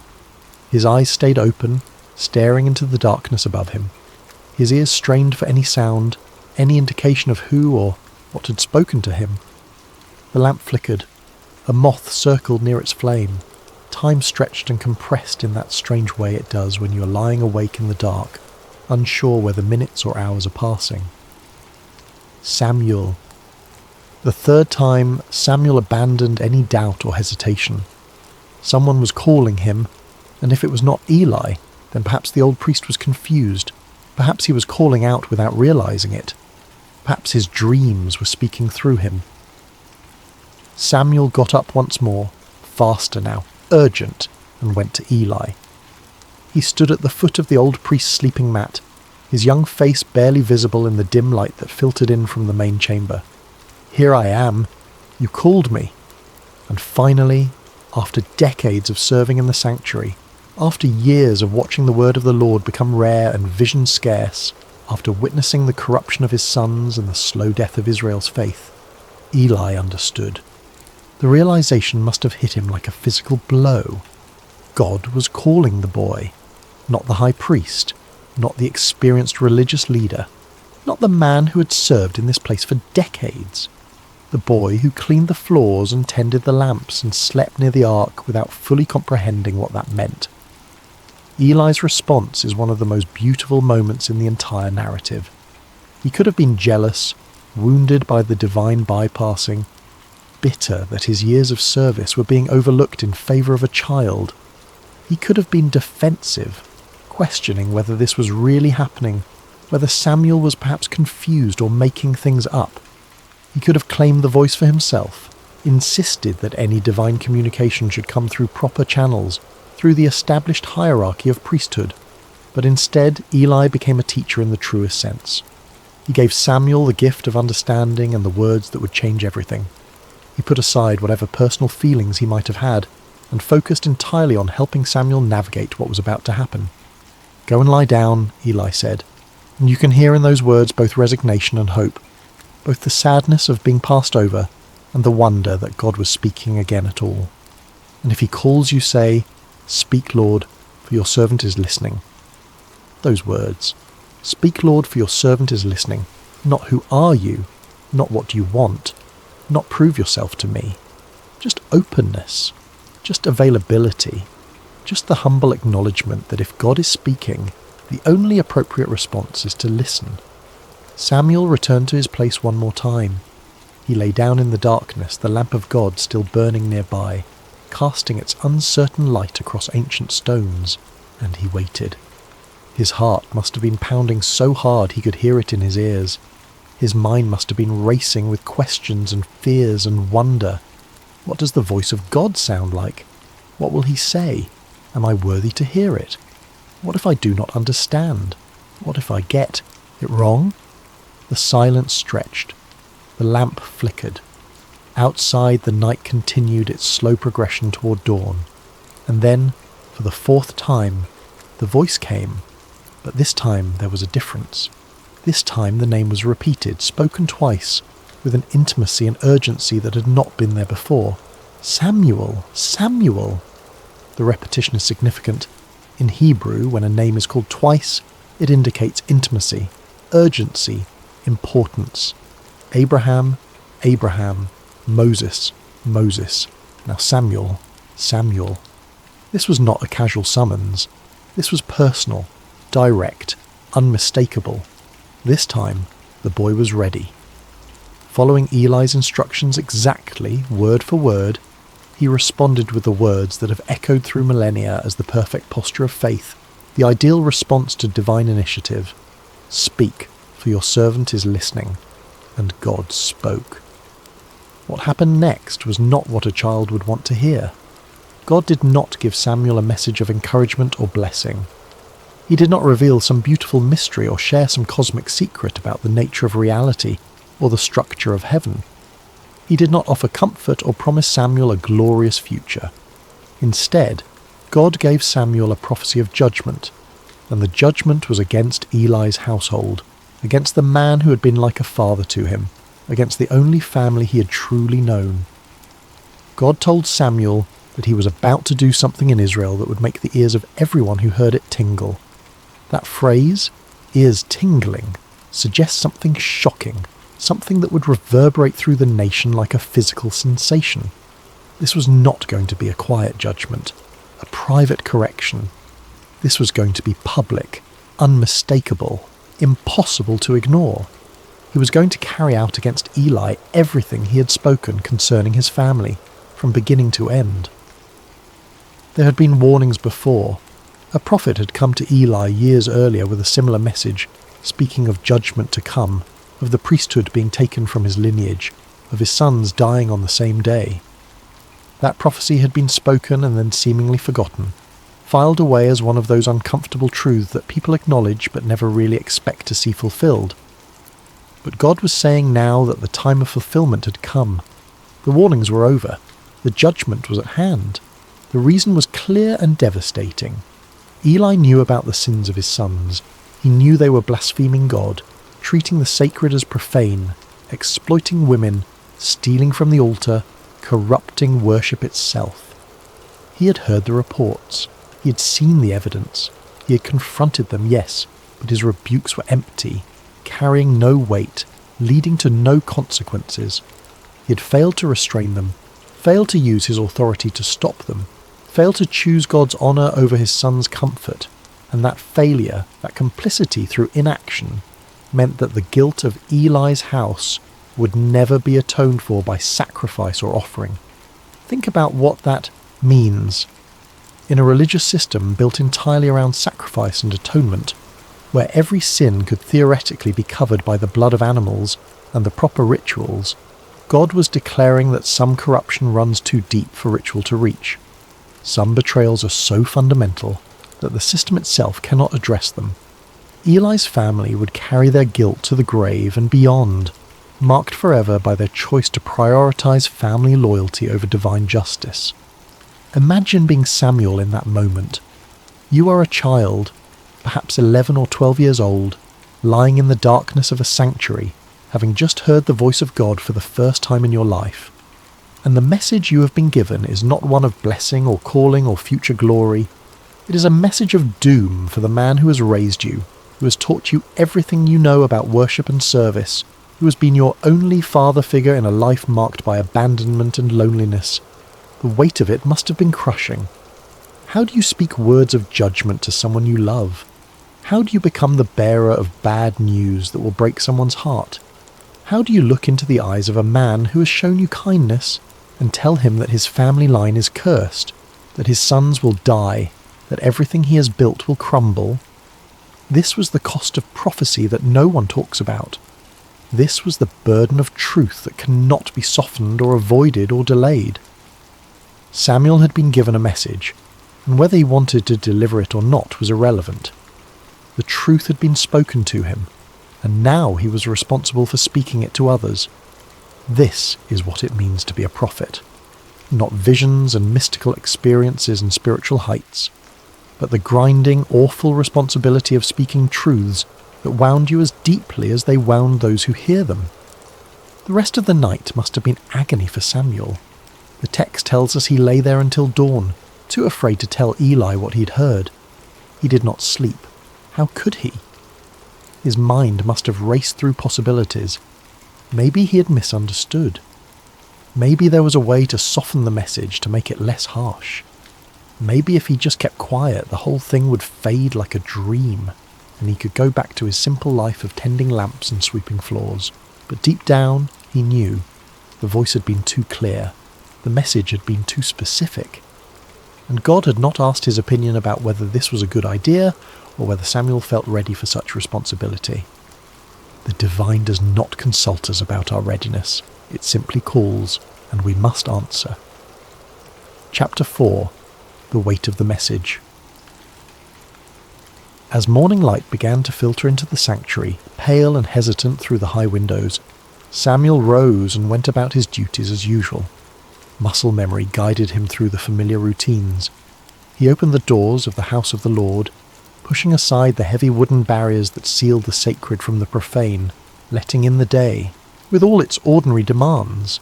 But everything felt different now. The air was heavier, pressing down on his shoulders like a physical weight. The silence was louder, filled with the words he carried but could not speak. He carried within him words that would change everything, and he was terrified to voice them. His hands shook as he performed his tasks. He fumbled with the lamp wicks, nearly spilling oil on the floor. He could not meet anyone's eyes. Every sound made him jump, expecting Eli to call for him, to demand the message, to force him to speak the unspeakable. Eli, however, knew something had happened.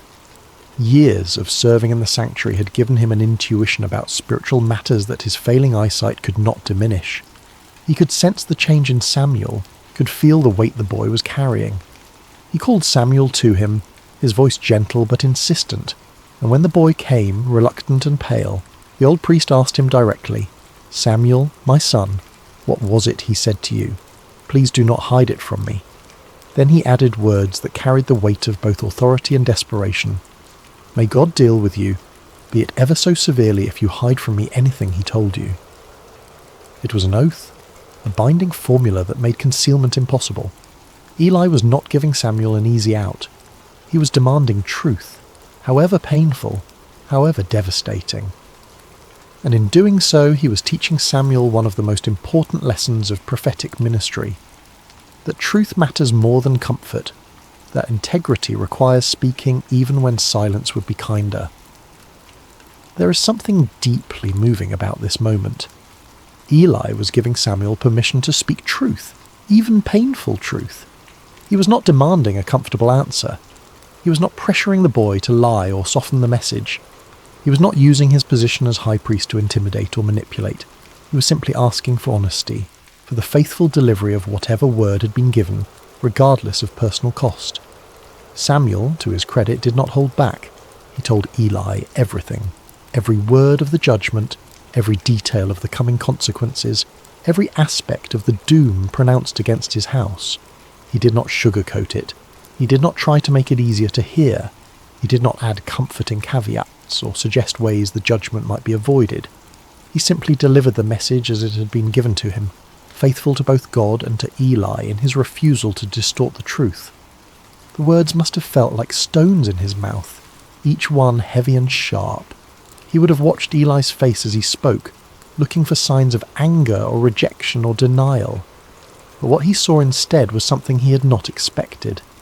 Eli's response is remarkable in its humility and resignation. He did not rage against the pronouncement. He did not question Samuel's experience or suggest the boy had misunderstood or imagined things. He did not blame Samuel for being the messenger or accuse him of disloyalty or ingratitude. He simply said, with a weariness that spoke of years of knowing this moment would come, "He is the Lord. Let him do what is good in his eyes." There is defeat in those words, yes, but there is also acceptance. A kind of peace that comes from finally having the truth spoken aloud, from no longer living in the shadow of unacknowledged reality. Eli had known for years that his sons were corrupt. He had known that his failure to stop them was a kind of complicity, a betrayal of his calling and his God. The judgment was not a surprise. It was an inevitability finally spoken aloud, a truth that had been hovering unspoken in the air for years finally given voice and substance. And perhaps in some way, Eli was relieved that the silence had been broken, even if the words spoken were words of judgment. Perhaps there is a relief that comes from knowing, from having certainty, even when that certainty is terrible. Perhaps after years of wondering when the hammer would fall, there was a strange comfort in finally hearing it fall, in knowing the shape of the future even when that future was dark. What Samuel learned that night and that morning was something most of us spend a lifetime avoiding. That truth is not always comfortable, that faithfulness sometimes means delivering hard words, and that love does not require us to hide reality from those we care about. Samuel could have lied to Eli. He could have softened the message or claimed he did not remember the details, or suggested that perhaps he had misunderstood what God was saying, but he chose honesty, and in doing so he established the pattern that would define his entire ministry. He would be a prophet who spoke the word of the Lord without compromise, without concern for how it would be received, without fear of the consequences. Not because he was harsh or unfeeling, but because he understood that truth, however painful, is ultimately an act of respect. To lie to someone, even to spare their feelings, is to treat them as less than fully human, as incapable of bearing reality. Samuel gave Eli the dignity of truth, and Eli received it with the dignity of acceptance. Chapter 5. Samuel becomes a prophet. After that night, everything changed for Samuel. The text tells us that he grew, and the Lord was with him, letting none of his words fall to the ground. That phrase, letting none of his words fall to the ground, is the ancient way of saying that everything Samuel prophesied came true. He was not speaking his own opinions or making educated guesses or offering the kind of vague predictions that could be interpreted multiple ways, depending on how events unfolded. He was speaking with divine authority, and reality itself confirmed his words with uncomfortable precision. The prophecy about Eli's house came true exactly as Samuel had spoken it. The details are grim and worth recounting because they establish Samuel's credibility as a true prophet in a time when false prophets were common and people had grown cynical about divine communication. Israel went to war against the Philistines, their perennial enemy. In the first battle, the Israelites were defeated and thousands of soldiers died. In desperation, the elders decided to bring the Ark of the Covenant from Shiloh to the battlefield, believing that God's physical presence would guarantee victory. Hophni and Phinehas accompanied the Ark, treating it like a magical talisman rather than the throne of the living God. The Israelites shouted when the Ark arrived, a roar so loud that the ground shook. The Philistines were terrified at first, knowing the stories of what the God of Israel had done to Egypt. But they fought anyway, and in the battle that followed, Israel was utterly defeated. 30,000 soldiers died, and on that same day, exactly as prophesied, both Hophni and Phinehas were killed.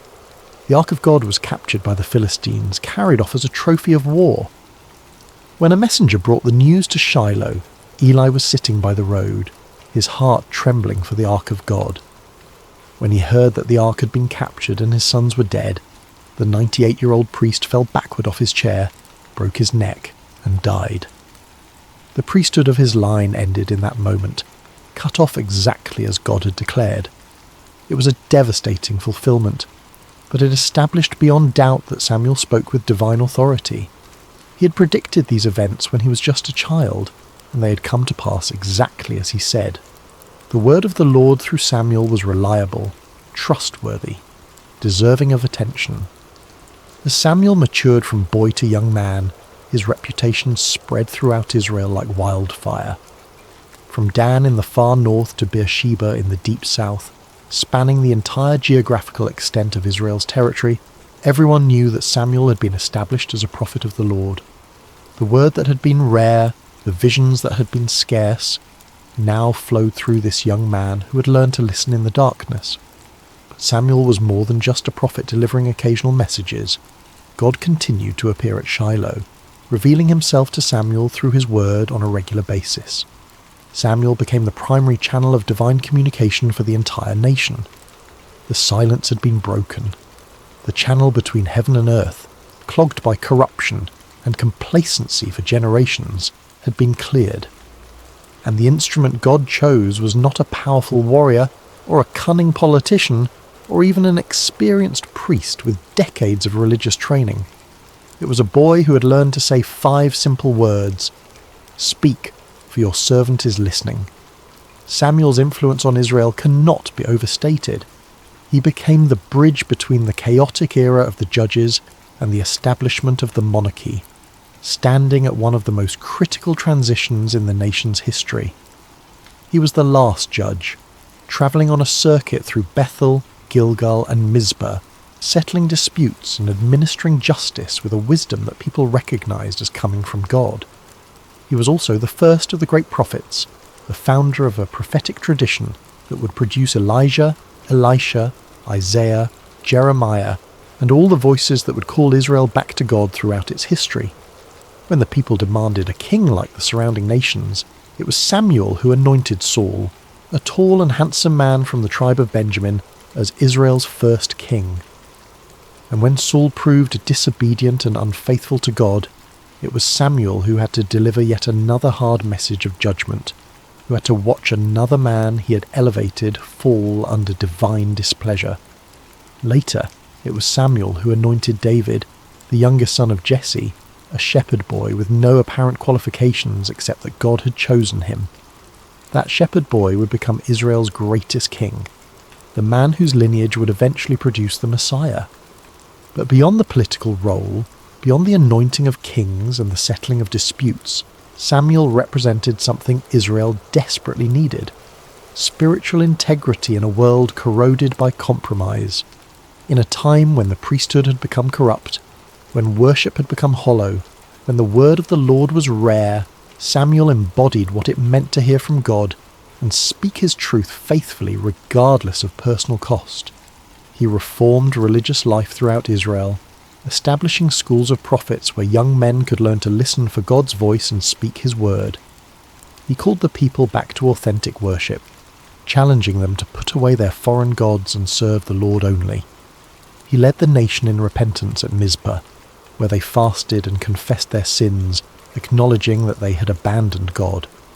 And when the Philistines attacked during that gathering, Samuel interceded for the people, and God threw the enemy into confusion with thunder and lightning, giving Israel a decisive victory.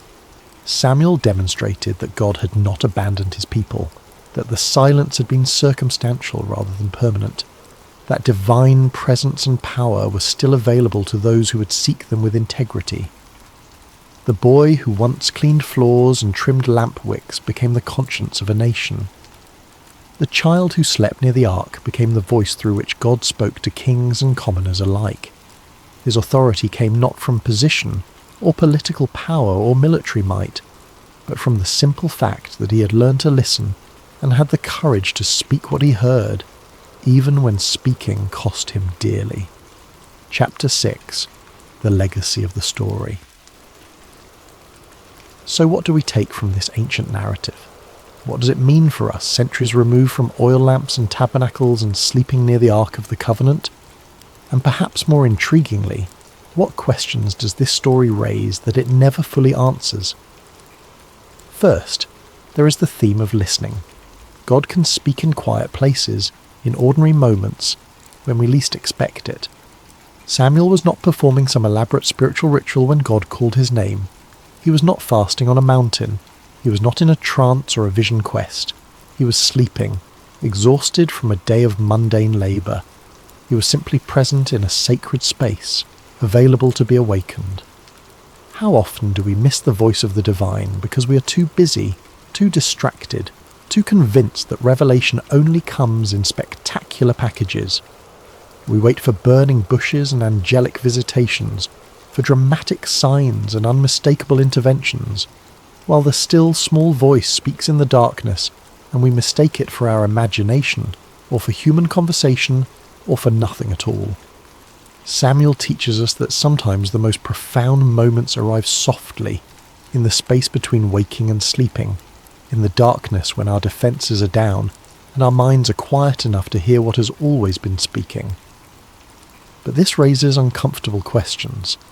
How many times has that voice spoken and we have ignored it? How many times have we attributed divine communication to coincidence or psychology or wish fulfillment because we have lost the ability to recognize it for what it is? Second, there is the theme of obedience. Samuel's first response when he heard his name was immediate and complete. Here I am.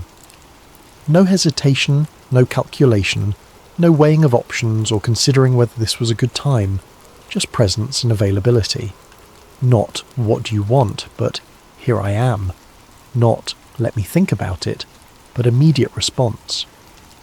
Later, when Eli gave him the words to use, Samuel followed the instruction exactly.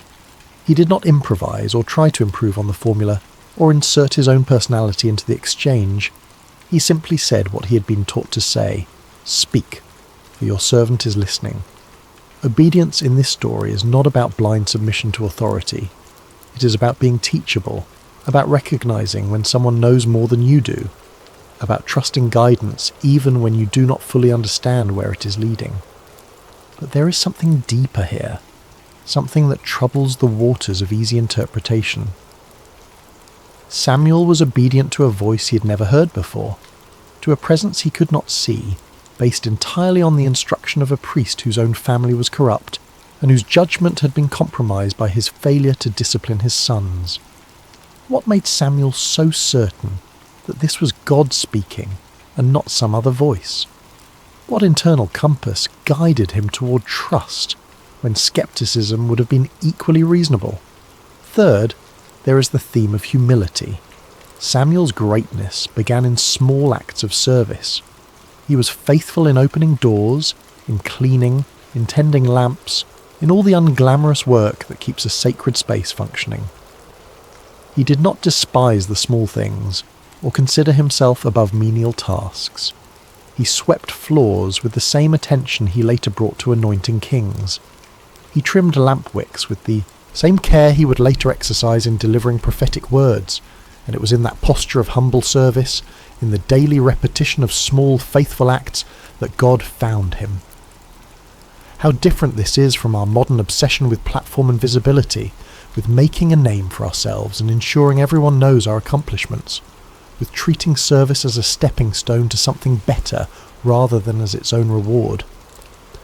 Samuel reminds us that true influence is built in obscurity, that character is formed in the small decisions no one sees, that greatness is the fruit of faithfulness in little things rather than the result of ambitious self-promotion. But again, there is a mystery here. Why Samuel? What was it about this particular boy that made him suitable for this calling? The text gives no indication that he was exceptional in any way. He was simply there, simply faithful, simply available. Which raises the question, are there others who are equally faithful, equally available, who never heard their name called? Is divine calling arbitrary, or is there some hidden criteria that determines who hears the voice and who does not? Fourth, there is the theme of responsibility. Sometimes truth is hard but necessary. Samuel's first message from God was a message of judgment, and he had to deliver it to someone he loved. This is the cost of being a conduit for truth. You do not get to choose which messages are convenient and which are difficult. You do not get to edit reality to make it more palatable. You do not get to withhold hard truths, because speaking them might damage relationships or cost you social capital. If you are going to be a voice for something beyond yourself, whether you call that voice God or conscience or truth, or simply what is, you have to be willing to speak even when the words cut you as deeply as they cut those who hear them. Samuel could have spared Eli. He could have lied or softened the message or claimed he did not remember the details. But he chose the harder path of honesty, and in doing so he honoured both Eli and himself. Yet this raises ethical questions that the narrative does not resolve. What is the balance between truth and compassion? When does speaking hard truths become cruelty disguised as honesty? Samuel was a child delivering a message he did not create and could not change. But what about us? When the truths we must speak are filtered through our own perceptions and biases and limited understanding, how do we know when to speak and when to remain silent? Fifth, there is the theme of hope. The lamp of God had not yet gone out. Even in the darkest period of Israel's spiritual life, when the priesthood was corrupt and the word of the Lord was rare and the nation was spiritually adrift, there was still a light burning somewhere in the darkness. God had not abandoned his people. He was simply waiting for someone who would listen, someone who would respond, someone who would be faithful with what was given to them. Samuel represents the truth that it is never too late for renewal, that no matter how far things have fallen, no matter how corrupt the systems or how cynical the people, there is always the possibility of a voice in the darkness calling us back to what matters. The light may be flickering, the wick may be nearly consumed, the oil may be running low. But as long as there is any light at all, there is hope for rekindling, for replenishment, for the dawn that follows even the longest night. But this optimistic reading sits uncomfortably with the historical reality. The lamp did eventually go out. The sanctuary at Shiloh was destroyed. The ark was captured and never returned to that place. The line of Eli ended in blood and disgrace. Samuel's calling did not prevent disaster. It only narrated it before it happened. So what kind of hope is this? Is it simply the hope that truth will be spoken, even if it changes nothing? Is it the hope that someone will bear witness, even in the midst of collapse? Finally, there is something unspoken in this narrative that deserves attention. God bypassed the entire religious hierarchy to speak to a child. He did not go through official channels. He did not honour the established order. He did not consult with the high priest or seek permission from religious authorities. He simply called out in the darkness to a boy who had no status, no authority, no credentials beyond faithfulness in small things. This is either deeply encouraging or deeply unsettling, depending on your perspective. It suggests that divine communication is not controlled by institutions, that truth can emerge from the margins, that the voice of God might speak to those we least expect, rather than to those we have designated as official intermediaries. But it also raises anarchistic questions about authority and order. about how we distinguish genuine divine calling from delusion or manipulation, about what happens when everyone claims to hear the voice of God speaking contradictory messages. Samuel's story is ultimately about availability. He was not the most powerful person in Israel. He was not the most educated or the most connected. He was simply present, attentive, and willing to respond when he heard his name called. And that was enough. That has always been enough. But it invites us to ask, what are we available for? What sacred spaces do we inhabit, whether physical or spiritual or psychological, where we might be found by whatever calls to us in the darkness? And when that call comes, will we recognize it, or will we mistake it for something ordinary, something explainable, something that requires no response? Epilogue: The Voice in the Night. Close your eyes and imagine that sanctuary again. The vast stone building in Shiloh, the oil lamps casting their gentle light, the shadows dancing on walls that have witnessed generations of worship and neglect. Imagine the boy lying near the ark, exhausted from a day of simple service, drifting into sleep with no expectation that this night will be different from any other. And then the voice, clear, personal, undeniable, a voice that breaks through the silence of heaven and calls a child by name. Samuel's story is a reminder that the divine does not always announce itself with thunder and lightning. Sometimes it comes as a whisper in the darkness. Sometimes it arrives in the form of a question repeated until we finally understand that we are being addressed. Sometimes the most significant moments of our lives happen when we are alone, unguarded, simply present in a space where we have made ourselves available to something greater than ourselves. The lamp of God is still burning. That is the promise embedded in this ancient narrative. No matter how dark the times, no matter how corrupt the systems, no matter how silent heaven seems, there is always a light somewhere refusing to go out, and there is always the possibility that in the quiet, in the stillness, in the spaces between our busy thoughts and desperate prayers, we might hear our name spoken by a voice we do not yet recognize. The question is not whether the voice is calling. The question is whether we are listening. Samuel lay in that sanctuary as a boy and became a prophet because he learned to say 5 words that changed everything. Speak, for your servant is listening. He did not demand proof. He did not negotiate terms. He did not insist on understanding everything before committing to anything. He simply made himself available, and availability was enough. Perhaps that is the real legacy of Samuel's calling. Not that he became powerful or influential or historically significant, though he became all those things. The real legacy is that he teaches us what it looks like to be genuinely open to transformation, to be willing to hear hard truths, to be faithful in small things while waiting for larger purposes to reveal themselves. In our age of constant noise and perpetual distraction, where silence is something to be feared rather than cherished, Samuel's story feels almost subversive. It suggests that the most important communications might not come through our devices or our carefully curated information streams. They might come in the quiet, in the dark, in the moments when we stop performing and simply exist in the presence of something that knows our name. So tonight, as you drift towards sleep, consider the possibility that you, too, might be lying in a sacred space, even if you do not recognize it as such. Consider the possibility that there might be a voice, gentle and persistent, calling your name in the darkness. Consider the possibility that the most profound transformation of your life might not begin with a grand revelation or a spectacular sign, but with the simple decision to respond to that voice with 5 words. Speak, for your servant is listening. The lamp is still burning. The voice is still calling. The only question is whether we have ears to hear. The fire on Mount Carmel, Elijah and the prophets of Baal. Hello everyone, and welcome to Sacred Slumber. Before we dive into today's powerful message, I want to connect with each of you personally. How has your day been treating you so far? Whether you're watching this in the early morning hours as the sun rises, during your lunch break, in the middle of a busy day, or perhaps late at night when the world has quieted down, I want you to know that this moment we're sharing together is sacred. I'm curious about where you're joining us from today. Are you listening from bustling New York City, the peaceful countryside of Iowa, the sunny beaches of California, or maybe you're tuning in from across the globe in London, Sydney, or somewhere in between?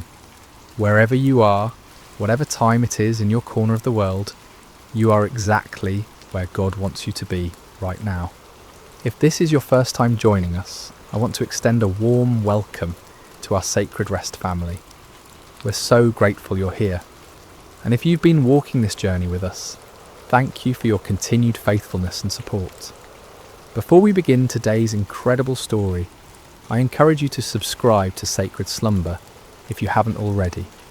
Hit that subscribe button and ring the notification bell so you never miss these life-changing messages that God has in store for us. Now let's prepare our hearts for what I believe will be one of the most dramatic, faith-building stories you'll hear. Today we're travelling back over 2,800 years to witness one of the most spectacular demonstrations of God's power ever recorded in human history. We're going to Mount Carmel in ancient Israel, where one man's faith stood against an entire nation's rebellion, where fire fell from heaven, and where hearts were turned back to the one true God. The fire on Mount Carmel, Elijah and the prophets of Baal. Chapter 1. A nation in spiritual freefall. Picture, if you will, the ancient kingdom of Israel during one of its darkest hours. This wasn't just a time of political upheaval or economic hardship, though both of those existed. This was a time of complete spiritual catastrophe, a moment when an entire nation had turned its back on the God who had delivered them from slavery in Egypt, who had parted the Red Sea, who had given them the Promised Land. King Ahab sat on the throne of Israel, and beside him ruled Queen Jezebel, a woman whose very name has become synonymous with wickedness and manipulation. Jezebel wasn't just content to worship false gods herself. She was determined to drag the entire nation of Israel down with her into the depths of idolatry and spiritual darkness. Under their reign, temples to Baal began sprouting up across the landscape like poisonous mushrooms after a storm. Baal was the Canaanite storm god, supposedly the controller of rain and fertility, the giver of crops and abundance. The people were drawn to him because they believed he could provide what they desperately needed: prosperity, security, and success. Sound familiar? In our modern world, we may not bow down to statues of Baal, but how many of us have made idols out of our careers, our bank accounts, our social media followers, or our pursuit of comfort and pleasure? The heart of humanity hasn't changed much in nearly 3,000 years. But Jezebel wasn't satisfied with just building temples. She launched a systematic persecution campaign against the prophets of the Lord. These faithful men and women of God were hunted down like criminals. Some were executed, others were forced to hide in caves and secret places, living in constant fear for their lives. The word of God was being silenced, and darkness was spreading across the land like a plague.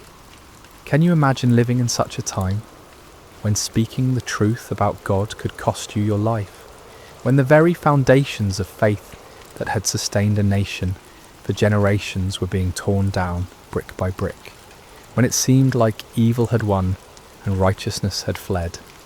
Yet in the midst of this spiritual holocaust, God had his man. His name was Elijah, and he was about to become the most famous prophet in Israel's history. Chapter 2. The Drought of Divine Judgment. Before we meet Elijah face to face, we need to understand the backdrop against which his ministry unfolded. For 3 long years, not a single drop of rain had fallen on the land of Israel. This wasn't just an inconvenient dry spell or a minor weather pattern. This was divine judgment, God's response to a nation that had forgotten him and chased after false gods. The drought was devastating in ways that are hard for us to fully comprehend in our modern world of grocery stores and water systems. Rivers that had flowed for centuries dried up to cracked mud. Wells that had sustained families for generations ran completely dry. Crops withered in the fields, livestock died, and famine stalked the land like a relentless predator. People were desperate. Children cried from hunger. Farmers watched helplessly as their fields turned to dust. Merchants had nothing to sell, and families had nothing to eat. The very fabric of society was unravelling under the weight of this supernatural judgment. And yet, in their desperation, most of the people didn't turn back to the Lord. Instead, they cried out even more desperately to Baal, pleading with the storm god to send rain. They increased their sacrifices, intensified their rituals, and multiplied their prayers to deaf idols. They were convinced that if they just tried harder, if they just offered more, if they just believed with greater fervour, Baal would answer and the rains would come. But the skies remained as bronze hard and unyielding. Day after day, week after week, month after month, year after year, the sun blazed down mercilessly from a cloudless sky. The drought continued, and Baal remained silent. This is the world into which God sent his prophet Elijah. Not a comfortable world of revival meetings and supportive congregations, but a hostile environment where speaking God's truth could mean death, where the majority had embraced lies and where the very elements seemed to declare that God's judgment was upon the land. Chapter 3. Enter Elijah, the man of fire. Elijah appears in the biblical narrative like a bolt of lightning splitting the darkness.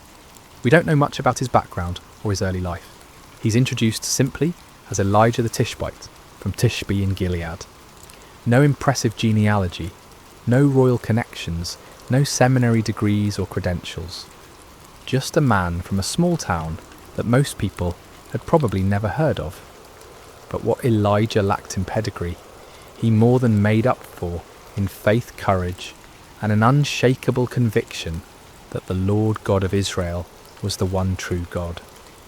While the nation around him bowed to Baal, Elijah stood firm. While others compromised and conformed, Elijah remained faithful. While the majority chose the easy path of popular religion, Elijah chose the narrow way of truth.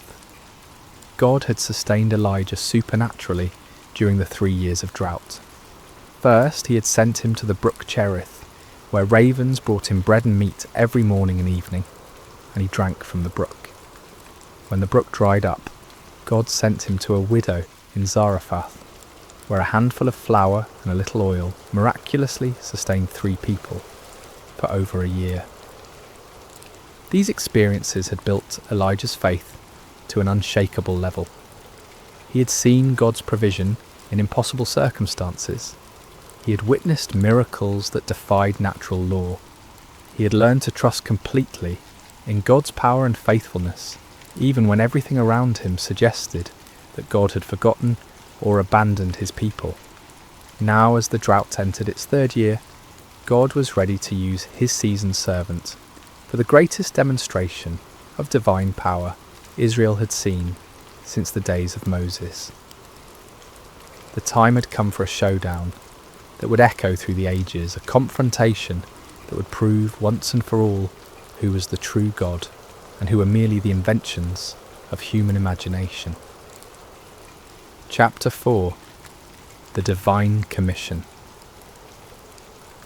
The word of the Lord came to Elijah with crystal clarity. Go and present yourself to Ahab, and I will send rain on the land.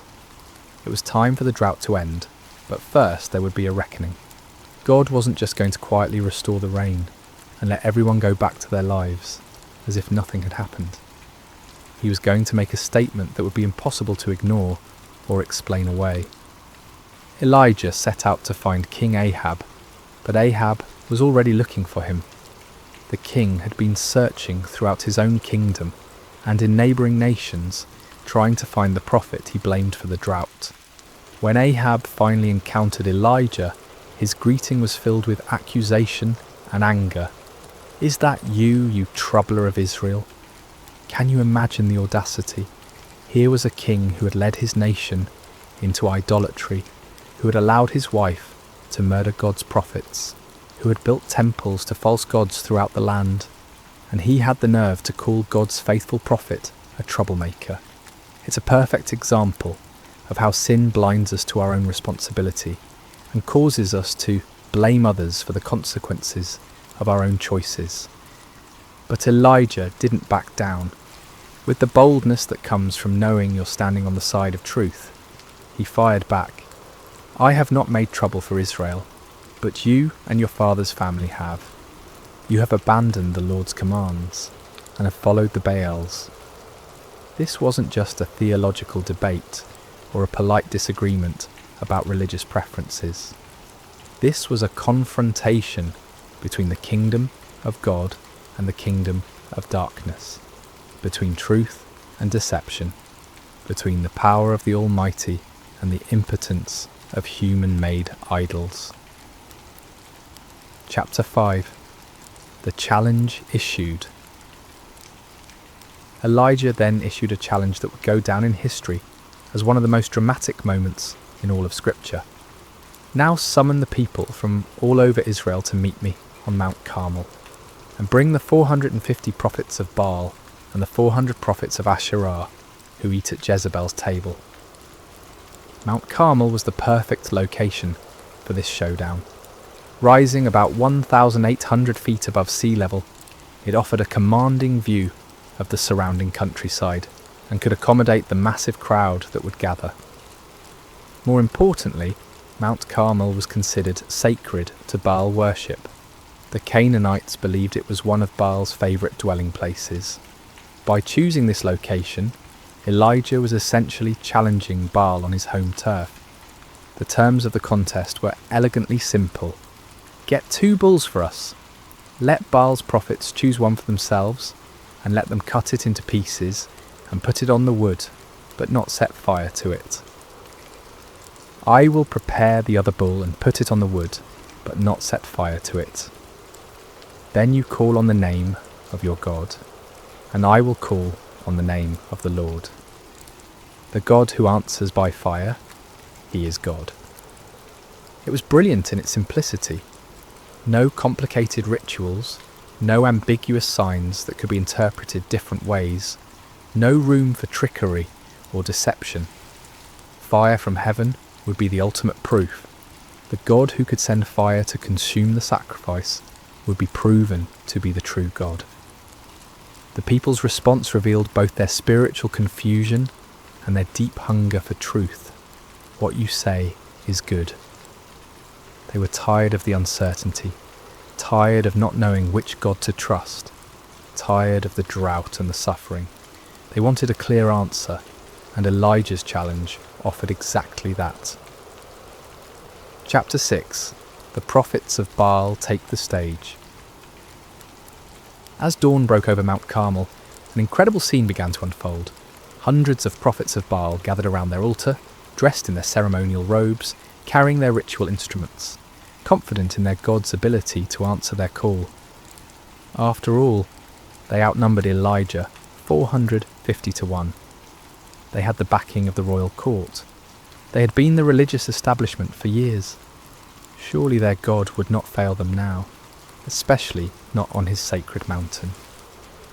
They began their ritual early in the morning with great enthusiasm and confidence. "Baal, answer us," they cried, their voices echoing across the mountainside. They danced around their altar with wild abandon, their movements becoming more and more frenzied as they worked themselves into a religious fervour. This wasn't a quiet, dignified ceremony. This was raw, primal religion at its most intense. They leaped and shouted, they waved their arms and beat their chests. They called upon their God with every fibre of their being. The sound of their voices, the pounding of their feet, the clashing of their instruments created a cacophony that could be heard for miles around. But as the morning wore on and became noon, something became increasingly obvious. Nobody was answering. The sky remained clear and cloudless. No fire fell from heaven. No voice spoke from the heavens. The altar remained cold and lifeless, despite all their passionate pleading. You have to understand, these weren't insincere men going through empty motions. These prophets genuinely believed in Baal. They had devoted their lives to serving him. They had staked their reputations, their careers, and their very identities on the belief that he was real and powerful. The failure of their God to respond wasn't just embarrassing, it was devastating to everything they had built their lives upon. Chapter 7. Elijah's Divine Sarcasm. As the noon sun blazed overhead and the prophets of Baal continued their increasingly desperate rituals, Elijah decided it was time for some divine commentary.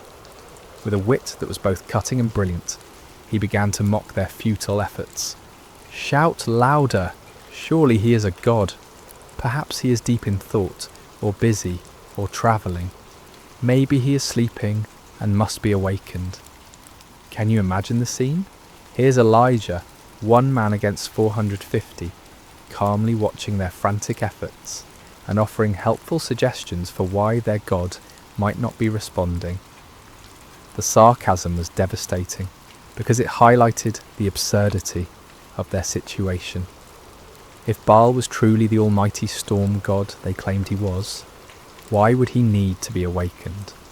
Why would he be too busy or distracted to answer his devoted followers in their hour of greatest need? But Elijah's mockery served a deeper purpose than just humiliating the false prophets.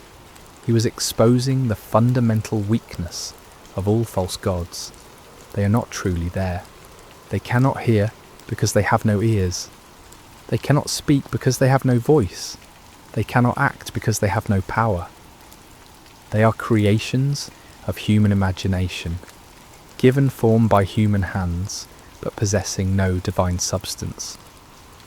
The prophets of Baal, stung by Elijah's taunts and desperate to prove their God's reality, intensified their efforts to an almost unbelievable degree.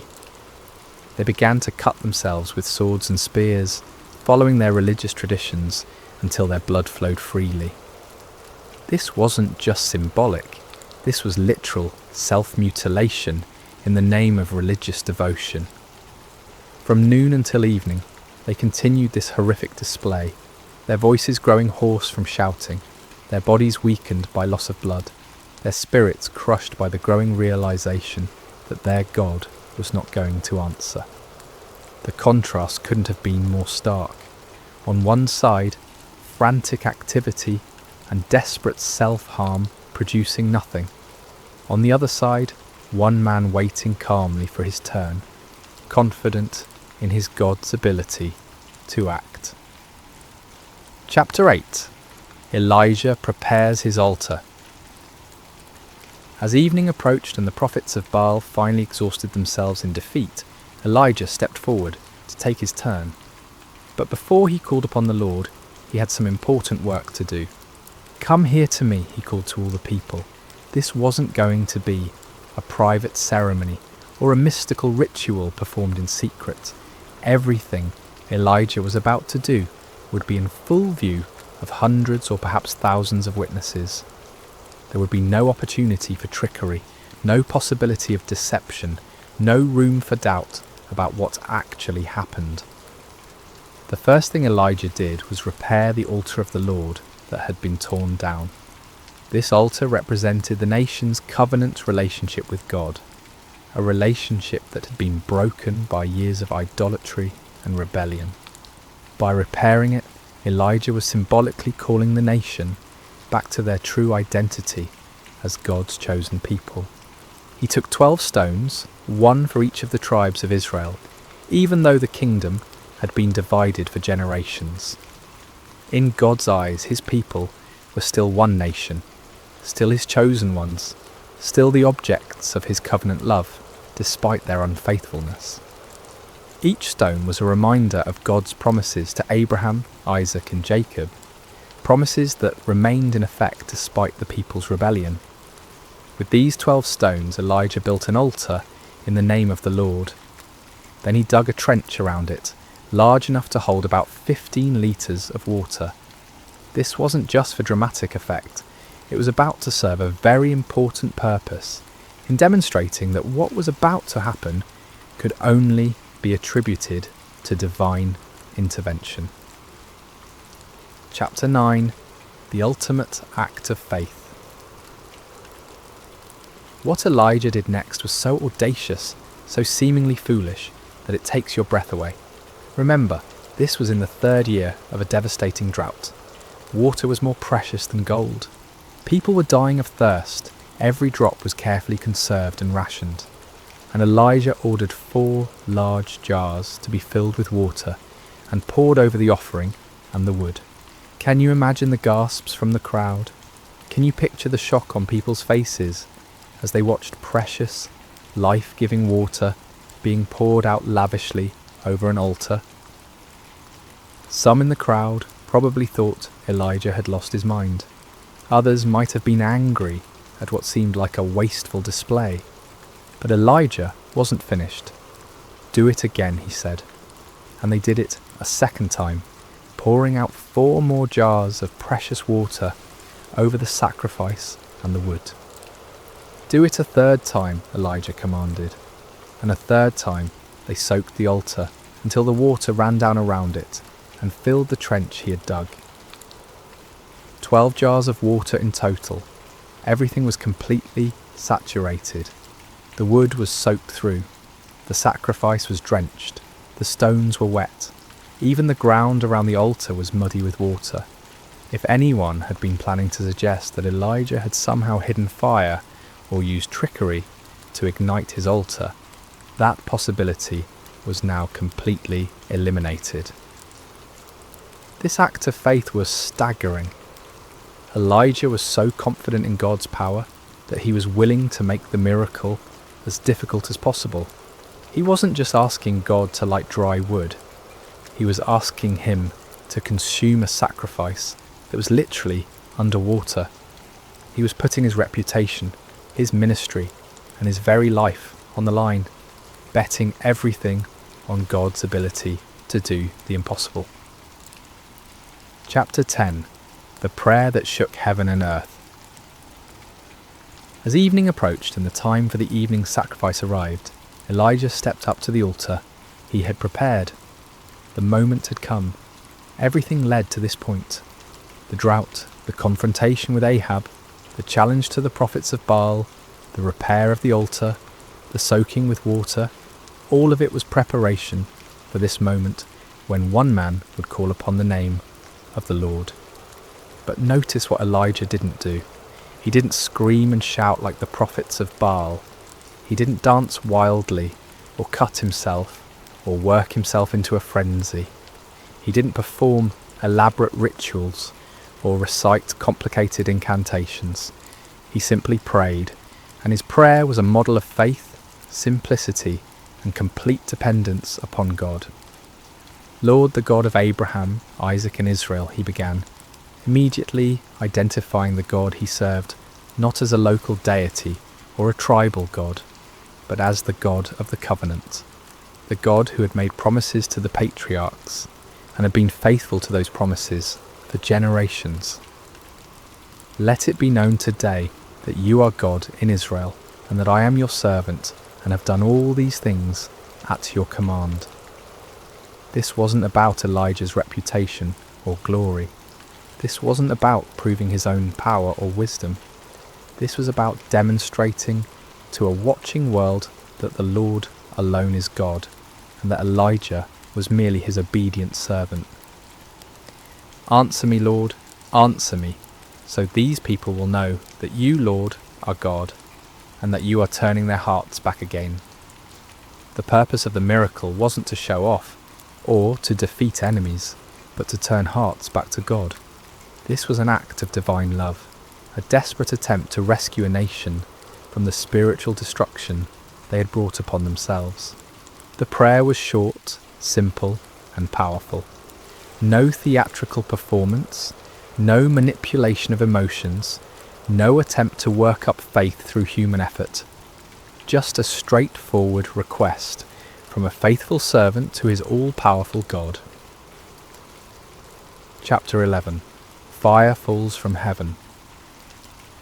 What happened next has never been equalled in human history.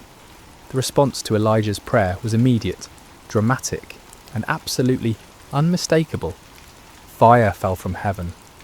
Not a small flame that gradually grew, not a spark that ignited the wood, not a natural phenomenon that could be explained by meteorology or chemistry. This was supernatural fire, divine fire, holy fire that blazed down from the throne of God himself. And this fire didn't just consume the sacrifice, it didn't just burn up the wood, it consumed everything. The offering was instantly vaporized. The wood disappeared in a flash. The 12 stones that Elijah had so carefully arranged were completely consumed. Even the soil around the altar was burned up. The water in the trench, all those precious gallons that had been poured out, was licked up by the divine flames as if it had never been there. The heat must have been incredible. The light must have been blinding. The sound must have been like thunder echoing across the mountainside. Everyone watching would have felt the power of God in a way that shook them to their very core. This wasn't just a miracle, it was a demonstration of absolute divine authority.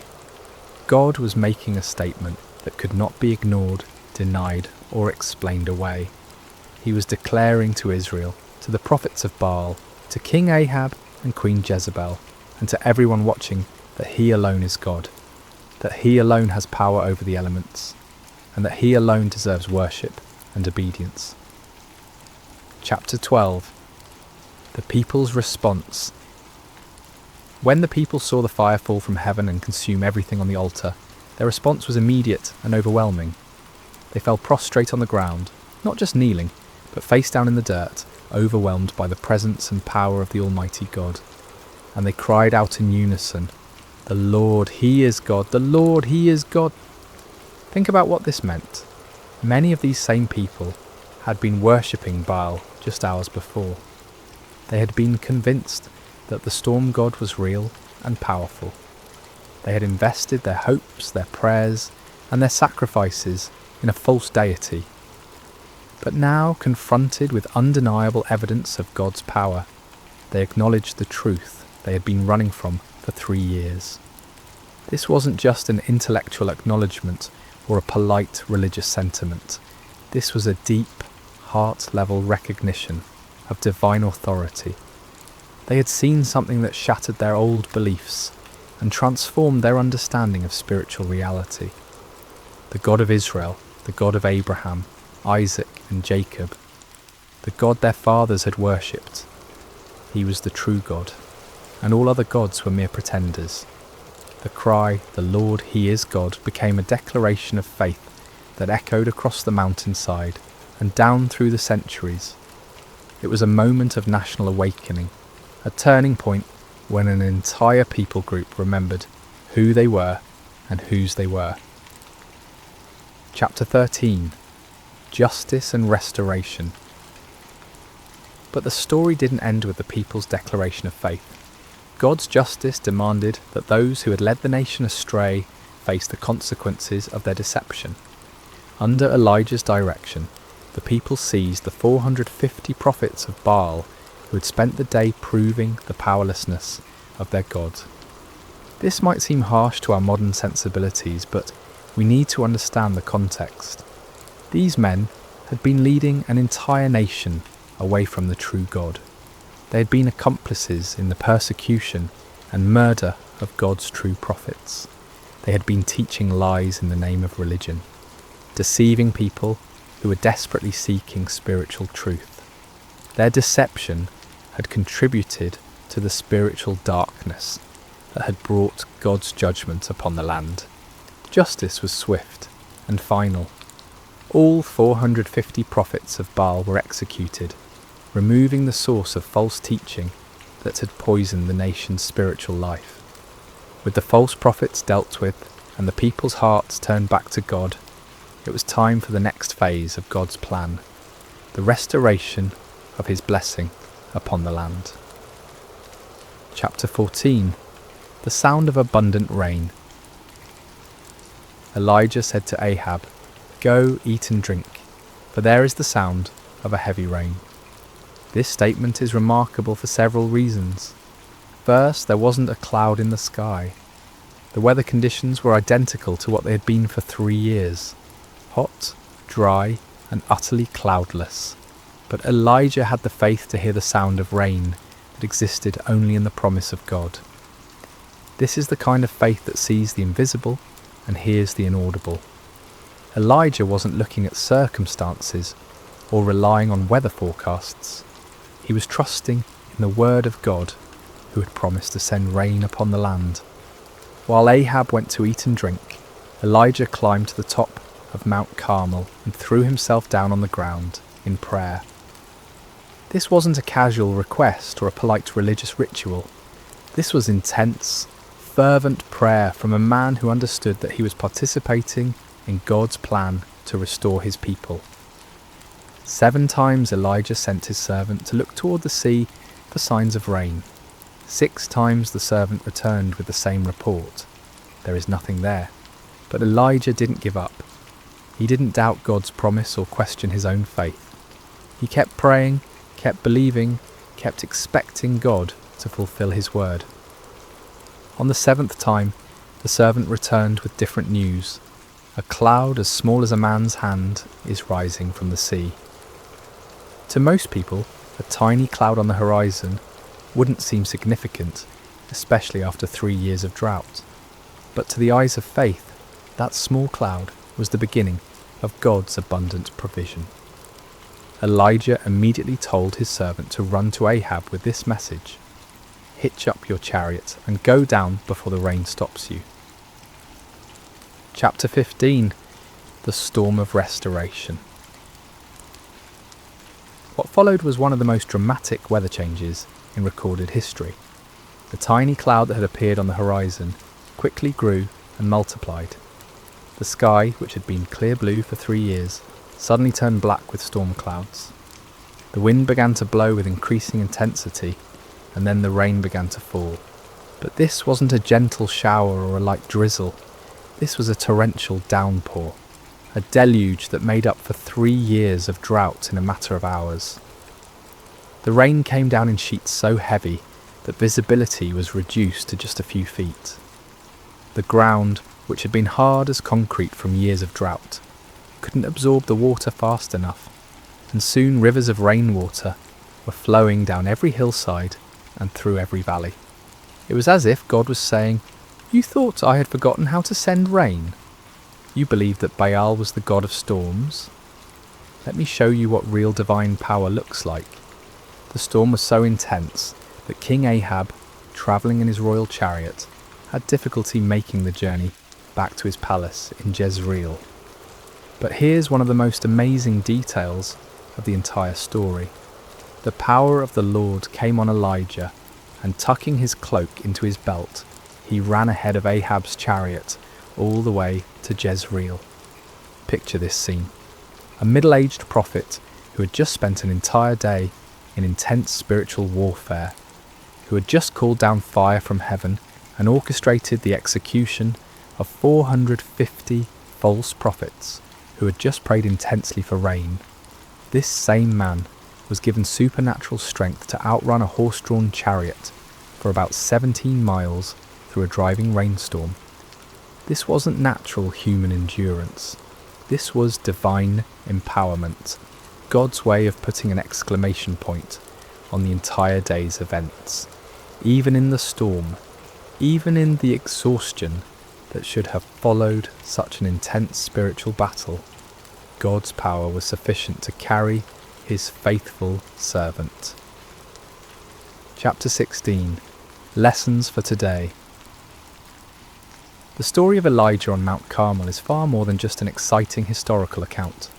It's a template for understanding how God works in our world today and how he calls each of us to live lives of faith and courage. First, we see the power of standing alone for truth. Elijah was outnumbered 450 to 1, but he wasn't really alone because God was with him. In our culture today, it often feels like those who stand for biblical truth are vastly outnumbered by those who have embraced the false gods of our age. Materialism, relativism, hedonism, and secular humanism. But numbers don't determine truth, and God's power isn't limited by human statistics. Second, we learn that false gods will always disappoint. The prophets of Baal cried out to their God from morning until evening, but he never answered because he wasn't real. Today's false gods, money, success, pleasure, power, technology, entertainment, promise fulfillment, but can never deliver on their promises. Only the true God can satisfy the deepest longings of the human heart. Third, we see that God often chooses to work through ordinary people who have extraordinary faith. Elijah wasn't from a prominent family or an influential background. He was just a man who believed God and was willing to stake everything on that belief. God is still looking for such people today, men and women who will trust him completely and obey him fully, regardless of the circumstances or the opposition. Fourth, we learn the importance of prayer in the life of faith. Elijah's prayer was simple but powerful because it was offered in complete faith and alignment with God's will. He wasn't trying to manipulate God or impress people. He was simply communicating with his heavenly Father and trusting him to act according to his promises. Fifth, we see that God's miracles often come after periods of preparation and testing. The 3 years of drought weren't just punishment for sin, they were preparation for a miracle. God was setting the stage for a demonstration of his power that would be undeniable and unforgettable. Sometimes what looks like delay in our lives is actually divine preparation for something greater than we could imagine. Conclusion. Where is your Mount Carmel? As we conclude this incredible story, I want to ask you a personal question. Where is your Mount Carmel? What situation in your life is calling for a clear demonstration of God's power and faithfulness? What false gods have you been trusting instead of the one true God? What impossible circumstance are you facing that only divine intervention can resolve? Maybe you're facing a financial crisis that seems hopeless and you need God to provide for your needs in supernatural ways. Perhaps you're dealing with a health challenge that has left doctors puzzled, and you need the great physician to demonstrate his healing power. It could be that you're struggling with a relationship that seems beyond repair, and you need the God of restoration to work a miracle in your marriage or family. Or maybe your Mount Carmel is more internal. Maybe you've been worshipping the false gods of success, approval, comfort, or control, and you need to experience the reality of God's presence and power in a fresh way. Maybe you've been trying to live the Christian life in your own strength, and you need to discover what it means to depend completely on God's power rather than your own abilities. The same God who answered Elijah's prayer with fire from heaven is still on the throne today. He still hears the prayers of his people. He still demonstrates his power in impossible situations. He still turns hearts back to himself and brings restoration where there has been devastation. But like Elijah, we must be willing to stake everything on God's faithfulness. We must be prepared to stand alone if necessary, to trust when circumstances seem impossible, to pray with faith rather than doubt, and to give God the opportunity to show his power in ways that will leave no doubt about his reality and love. The fire that fell on Mount Carmel that day wasn't just about proving that the Lord is God, though it certainly did that. It was about a loving father reaching out to his wayward children, demonstrating his power not to destroy them but to draw them back to himself. It was about restoration, redemption, and the kind of love that will go to any lengths to rescue those who are precious to him. That same love is reaching out to you today. That same power is available to you in your situation. That same God who answered Elijah is waiting to answer your prayers and demonstrate his faithfulness in your life. The question isn't whether God is able. The question is whether you're willing to trust him completely, to step out in faith even when the odds seem impossible, and to give him the opportunity to show his power in your Mount Carmel moments. So I challenge you today, don't settle for the false gods of our culture. Don't be satisfied with a powerless religion that looks good on the surface but lacks the reality of divine presence. Cry out like the people on Mount Carmel, "The Lord, he is God. The Lord, he is God." And then watch as the fire of his presence transforms your impossible situation into a testimony of his faithfulness and power. The same God who sent fire from heaven is ready to move in your life today. Are you ready to trust him completely and see what he will do? Remember to subscribe to Sacred Rest for more life-changing messages like this one. Until next time, may you know the reality of God's presence and power in every area of your life. God bless you. Hello, dear listener, and welcome to Sacred Slumber. Before we begin tonight's story, I'd love to know how your day has been. Whether it was filled with joy or challenges, you're exactly where you need to be right now. What time is it where you are in the world? Are you settling down for the evening, or perhaps finding a quiet moment in the middle of your day? Wherever you are listening from, know that you are part of our global community of souls, seeking peace and spiritual connection. If this is your first time joining us, please consider subscribing to Sacred Slumber. We're here to bring you stories that nourish the spirit and calm the mind. Tonight, we journey to ancient Judah, to a time when God called a young man named Jeremiah to carry a message of both warning and hope. This is a story about divine calling, about being reshaped by loving hands, and about finding purpose even in the midst of struggle. So settle in, take a deep breath, and let us begin. In the 13th year of King Josiah's reign over the kingdom of Judah, when the morning mist still clung to the hills of Anathoth, a young man named Jeremiah sat beneath the shade of an ancient olive tree. The leaves whispered secrets in the gentle breeze, and somewhere in that whisper something stirred within his heart. Something he couldn't yet name, but could feel as surely as the warm earth beneath his feet. Jeremiah was not like the other young men of his village. While they spoke boldly of their plans and dreams, he preferred the quiet company of his thoughts. While they gathered in the marketplace to debate and jest, he found himself drawn to solitary places where he could listen to the deeper rhythms of life. His father, Hilkiah, was a priest, and perhaps that was why Jeremiah felt such a natural pull toward the sacred, toward the spaces where heaven seemed to touch earth. On this particular morning, as the sun climbed higher and cast dancing shadows through the olive branches, Jeremiah felt that familiar stirring grow stronger. It was as if someone were calling his name from a great distance, though he heard no voice with his ears. The sensation was both thrilling and terrifying, like standing at the edge of a vast ocean, knowing you were meant to step in but uncertain of your ability to swim. Then, as clearly as if someone had spoken directly into his ear, came the words that would change everything. "Before I formed you in the womb, I knew you. Before you were born, I set you apart. I appointed you as a prophet to the nations." Jeremiah's heart raced. He looked around, half expecting to see someone standing nearby, but he was alone with only the olive tree and the endless blue sky as witnesses. The voice came again, gentle yet unmistakable.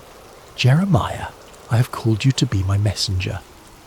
The young man's immediate response was one of panic. "Sovereign Lord," he whispered, his voice barely audible even to himself. "I don't know how to speak. I am too young. Who would listen to me? I am nobody special, just a priest's son from a small village. Surely you have made a mistake." but the presence that surrounded him was filled with such love and certainty that his fears began to quiet. "Do not say you are too young," came the gentle correction. "You must go to everyone I send you to and say whatever I command you. Do not be afraid of them, for I am with you and will rescue you." In that moment, Jeremiah felt something touch his lips. Not a physical touch, but something deeper, more real than anything he had ever experienced. "I have put my words in your mouth," the voice continued. "See, today I appoint you over nations and kingdoms to uproot and tear down, to destroy and overthrow, to build and to plant." As the presence gradually faded, leaving only the normal sounds of morning, birds singing, leaves rustling, the distant lowing of cattle, Jeremiah remained sitting beneath the olive tree, stunned by what had just occurred. His life had been ordinary just moments before, and now he was being called to something extraordinary. The weight of it should have crushed him, but instead he felt a strange peace settling over his spirit. He didn't yet understand what lay ahead, couldn't foresee the years of rejection and persecution that awaited him, or the deep wells of sorrow he would have to draw from. He only knew that the God of his fathers had spoken to him, had chosen him for a purpose that was both terrible and wonderful, and though he trembled at the thought of it, something deep within him whispered back, "Yes, Lord, I will go." Months passed after Jeremiah's calling, and he found himself struggling with the enormity of his task. The messages that came to him were not easy ones. Words of warning about the spiritual condition of Judah, prophecies of coming judgment if the people didn't turn back to their God. How could he, a young man with no credentials or authority, stand before the elders and priests and kings with such heavy words? One morning, as Jeremiah prayed in the quiet of his chamber, seeking guidance for this impossible mission, he heard the familiar voice of the Lord speaking to him once again. "Go down to the potter's house, and there I will give you my message." Jeremiah had passed by the potter's house countless times in his life, but had never paid it much attention. It was a humble building on the outskirts of the village, marked by the constant sound of the spinning wheel and the earthy smell of wet clay. As he approached that day, however, he felt a sense of anticipation, as if he were about to witness something profound. The potter was an elderly man named Malachi, whose hands bore the calluses and clay stains of decades spent at his craft. His hair was white as wool, and his eyes held the patient wisdom of someone who had spent his life creating beauty from formless earth. When Jeremiah arrived, Malachi looked up from his wheel and smiled, as if he'd been expecting him. "Shalom, young prophet," Malachi said, his voice warm with genuine kindness. "Please sit and watch. I have work to do." Jeremiah settled himself on a wooden stool in the corner of the workshop, fascinated despite himself. He had never really watched a potter at work before, had never paid attention to the intricate process of creation that happened in this simple space. The wheel began to turn, and Malachi placed a lump of clay in the centre, his hands moving with practiced precision. At first the clay seemed to resist, wobbling and threatening to collapse, but Malachi's hands were steady and sure, applying just the right amount of pressure, guiding the clay upward into the beginning of what would become a vessel. Jeremiah watched in wonder as the formless lump slowly took shape, a wide base, curving sides, the promise of something beautiful and functional. But then something went wrong. Perhaps there was a stone in the clay, or a dry patch that wouldn't bend. The emerging vessel began to collapse, its sides caving in despite the potter's careful ministrations. Jeremiah expected to see frustration on Malachi's face, perhaps anger at the ruined work. Instead, the old man simply smiled and pressed the clay back into a lump, ready to begin again. "The clay has its own nature," Malachi explained, his hands already starting to reshape the material. "Sometimes it has hard spots, or air bubbles, or impurities that make it difficult to work with. But clay is forgiving. It can always be reformed, reshaped, made into something new." As Jeremiah watched, the potter began again, this time working the clay more thoroughly, removing the impurities that had caused the first attempt to fail. Slowly, patiently, lovingly, a new vessel began to emerge, different from the first but no less beautiful. In fact, this second creation seemed to have a character all its own, shaped by the very challenges that had destroyed its predecessor. It was then that Jeremiah heard the voice of the Lord speaking to him, as clear as if someone were standing beside him. "Can I not do with you, Israel, as this potter does?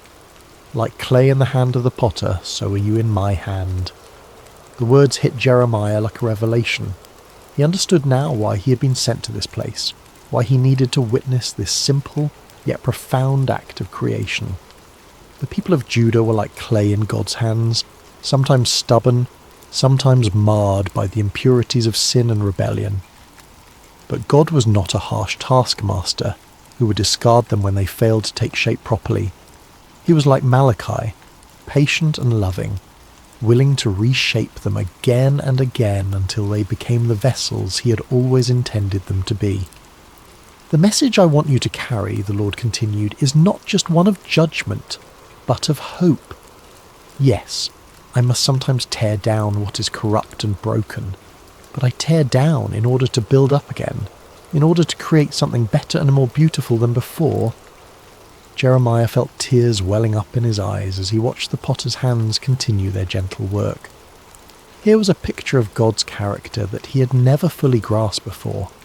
Not the angry judge he had sometimes imagined, but the patient artist who sees potential in every lump of clay, who never gives up on his creation, who can bring beauty from the most unlikely materials.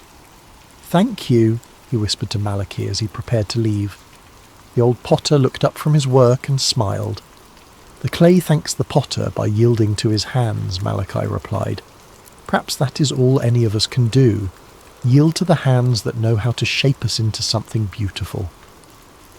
As Jeremiah walked home through the narrow streets of his village, he felt a new understanding of his calling beginning to take root in his heart. He was not just a bearer of bad news, but a messenger of hope. The God who had called him was not a destroyer but a creator, not a tyrant but a loving craftsman who would never abandon his work. The words came to him then, the message he would carry to the people of Judah. "If at any time I announce that a nation or kingdom is to be uprooted, torn down and destroyed, and if that nation I warned repents of its evil, then I will relent and not inflict on it the disaster I had planned. And if at another time I announce that a nation or kingdom is to be built up and planted, and if it does evil in my sight and does not obey me, then I will reconsider the good I had intended to do for it." It was a message of both warning and promise, of judgment and mercy intertwined. Like the potter's hands, God's discipline was always aimed at restoration, always working toward the creation of something more beautiful than before. Armed with this new understanding, Jeremiah began his prophetic ministry in earnest. But if he had hoped that his message of God's love and patience would be readily received, he was quickly disillusioned. The people of Judah, from the poorest peasant to the most powerful priest, seemed determined to resist the very hands that were trying to reshape them. His first major public appearance came during the reign of King Jehoiakim, Josiah's son, who had turned away from his father's reforms and allowed idolatry to flourish once again throughout the land. Jeremiah stood in the temple courts, his voice carrying across the stone courtyard as he delivered the message God had given him. "This is what the Lord says," he proclaimed, his young voice growing stronger with each word. "Reform your ways and your actions, and I will let you live in this place. Do not trust in deceptive words and say, 'This is the temple of the Lord, the temple of the Lord, the temple of the Lord.' If you really change your ways and your actions and deal with each other justly, if you do not oppress the foreigner, the fatherless or the widow, and do not shed innocent blood in this place, and if you do not follow other gods to your own harm, then I will let you live in this place in the land I gave your ancestors for ever and ever." The reaction was immediate and hostile. The priests, who had grown comfortable with their compromises and political alliances, saw Jeremiah's words as a direct threat to their authority. The wealthy merchants and nobles who had prospered by exploiting the poor and forming partnerships with pagan nations heard his call for justice as an attack on their way of life. "Who does this young man think he is?" they muttered among themselves. "He speaks of judgment and destruction like some kind of doomsday prophet. Where is his authority? Where are his credentials?" But Jeremiah continued, his heart breaking even as he spoke the words God had given him. He could see the spiritual adultery that had infected his beloved nation, the way they had turned from the God who had delivered them from Egypt and given them this promised land. They had made alliances with foreign powers, adopted their gods, and forgotten the covenant that had made them a people set apart. "My people have committed 2 sins," he declared, his voice now thick with emotion. "They have forsaken me, the spring of living water, and have dug their own cisterns, broken cisterns that cannot hold water." The imagery was powerful and heartbreaking. Jeremiah could see it so clearly. A nation that had access to the purest, most life-giving water imaginable, yet had chosen instead to dig broken wells that left them thirsty and desperate. They had exchanged their glory for worthless idols, their security for political alliances that would ultimately fail them. As the weeks and months passed, Jeremiah's message remained consistent, but the opposition grew fiercer. He was mocked in the streets, his words dismissed as the ravings of a madman. Children threw stones at him, and adults crossed to the other side of the road to avoid his presence. The loneliness was crushing, but what hurt most was seeing the people he loved rushing toward destruction, their ears closed to the voice of the one who wanted to save them. One particularly dark day, after being physically threatened by a group of priests who wanted to silence him permanently, Jeremiah found himself wondering if he had misunderstood his calling. Perhaps God hadn't really spoken to him at all. Perhaps he was just a deluded young man with an overactive imagination and a tendency toward melancholy. But then he remembered the potter's house, the gentle hands shaping and reshaping the clay, and he understood something profound about the nature of love. True love doesn't just tell people what they want to hear.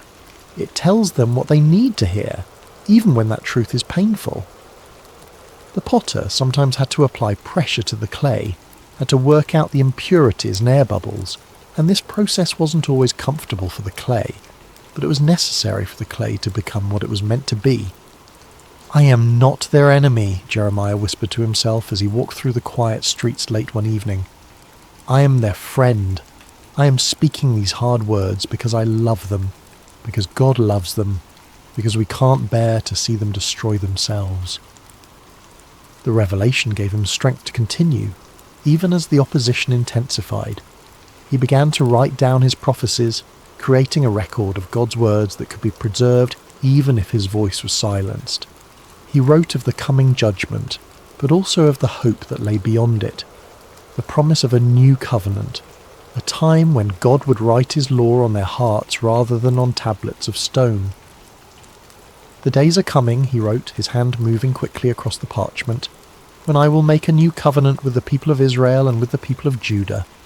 It will not be like the covenant I made with their ancestors when I took them by the hand to lead them out of Egypt, because they broke my covenant, though I was a husband to them. This is the covenant I will make with the people of Israel after that time. I will put my law in their minds and write it on their hearts. I will be their God, and they will be my people." Even in the midst of his loneliness and rejection, Jeremiah held on to this vision of hope. The potter was still at work, still shaping, still creating something beautiful from the clay of human hearts. The process might be painful, but the end result would be worth it all. There came a time when the weight of his calling became almost too much for Jeremiah to bear. The constant rejection, the threats, the loneliness of being God's messenger to a people who didn't want to hear from God.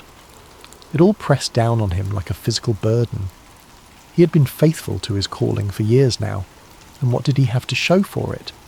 A nation that seemed more rebellious than ever, leaders who actively opposed him, and a heart that felt like it might break from the strain.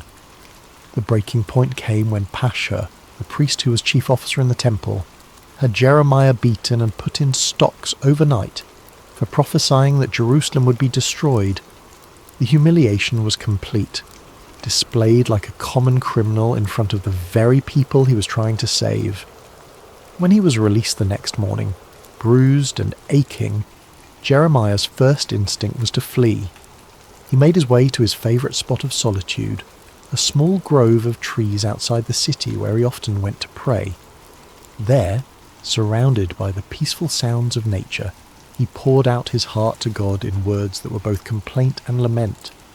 "You deceived me, Lord, and I was deceived," he cried out, his voice raw with emotion. "You overpowered me and prevailed. I am ridiculed all day long. Everyone mocks me.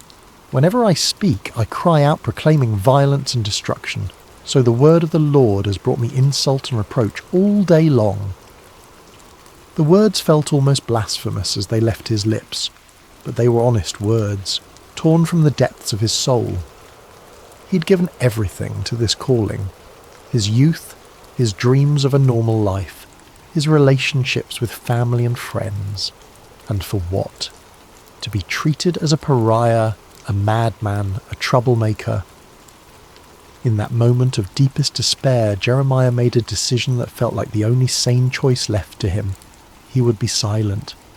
No more prophecies, no more warnings, no more attempts to turn the hearts of a stubborn people back to their God. He would find a quiet corner of the world and live out his days in peace, letting others worry about the spiritual condition of the nation. The resolve felt good at first, like setting down a burden that had been crushing him. For several days, he said nothing about the visions that continued to come to him, ignored the urgings in his spirit to speak out against the injustices he witnessed. He tried to live like a normal person, to find satisfaction in simple pleasures and everyday concerns. But something strange began to happen. The more he tried to suppress the words God had given him, the more they seemed to burn within him. It was as if a fire had been kindled in his bones, a flame that grew hotter the more he tried to smother it. The visions wouldn't stop coming. The burden for his people wouldn't lift, and the words of God seemed to be blazing inside him like a furnace. "But if I say, I will not mention his word or speak any more in his name," he found himself whispering, "his word is in my heart like a fire shut up in my bones. I am weary of holding it in. Indeed, I cannot." The realization came to him gradually, like dawn breaking over the mountains. He couldn't stop being a prophet any more than he could stop being human. This wasn't just something he did. It was who he was. God had formed him in the womb for this purpose, had written this calling into the very fabric of his being.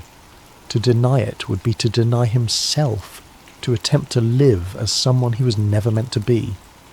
But more than that, he began to understand that his struggles and sufferings were not signs that he had failed in his calling, but evidence that he was fulfilling it exactly as God intended. The potter sometimes had to apply intense heat to the clay to make it strong and durable. The fire in his bones wasn't a punishment. It was the very thing that qualified him to speak for God. "The Lord is with me like a mighty warrior," he declared, his voice growing stronger with each word. "So my persecutors will stumble and not prevail. They will fail and be thoroughly disgraced. Their dishonour will never be forgotten." The change in perspective was revolutionary. Instead of seeing his sufferings as evidence of God's abandonment, Jeremiah began to understand them as proof of God's presence. The fire in his bones wasn't consuming him. It was refining him, purifying him, making him into the kind of vessel that could carry God's words to a broken world. He thought again of the potter's house, of the way Malachi had worked the clay with such patience and skill. Sometimes the potter had to put the vessel into the fire to make it strong, to burn away the impurities and set the shape permanently. The heat wasn't cruelty, it was love, the kind of love that was willing to do whatever it took to create something beautiful and lasting. "I will speak," Jeremiah said aloud, his voice carrying across the quiet grove. "I will speak because I must, because the words are like fire in my bones, because God has made me a prophet to the nations. I will speak not because it's easy, but because it's necessary. I will speak not because people want to hear, but because they need to hear. I will speak because the potter is still at work and I am his instrument." The fire in his bones had become not a burden, but a gift, not a curse, but a blessing. It was the very thing that enabled him to continue when everything else told him to quit, the divine energy that sustained him through rejection and persecution. He was not just a messenger, he was a burning message, a living embodiment of God's passionate love for his people. The years passed, and Jeremiah's prophecies began to unfold with heartbreaking accuracy. The Babylonian army, led by King Nebuchadnezzar, laid siege to Jerusalem just as God had warned through his prophet. The city that had been called the joy of the whole earth was now surrounded by enemy forces, its people trapped within walls that had once seemed impregnable. During the siege, Jeremiah found himself in an impossible position. His prophecies of judgment were being fulfilled before everyone's eyes, but instead of vindicating him, this only increased the hostility toward him. The leaders of Jerusalem accused him of being a traitor, of collaborating with the enemy by undermining morale with his gloomy predictions. "You're deserting to the Babylonians," they shouted when he tried to leave the city on a simple errand. They arrested him, beat him, and threw him into a dungeon where he remained for many days, forgotten and alone. But even in that dark place, the word of the Lord continued to come to him, and strangely, it was not a word of judgment, but of hope. "Call to me and I will answer you," came the familiar voice in the darkness. "I will tell you great and unsearchable things you do not know." The message that came to him there in the dungeon was one of the most beautiful and hopeful prophecies he had ever received. It spoke of a time when the city would be rebuilt, when the people would return from exile, when joy and celebration would once again fill the streets of Jerusalem. It was a promise of restoration so complete and wonderful that it seemed almost too good to be true. "I will bring health and healing to it," God promised. "I will heal my people and will let them enjoy abundant peace and security. I will bring Judah and Israel back from captivity, and will rebuild them as they were before. I will cleanse them from all the sin they have committed against me, and will forgive all their sins of rebellion against me. Then this city will bring me renown, joy, praise and honour before all nations on earth that hear of all the good things I do for it." Even as the sounds of warfare grew louder outside his prison walls, Jeremiah held on to these words of hope. The potter was still at work, still shaping, still creating something beautiful from the broken clay of human hearts and human history. When the city finally fell, it was as devastating as Jeremiah had predicted. The temple was destroyed, the walls torn down, the leaders killed or carried away into exile. The sight of Jerusalem in ruins was almost more than the prophet could bear. This was the city where God had chosen to dwell, the place where his people had worshipped for centuries. Now it lay in smoking rubble, its streets filled with the debris of a civilization that had forgotten its God. In the aftermath of the destruction, Jeremiah sat among the ruins and wept. The tears came not from a heart that said, "I told you so," but from one that was genuinely broken for the suffering of his people. He had warned them, yes, but he had never wanted to see them destroyed. He had hoped until the very end that they would turn back to God and avoid this terrible fate. It was then that he began to write what would become known as the Book of Lamentations, a collection of funeral songs for a dead city, poems of grief and mourning that captured the full depth of the tragedy that had befallen Jerusalem. But even in the midst of this profound sorrow, hope refused to be extinguished. "Because of the Lord's great love we are not consumed," he wrote, his hand trembling as he formed the words. "For his compassions never fail. They are new every morning. Great is your faithfulness."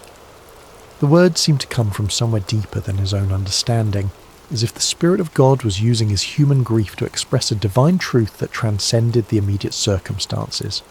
Yes, Jerusalem had fallen. Yes, the people were scattered and the temple destroyed. But God's love had not failed. His faithfulness had not ended. His compassions were indeed new every morning, even in the darkest of times. "The Lord is good to those whose hope is in him," he continued, "to the one who seeks him. It is good to wait quietly for the salvation of the Lord." As he wrote these words, Jeremiah began to understand something profound about the nature of hope. It wasn't based on circumstances or on the absence of suffering. True hope was rooted in the character of God himself, in his unchanging love and faithfulness. The potter might allow the clay to be broken, but he would never abandon it. He might permit the vessel to be shattered, but only so that he could create something even more beautiful from the pieces. For no one is cast off by the Lord forever, he wrote, his voice growing stronger with each word. Though he brings grief, he will show compassion. So great is his unfailing love. For he does not willingly bring affliction or grief to anyone. The ruins of Jerusalem became, in a strange way, a place of worship for Jeremiah. There among the broken stones and scattered debris, he found a closeness to God that he had never experienced before. The external symbols of faith were gone, but faith itself remained. The building had been destroyed, but the builder continued his work. People would come to him there, survivors of the siege who were struggling to make sense of what had happened.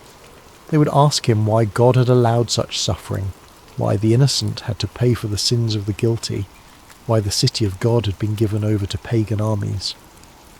I cannot answer all your questions, Jeremiah would tell them gently, but I can tell you what I have learned in my years of walking with the Lord. He is like a potter who shapes clay, and sometimes the shaping process is painful. But he never works without purpose, and he never abandons what he has begun. The vessel may be broken, but the potter's hands are still at work creating something new from the pieces. In the final years of his life, Jeremiah found himself in Egypt, carried there against his will by a group of Jewish refugees who feared remaining in the land of Judah. It was not where he had expected to end his days, far from the city he had loved and served for so many years. But even in this foreign land, he continued to speak the words God gave him, continued to comfort and challenge the people who had been scattered by the winds of history. As he sat one evening by the banks of the Nile watching the sunset over the ancient land of the Pharaohs, Jeremiah reflected on the long journey that had brought him to this place. He was no longer the young man who had trembled beneath the olive tree at his first calling. His hair was now white, his hands marked by years of writing and rewriting God's words, his heart scarred by decades of rejection and persecution. But he was not bitter. Somehow, through all the pain and struggle, he had learned to see his life as part of a larger tapestry that God was weaving through history. He was just one thread in that tapestry, but he had been woven in exactly the right place, at exactly the right time, for exactly the right purpose. A young Jewish woman approached him as he sat by the water, her eyes reflecting the same uncertainty and pain he had seen in so many faces over the years. "Prophet," she said softly, "my heart is broken. I have lost everything, my home, my family, my future. How can I believe that God still cares about me?" Jeremiah smiled and gestured for her to sit beside him. "Let me tell you a story," he said, his voice warm with the wisdom of long experience. "Once God sent me to a potter's house to watch him work. The potter was shaping a vessel on his wheel, but something went wrong. The clay became marred, misshapen, useless for its intended purpose." The young woman leaned forward, intrigued despite her sorrow. "I expected the potter to throw the clay away," Jeremiah continued. "After all, it was ruined, wasn't it? But instead, he gathered it up and began again. He worked the clay, removed the impurities, and slowly shaped it into something new. The second vessel was different from the first, but it was beautiful in its own way. Perhaps even more beautiful because it bore the marks of the potter's patient love. "But what does this mean for me?" the woman asked. "How does this help me with my broken heart?" Jeremiah reached down and picked up a small piece of clay from the riverbank. "This is what God showed me that day," he said, working the clay gently in his hands. "You are not ruined, you are not beyond hope. You are clay in the potter's hands, and he is still shaping you. The breaking you've experienced is not the end of your story. It's the beginning of a new chapter." As he spoke, the clay in his hands began to take shape, becoming a small but perfectly formed vessel. God's love is like this potter's skill," he continued. "It can take the most broken, damaged clay and create something beautiful from it. Your pain is not wasted. Your tears are not meaningless. They are part of the process by which God is making you into the person he always intended you to be." The woman began to weep, but they were not tears of despair. They were tears of hope, of recognition, of a heart that was beginning to heal. "How do you know this?" she whispered. "How can you be so sure?" Jeremiah smiled, and in that smile was the peace of a man who had wrestled with God and found him faithful. "Because I have been clay in the potter's hands for 40 years, he said simply. "I have been broken and reshaped more times than I can count. I have questioned, doubted, even tried to run away from his calling. But through it all, I have learned one thing.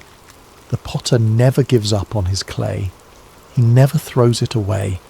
He keeps working, keeps shaping, keeps creating until the vessel is exactly what he envisioned it to be." As the stars began to appear in the darkening sky, Jeremiah continued to speak with the young woman and others who had gathered around them. He told them of the promises God had made, of a time when the exiles would return, when the city would be rebuilt, when God would make a new covenant with his people. He reminded them that their current suffering was not the end of the story, but part of a larger narrative of redemption and restoration. "The potter is still at work," he said as the evening drew to a close. "In your lives, in the life of our nation, in the great sweep of history itself, he's shaping something beautiful from the clay of human hearts and human history. Trust his hands, yield to his touch, and know that whatever he is creating in you and through you, it will be more wonderful than you can imagine." That night, as Jeremiah lay down to sleep, he thought once more of the potter's house and the lesson that had shaped his entire ministry. He had been privileged to be God's messenger, to speak his words to a generation that desperately needed to hear them. He had endured rejection, persecution, and exile, but he had also experienced the incredible intimacy of walking with God through every trial. His life had not been easy, but it had been meaningful. He had been clay in the potter's hands, shaped and reshaped according to God's perfect will. And though he would not live to see the full fulfillment of the promises he had proclaimed, he knew with absolute certainty that the potter's work would continue. The hands that had shaped him would continue to shape others, generation after generation, until the final masterpiece was complete. The last words he wrote in his journal that night were these: "The steadfast love of the Lord never ceases. His mercies never come to an end. They are new every morning. Great is your faithfulness. The Lord is my portion, says my soul. Therefore I will hope in him." And in the quiet darkness of a foreign land, far from the ruins of Jerusalem but close to the heart of God, Jeremiah slept peacefully, knowing that the potter's hands were still at work, still shaping, still creating something beautiful from the clay of human hearts. The message he had carried for 4 decades would outlive him, would speak to countless generations of broken people who needed to know that they were not beyond hope, that the potter never gives up on his clay, and that his love truly is new every morning. The story of Jeremiah reminds us that even in our darkest moments, even when our lives seem shattered beyond repair, we are never beyond the reach of the potter's hands. Like clay on the wheel, we may be broken, but we are never discarded. We are loved, shaped, and reshaped by hands that know exactly what we can become. And in the end, that is enough. That is everything. In the quietness of this story's end, may you find the peace that comes from knowing you too are clay in the potter's hands, being shaped with infinite love and patience into something beautiful beyond your wildest dreams. The potter is still at work, still shaping, still creating, and his love for you is new every morning. Hello, dear soul, and welcome to tonight's sacred story. Before we begin, I'd love to gently invite you to share. Where in the world are you listening from tonight? And what time is it as you begin to rest? It's always beautiful to see how far this quiet circle of peace and God's word stretches around the world. And if you find peace and comfort tonight in this gentle story, please consider subscribing to Sacred Rest, where you can drift into sleep surrounded by scripture, stillness, and the tender presence of God. Now, take a slow, calming breath and settle in. Tonight, we walk through golden fields of faith as we enter the book of Ruth. In the gentle hills of Judah, beneath a sky that once poured abundance upon the land, the town of Bethlehem, whose name itself means house of bread, had become a place of emptiness. The fields lay parched, the grain stores depleted, and hunger walked freely through the streets that once overflowed with harvest songs. In one small home, a woman named Naomi whispered prayers as she packed what little remained of her family's possessions. Her husband Elimelech stood at the threshold, his eyes fixed on the horizon, toward the land of Moab where rumours of plenty had reached their desperate ears. Their 2 sons, Mahlon and Chilion, young men with dreams still unformed, helped secure their meagre belongings for the journey ahead. "Is this truly what Yahweh wishes for us?" Naomi asked softly, her hands trembling slightly as she folded a well-worn shawl. "To leave the land of our fathers?" Elimelech's voice was gentle but firm. "Sometimes faith means following the path of provision, wherever it leads. We go to survive, beloved. We go to live." And so they set out, a small family among many who sought survival beyond their homeland's borders. The road stretched long before them, a winding path into uncertainty. With each step away from Bethlehem, Naomi felt the weight of leaving grow heavier, like gathering storm clouds behind them. Moab received them with fields less barren than those they had left. They built a simple life there, foreigners in a strange land that worshipped strange gods. They kept to themselves, honouring the Sabbath in quiet ways, speaking of Yahweh in evening whispers when the day's work was done. But sorrow knows no boundaries, respects no borders. It found them even there, across the Dead Sea from their homeland. First came the quiet, unexpected night when Elimelech did not wake with the dawn. Naomi wept as they buried him according to their customs, as best they could in foreign soil. Her sons stood like slender reeds on either side of her, bending in the wind of grief but not breaking. Time continued its patient march. The sons found wives among the Moabite women. Mahlon married Ruth, a woman with gentle eyes and a voice like summer rain. Chilion took Orpah, whose laughter could brighten even their darkest days of longing for home.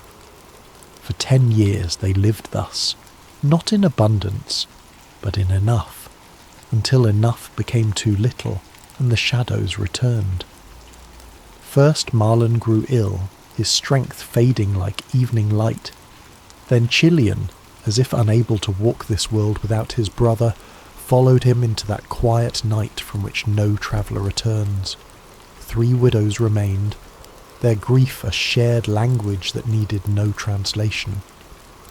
When news reached them that the famine had lifted in Judah, Naomi's heart turned homeward. What remained for her in this land of sorrows? Better to die in the place of her birth, among her own people, than to continue as a stranger in a land that had taken everything she loved. "Go back," she told her daughters-in-law, her voice thick with both love and sorrow. "Return to your mothers' homes. May Yahweh deal kindly with you, as you have dealt with the dead and with me." She kissed them farewell, and the 3 women wept together, their tears mingling like rivers converging. Orpah's departure was a slow, reluctant walking away, her form growing smaller on the horizon, turning back once, twice, before finally disappearing around a bend in the road. But Ruth stayed. When Naomi urged her again to follow Orpah's path, Ruth's embrace tightened, her voice steady despite her tears. "Do not urge me to leave you," she whispered, the words flowing from somewhere deeper than thought. Where you go, I will go. Where you stay, I will stay. Your people will be my people, and your God, my God. Where you die, I will die, and there I will be buried. May Yahweh deal with me, be it ever so severely, if even death separates you and me. Naomi, who had thought herself empty of all feeling save grief, felt something stir within her breast, small as a mustard seed, fragile as a sparrow's first flight. Not quite hope, but perhaps its distant cousin. And so they walked together, two widows on the road to Bethlehem, Naomi returning, Ruth arriving. The older woman's steps were heavy with memories, the younger's light with the strange freedom that comes from choosing one's path with complete clarity. They arrived as the barley harvest was beginning, the fields around Bethlehem rippling like a green sea in the gentle breeze. Women drawing water recognized Naomi despite the years and sorrows that had reshaped her face. "Can this be Naomi?" they asked, voices bright with surprise. "Do not call me Naomi," she replied, the name that meant pleasant now a bitter irony on her tongue. "Call me Mara, for the Almighty has made my life very bitter. I went away full, but Yahweh has brought me back empty." As the women of Bethlehem welcomed them with curious eyes and hesitant embraces, Ruth stood quietly by Naomi's side, her hand a steady presence on the older woman's arm. In this moment, on this threshold between past and future, neither could know what fields of possibility lay before them, what harvest Yahweh was already preparing, or how their names would one day be spoken with reverence across centuries yet unborn. They knew only this: the road behind them was empty, and the road ahead unknown, but they would walk it together, step by faithful step, beneath the watchful eyes of a God who sees even sparrows when they fall. The sun had barely lifted itself above the eastern hills when Ruth rose from her mat, careful not to disturb Naomi's rare peaceful sleep. The small house they had secured, more a room than a home, was cool in the early morning light, shadows still clinging to the corners like reluctant dreams. Ruth wrapped herself in a shawl, the fabric thin but serviceable, and tied back her hair with practiced movements. She had been a daughter of comfort in Moab. Now she was a gleaner in a foreign land. The transition might have broken someone with less resilience, but Ruth had discovered a quiet strength within herself, not the kind that roars or demands attention, but the kind that simply continues, putting one foot before the other when all other options have vanished. "I will go to the fields today," she had told Naomi the night before. "Perhaps someone will allow me to glean behind their harvesters." Naomi had nodded, gratitude and sorrow mingling in her tired eyes. "Go, my daughter," she had whispered. "May Yahweh guide your steps." Now, as Ruth stepped into the awakening streets of Bethlehem, she carried those words like a small flame against the uncertainty of the day ahead. The law of Moses provided for the poor, the widow, the foreigner. They were permitted to gather what the harvesters missed or deliberately left behind. It was not charity but dignity, a way of working for one's bread even when one owned no land. But Ruth was doubly vulnerable, both widow and foreigner. Which field would welcome her? Would the law's protection extend to a Moabite woman? These questions followed her like shadows as she made her way to the edges of town where the barley fields began their gentle roll toward the horizon. She paused at the boundary of the first field she encountered, watching as workers began to form lines, their sickles catching the morning light with brief flashes of brilliance. The field's owner was not present, but the foreman eyed her with suspicion.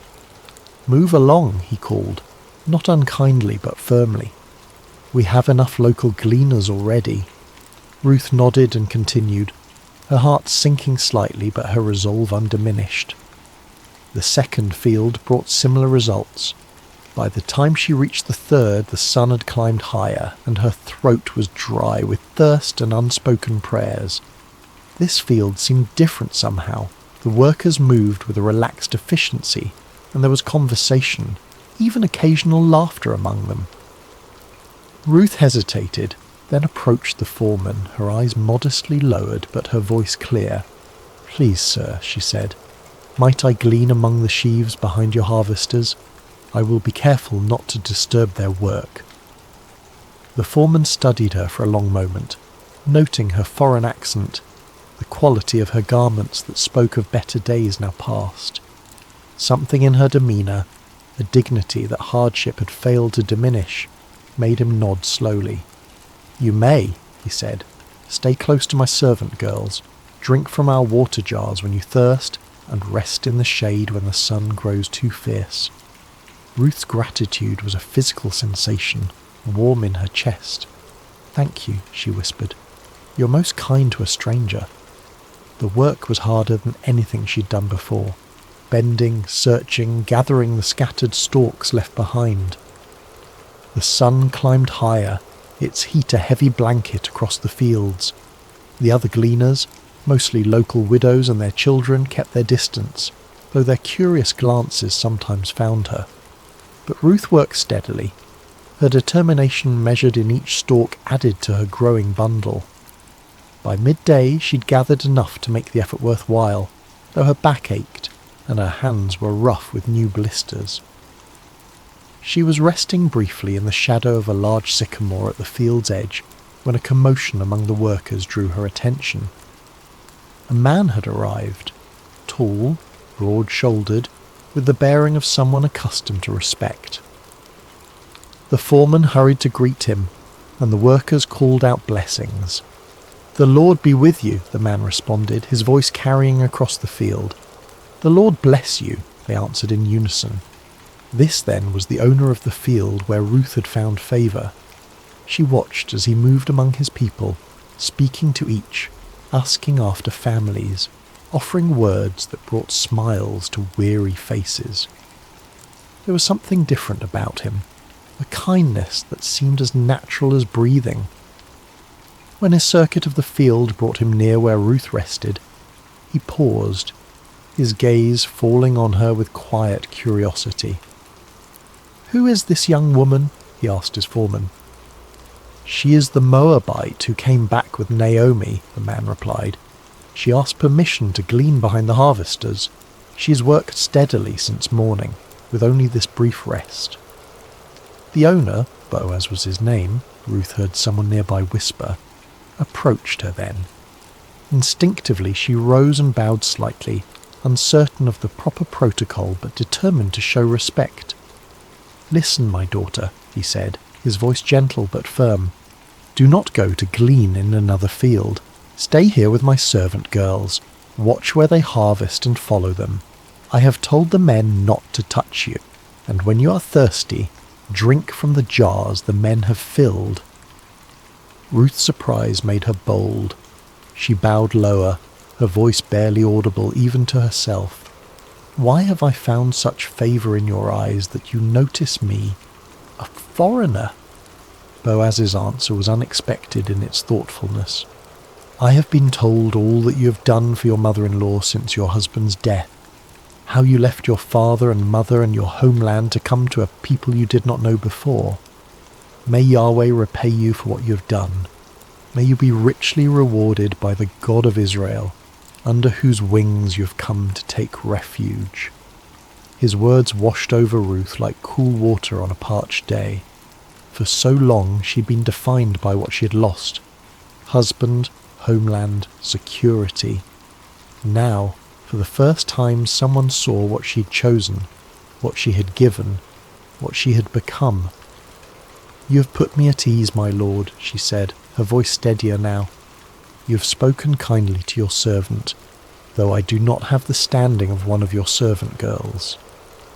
When the meal break came, Boaz himself invited her to share bread with the harvesters.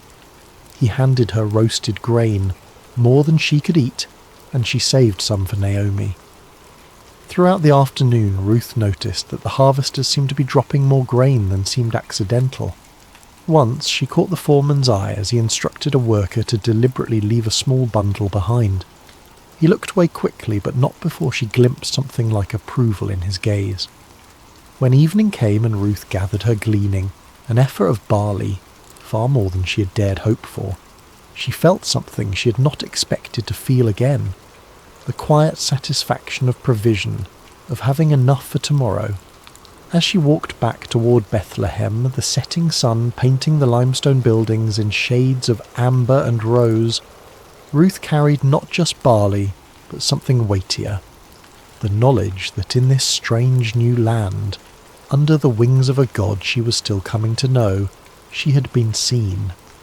Not as Naomi's burden, not as an unwelcome foreigner, but as someone worthy of kindness, and in the shadow of that kindness, small seeds of possibility had begun to stir in the soil of her heart.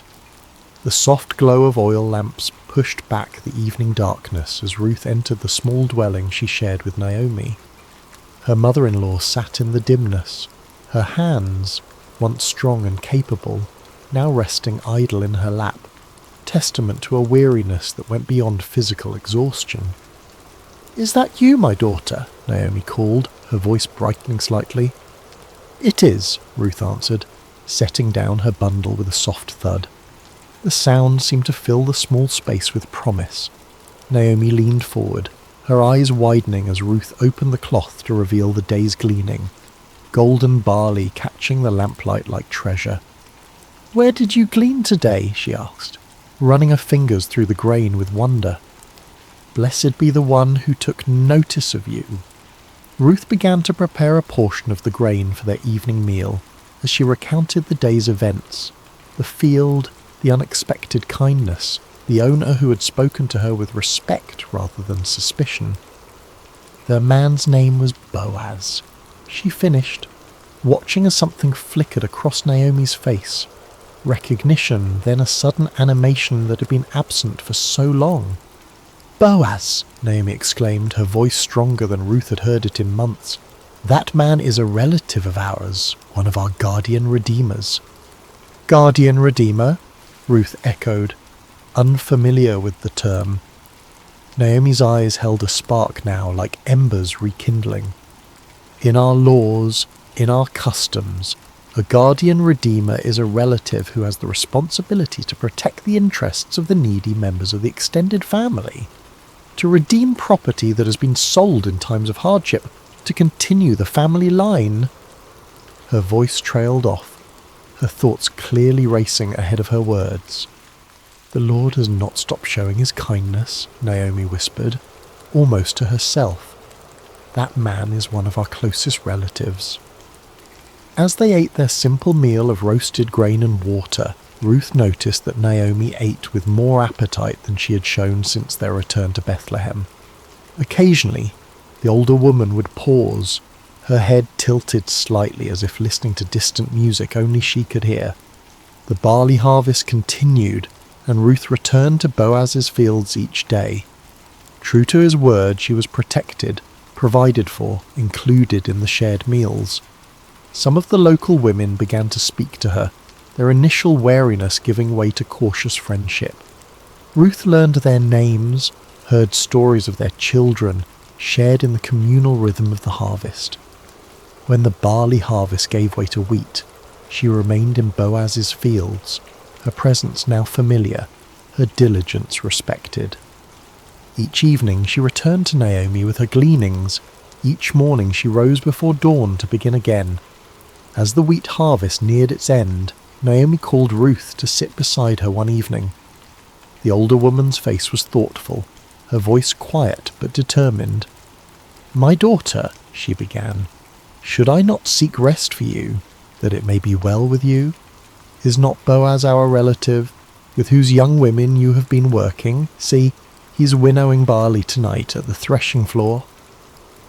Ruth listened carefully as Naomi outlined a plan, bold, unconventional, but rooted in custom and law. She was to bathe, anoint herself with fragrant oil, put on her best garment, and go to the threshing floor where Boaz would be sleeping to guard the harvest. After he had eaten and drunk and lain down, she was to uncover his feet and lie down there, a symbolic gesture, a quiet request for protection. "All that you say I will do," Ruth promised, though her heart fluttered with uncertainty. She trusted Naomi's wisdom, trusted that this was not a plan born of desperation but of genuine care and cultural understanding. That night, the stars seemed to hang lower in the sky as Ruth made her way to the threshing floor. The celebration of harvest's end was winding down. Men who had worked hard now rested deeply, their forms dark shapes against the pale circle of the threshing floor.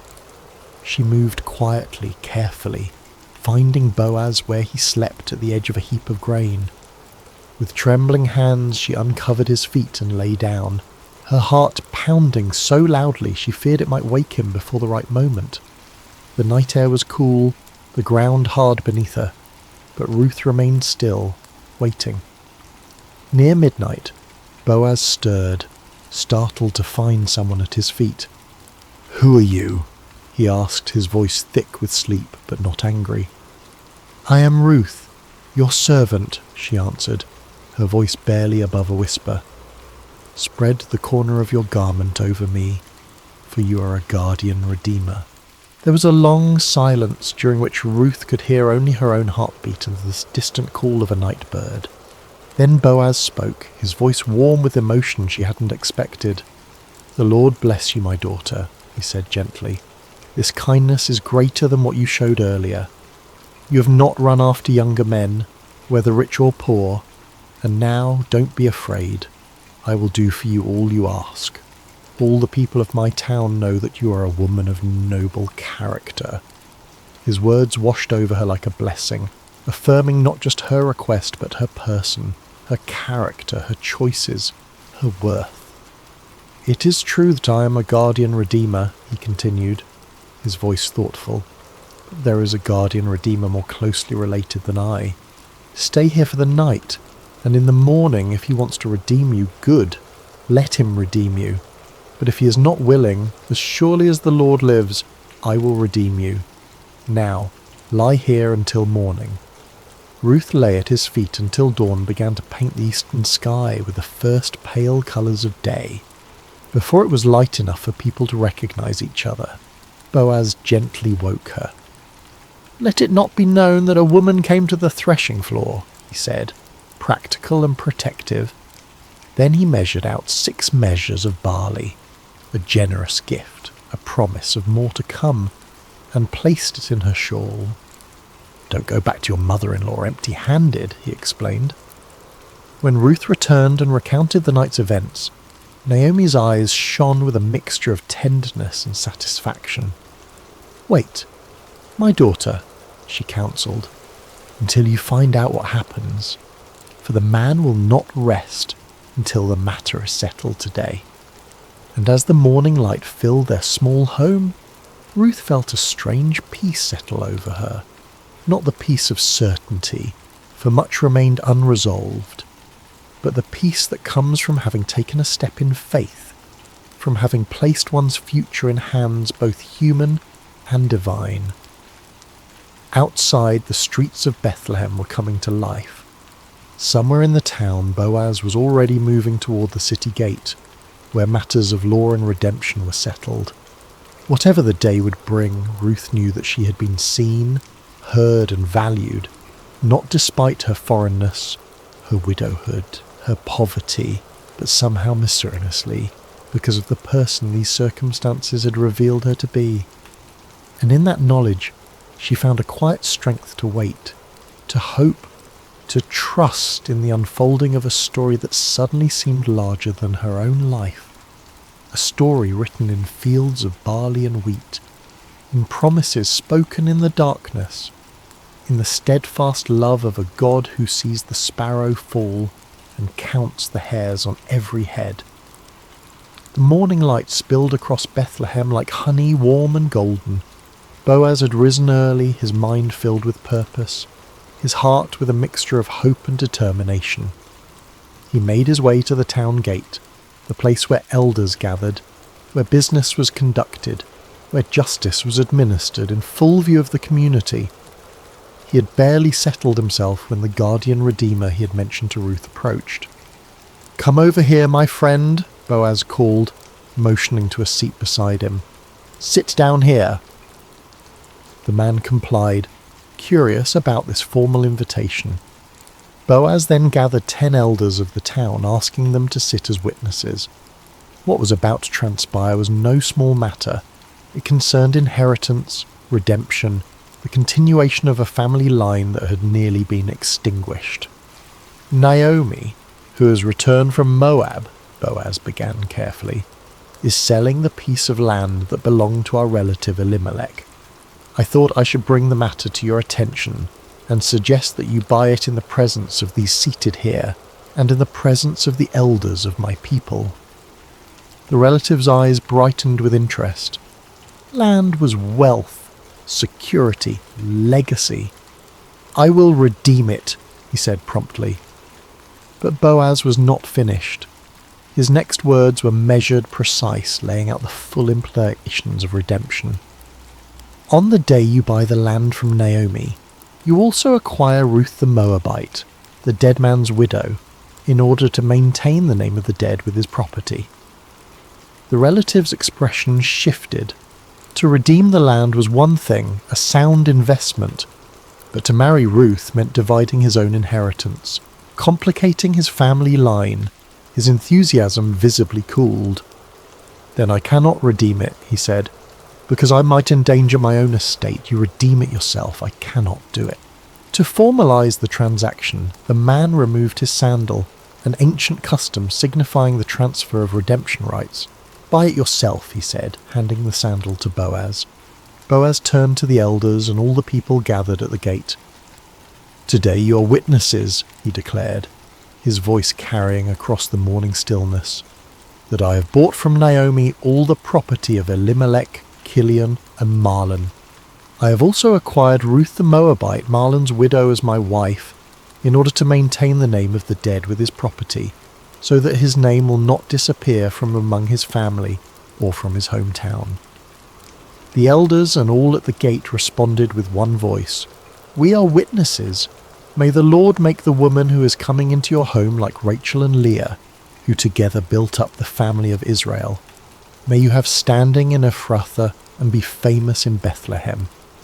Through the offspring the Lord gives you by this young woman, may your family be like that of Perez, whom Tamar bore to Dia." Their blessing echoed against the stone walls of Bethlehem, a public proclamation of hope and expectation. In that moment, among witnesses and with proper legal procedure, Ruth's journey from widow to wife, from foreigner to family, from gleaner to landowner was complete. When Boaz returned to tell Ruth what had transpired, he found her helping Naomi prepare the midday meal, her movements graceful despite the humble task. At the sight of him in the doorway, both women paused, their eyes questioning. "It is done," he said simply. "All that I promised has been accomplished." Ruth's marriage to Boaz was celebrated with the quiet joy of those who have known sorrow and found unexpected sweetness on the other side.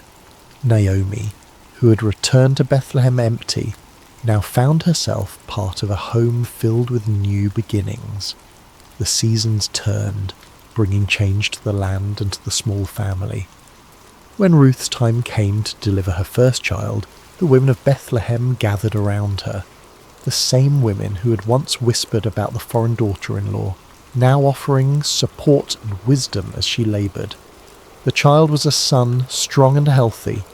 They placed him in Naomi's arms, this woman who had lost both husband and sons, who had called herself bitter and empty.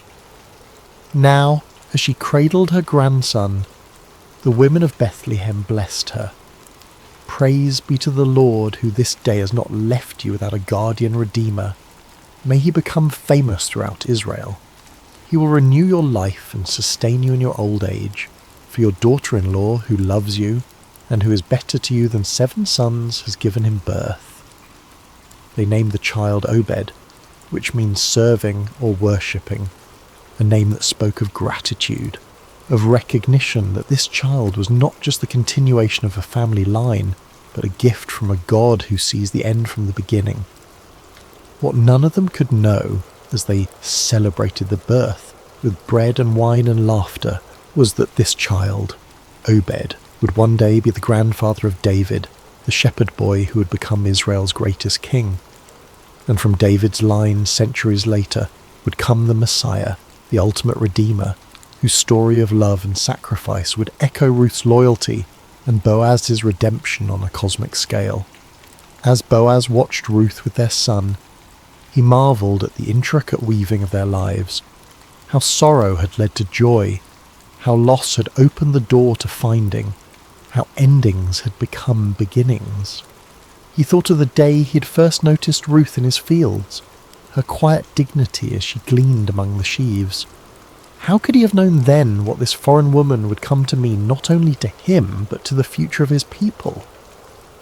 In the soft twilight of their home, with Naomi singing gentle lullabies to Obed and Ruth's hand warm in his own, Boaz understood that some harvests are gathered not in fields of grain, but in the human heart, in acts of kindness, in choices of loyalty, in the courage to begin again when all seems lost.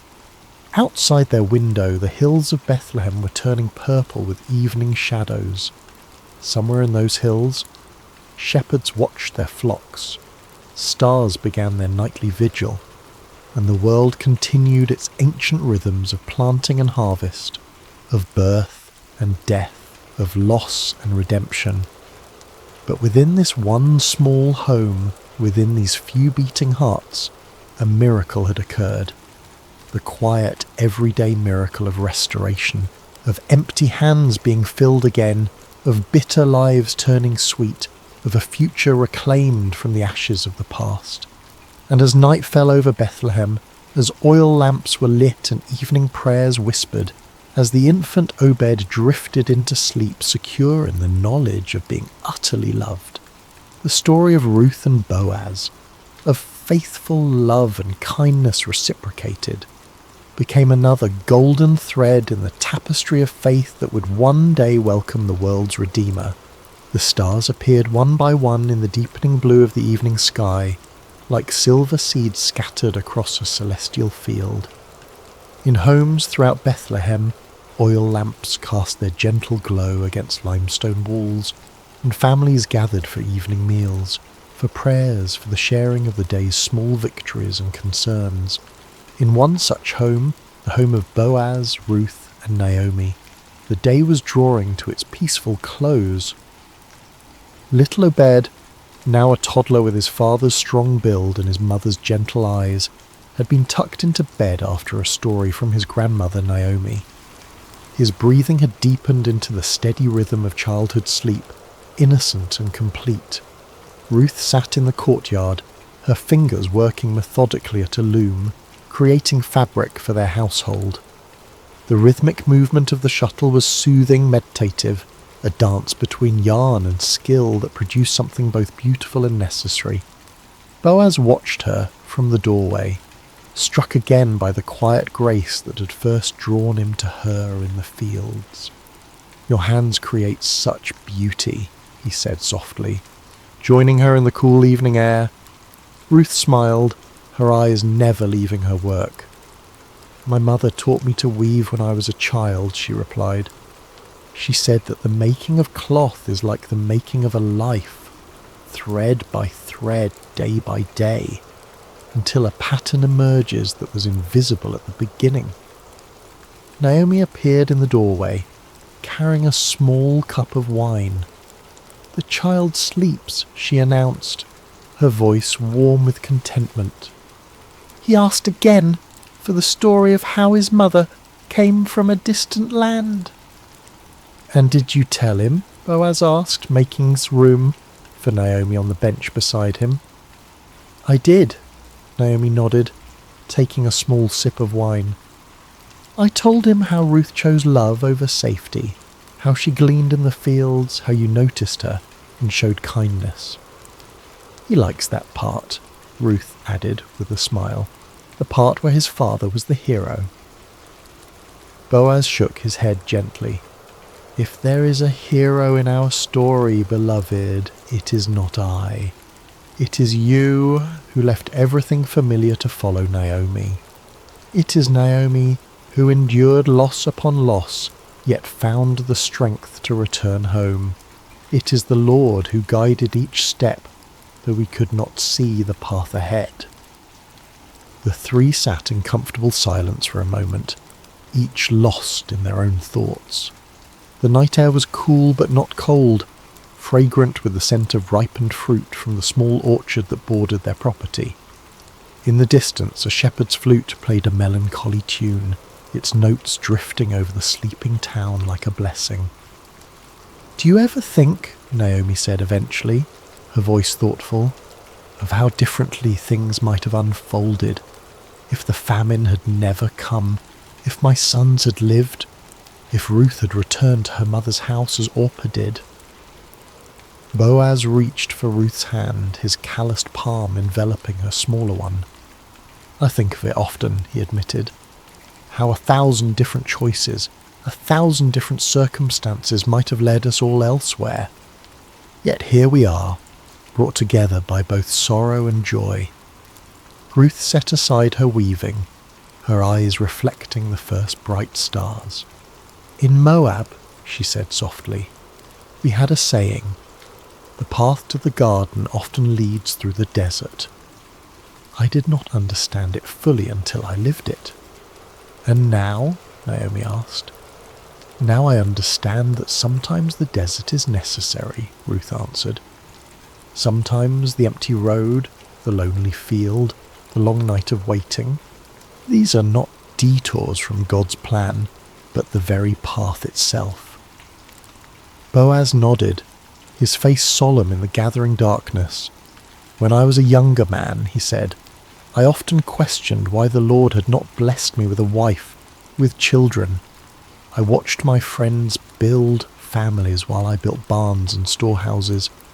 I wondered if I had somehow missed the fullness of life." He looked at Ruth, his eyes soft with wonder even after these years together. "Now I see that I was waiting for you, though I did not know it. That each harvest I oversaw, each field I planted, was preparation for the day when a Moabite widow would come to glean among my sheaves." Naomi's laugh was gentle, without bitterness. "And I, who accused the Lord of emptying my hands, look what he has filled them with." She gestured toward the house where Obed slept, toward the small but thriving household that had grown around her. Sometimes emptiness is just the space God is creating for something new. As they sat together in the deepening twilight, a sense of reverent gratitude settled over them. Not the loud exuberance of those who have never known loss, but the deeper, quieter joy of those who have walked through shadows and found light waiting on the other side. The tale of their lives, this unexpected family, formed from fragments of broken dreams, would be told and retold through generations. Not because it was extraordinary in its outward circumstances, but because it revealed an extraordinary truth, that in the hands of a loving God nothing is wasted. Not grief, not loyalty, not kindness, not love freely given with no expectation of return. In the quiet darkness of Bethlehem, as the household of Boaz and Ruth prepared for sleep, they could not know how their story would echo through time, how the great-grandson of their son would be anointed king of Israel, how from their lineage would come the promised Messiah. They knew only this, that the God who had led them through famine and loss, through foreign fields and threshing floors, through legal proceedings and new beginnings. Hello friends, and welcome to Sacred Slumber. I hope your day has been filled with blessings, no matter what time you're joining us or where you are in this beautiful world. Before we begin tonight's journey into the remarkable story of Gideon, I want to invite you to subscribe to Sacred Slumber so you never miss these powerful biblical narratives that can transform your heart and strengthen your faith. Now let's settle in as we explore one of the most extraordinary accounts of courage, faith and divine intervention in all of Scripture. The sun hung low over the hills of Israel, casting long shadows across a land that had once flowed with milk and honey. But those days seemed like distant memories now. The once prosperous nation had fallen into chaos, its people scattered and hiding like frightened animals. For 7 long years, the Midianites had swept down upon Israel like locusts, devouring everything in their path. Picture, if you will, the terror that gripped every village and farmstead. Families would wake each morning not knowing if this would be the day the raiders would come. Fathers would venture out to check their crops, only to find them trampled and stolen. Children would be hushed to silence at the first sound of hoofbeats on the horizon. The very air seemed thick with fear and desperation. The Midianites, along with their allies, the Amalekites, and other eastern peoples, had turned the conquest of Israel into an annual ritual. Like a plague of locusts, they would arrive at harvest time, their camels beyond counting, stretching across the landscape as far as the eye could see. They would strip the land bare, taking not only the grain and livestock, but also crushing the spirits of God's chosen people. Farmers had abandoned their fields, choosing instead to hide in mountain caves and underground chambers. The marketplaces that once bustled with commerce now stood empty and silent. What should have been a time of celebration and thanksgiving for the harvest had become a season of dread and starvation. Israel's cities, once proud and strong, had crumbled into mere shadows of their former glory. The walls that should have protected the people lay in ruins, and the gates that once welcomed travellers now hung broken on their hinges. It was as if the very blessing of God had departed from the land, leaving behind only sorrow and defeat. In this atmosphere of despair, mothers would gather their children close and whisper the old stories of how God had delivered their ancestors from Egypt, how he had parted the Red Sea and given them victory over mighty enemies. But those stories seemed like fairy tales now, beautiful but impossible dreams from a time when God still cared about his people. The elders of Israel shook their heads in bewilderment. Where was the God of Abraham, Isaac and Jacob? Where was the mighty deliverer who had once fought for them? Had he forgotten his covenant? Had he abandoned them to their enemies forever? It was into this world of darkness and desperation that our story begins, in the small town of Ophrah, where a young man named Gideon was about to discover that God had not forgotten his people, after all. But Gideon, like so many others, had lost hope. He had watched his family's livelihood disappear year after year, and he had grown tired of empty promises and unanswered prayers. On this particular day, as storm clouds gathered on the horizon, both literally and figuratively, Gideon was engaged in the dangerous work of threshing wheat. But he wasn't doing it in the traditional threshing floor, where the grain could be properly separated from the chaff by the wind. Instead, he was hidden away in a wine press, a place where grapes were normally crushed to make wine. It was cramped, inefficient, and poorly ventilated, but it offered something more valuable than convenience. It offered concealment from enemy eyes.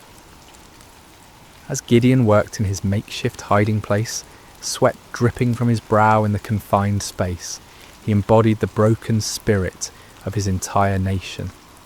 Here was a man reduced to secret, fearful labour just to provide basic sustenance for his family. The very act of threshing wheat, once a joyful community celebration, had become a furtive, isolated struggle for survival. Little did Gideon know that this moment of apparent defeat would become the launching pad for one of the most remarkable displays of God's power in human history. The God who seemed absent was actually watching, waiting, and preparing to use this unlikely hero in ways that would astound both friend and foe alike. The rhythm of Gideon's work was steady but tense. Each strike of his flail against the wheat stalks echoed softly in the confined space of the wine press. His eyes darted frequently toward the opening above, watching for any sign of danger. The precious grain he was salvaging represented not just food for today, but hope for tomorrow, assuming the Midianites didn't discover his hiding place. The silence of the afternoon was broken by an unexpected voice. "The Lord is with you, mighty warrior." Gideon's heart nearly stopped. He spun around, flail raised defensively, expecting to see a Midianite scout who had somehow discovered his secret location. Instead, he found himself face to face with a figure unlike any he had ever encountered. The stranger sat calmly beneath the great oak tree that overlooked the wine press, his presence somehow both commanding and peaceful. The greeting struck Gideon as almost mockingly ironic. Mighty warrior? Him? The man who was reduced to threshing wheat in secret, constantly looking over his shoulder in fear. And the Lord is with you? If that were true, then why was Israel suffering under such devastating oppression? "Pardon me, my lord," Gideon replied, his voice heavy with skepticism and pain. "But if the Lord is with us, why has all this happened to us? Where are all his wonders that our ancestors told us about when they said, 'Did not the Lord bring us up out of Egypt?' But now the Lord has abandoned us and given us into the hand of Midian." The words poured out of Gideon like water from a broken dam. Years of frustration, disappointment, and unanswered questions came tumbling forth. He had grown up hearing the magnificent stories of God's mighty deeds, of pillars of fire and cloud, of armies defeated and nations subdued. But where was that God now? Where were those miracles when his people needed them most? The stranger listened patiently to Gideon's outburst, showing no offence at the young man's boldness or apparent lack of faith. There was something in his eyes that spoke of ancient wisdom and unlimited compassion. When Gideon finished speaking, the visitor's response was both simple and earth-shattering.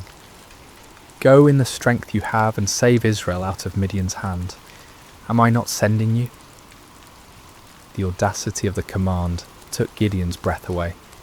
Save Israel? Him? The implications were staggering. This wasn't a request for him to join an army or support a cause. This was a divine commission to personally lead the deliverance of an entire nation from a seemingly impossible situation. "Pardon me, my lord," Gideon stammered, his mind reeling, "but how can I save Israel? My clan is the weakest in Manasseh, and I am the least in my family."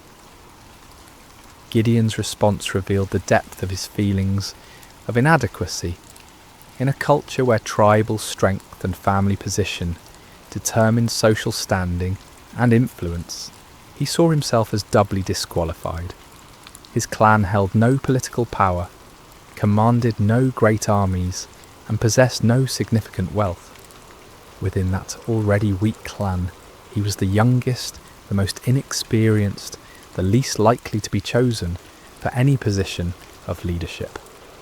But the stranger's next words would echo through the ages as one of the most profound promises ever given to a human being. "I will be with you, and you will strike down all the Midianites, leaving none alive." The promise was comprehensive and absolute. Not some of the Midianites, not most of them, but all of them. The victory would be complete and decisive, but more importantly, it would not depend on Gideon's strength, wisdom, or experience. It would depend entirely on the presence and power of God himself. Still struggling to believe what he was hearing, Gideon made a request that would reveal both his desire for faith and his need for certainty. "If now I have found favour in your eyes, give me a sign that it is really you talking to me. Please do not go away until I come back and bring my offering and set it before you." The stranger agreed to wait, and Gideon hurried to his house to prepare an offering. His heart raced as he worked, his hands trembling slightly as he prepared a young goat and made bread from an ephah of flour. This was not a small offering by the standards of his time, especially for a family struggling under the oppression of constant raids. Yet something within him compelled him to give generously, to honour this mysterious visitor properly. When Gideon returned with the prepared food, the stranger instructed him to place the meat and unleavened bread on a rock and pour out the broth. Gideon obeyed, though he couldn't understand the purpose of these strange instructions. What happened next would leave no doubt about the supernatural nature of his visitor. The stranger touched the meat and bread with the tip of the staff he carried, and immediately fire flared from the rock, consuming the entire offering in an instant. The flames burned with an intensity and heat that no ordinary fire could match, leaving nothing behind but the memory of their brilliance. In that same moment, the stranger vanished from sight, disappearing as suddenly and mysteriously as he had appeared. Terror gripped Gideon's heart as the full realization of what had just occurred crashed over him like a mighty wave. This had been no ordinary man, no mere messenger or prophet. This had been the angel of the Lord, a manifestation of God himself. In that moment of understanding, Gideon was overwhelmed not with joy, but with mortal fear. "Alas, sovereign Lord," he cried out in anguish, "I have seen the angel of the Lord face to face." In the ancient world, it was believed that no human could see God and live. The very encounter that should have filled him with confidence instead filled him with terror. Had his boldness in questioning and testing the Lord sealed his doom? Would he die for having stood in the presence of the Almighty? But even in his moment of greatest fear, God's grace reached out to comfort him. The voice of the Lord came to him again, gentle and reassuring. "Peace, do not be afraid, you are not going to die." With his own hands, Gideon built an altar on that spot and called it, "The Lord is Peace."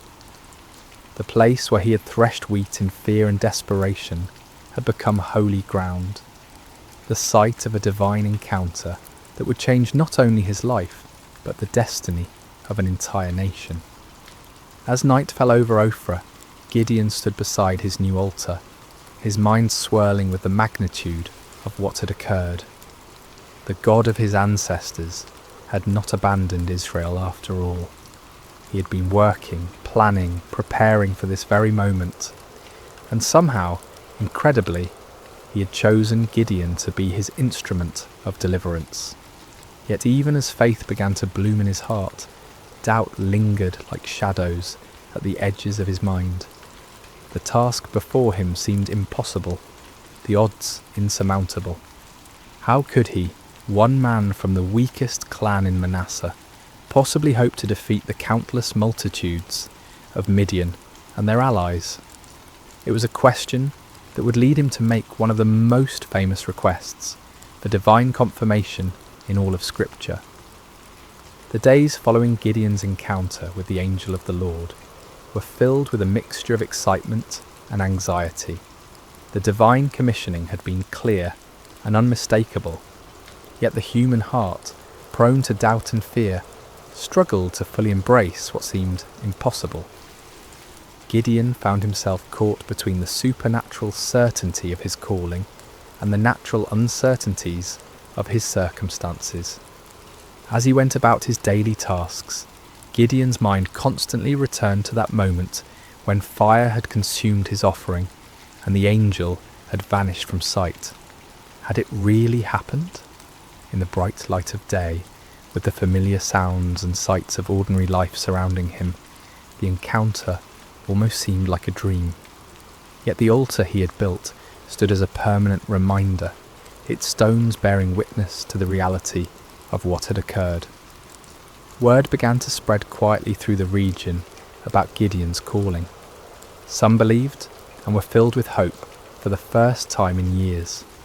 Others were sceptical, wondering how this young man could possibly succeed where so many others had failed. Still others were fearful, worried that any attempt at resistance would only bring more severe retaliation from their oppressors. The weight of responsibility pressed heavily on Gideon's shoulders. He was being asked not just to risk his own life, but potentially to lead others to their deaths. What if he had misunderstood? What if his faith had somehow led him astray? The consequences of a mistake would be catastrophic, not just for him, but for all who would follow him. It was in this state of mind that Gideon made his famous request for divine confirmation. The fleece test, as it would come to be known, represented not a lack of faith, but rather a deep desire for certainty in the face of overwhelming responsibility. "If you will save Israel by my hand as you have promised," Gideon prayed earnestly, "look, I will place a wool fleece on the threshing floor. If there is dew only on the fleece, and all the ground is dry, then I will know that you will save Israel by my hand, as you said." The request was specific and measurable. In the normal course of nature, dew would form on all surfaces exposed to the night air. If God could reverse this natural process, causing moisture to collect only on the fleece, while leaving the surrounding ground completely dry, it would serve as an unmistakable sign of divine intervention. Gideon placed the fleece carefully on the threshing floor as evening approached. All through the night, he must have awakened periodically, wondering what he would find in the morning. As dawn broke, he hurried to the spot where he had placed his test. What he discovered filled him with wonder and awe. The fleece was thoroughly saturated with dew, so much so that when he wrung it out, he was able to fill an entire bowl with water. Yet all around it, the ground was completely dry, as if an invisible barrier had prevented any moisture from settling anywhere but on the wool. The sign was clear and unmistakable, yet Gideon's human nature craved even greater certainty.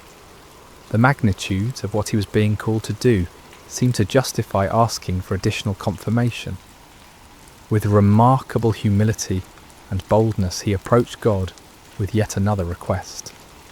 "Do not be angry with me," Gideon prayed, acknowledging that his repeated testing might seem to indicate a lack of trust. "Let me make just one more request. Allow me one more test with the fleece, but this time make the fleece dry and let the ground be covered with dew." This second test was even more remarkable than the first. It would be one thing for God to cause dew to collect on a single object, while keeping the surrounding area dry, but it would be quite another to keep one small piece of wool completely dry while saturating everything around it. This second sign would demonstrate not just God's power over nature, but his precise control over the smallest details. Again, Gideon placed the fleece on the threshing floor and waited through the night. When morning came, he found exactly what he had requested. The fleece was bone dry without a trace of moisture, while the ground all around it sparkled with heavy dew. The grass, the stones, the nearby trees, everything was wet with the night's moisture, except for that one small piece of wool. God had patiently granted both requests, demonstrating not anger at Gideon's need for reassurance, but understanding and compassion for human weakness. The fleece tests revealed important truths about the nature of faith and the character of God. Faith is not the absence of questions or doubts. Rather, it is the willingness to act in obedience despite those questions and doubts. Moreover, God's response to Gideon's requests showed his patience with those who seek him earnestly. He did not rebuke Gideon for his need for confirmation, nor did he withdraw his calling because of the young man's hesitation. Instead, he graciously provided the assurance that Gideon needed to step forward in faith. The fleece tests also demonstrated the balance between seeking divine guidance and taking action. There comes a point when further testing can become an excuse for inaction, when the desire for certainty becomes a barrier to obedience. Gideon wisely limited his requests to 2 clear signs, then proceeded to act on what he had received. As news of these miraculous signs spread throughout the tribes of Israel, hope began to stir in hearts that had been dormant for years. Perhaps God had not forgotten them after all. Perhaps deliverance was indeed coming through this unlikely young man from Ophrah. But before Gideon could lead Israel into battle against their oppressors, he would need to assemble an army. The call went out throughout the territories of Manasseh, Asher, Zebulun, and Naphtali. Men who had been hiding in caves and mountain strongholds began to emerge, drawn by the promise of freedom and the reports of God's miraculous confirmations. The response was overwhelming. 32,000 men answered the call, a substantial army by any measure. These were not professional soldiers, but farmers and craftsmen, fathers and sons, united by their hatred of oppression and their desperate hope for liberation. They came carrying whatever weapons they could find, swords that had been hidden from enemy raids, spears hastily fashioned from farming tools, bows that had been used for hunting game in the wilderness.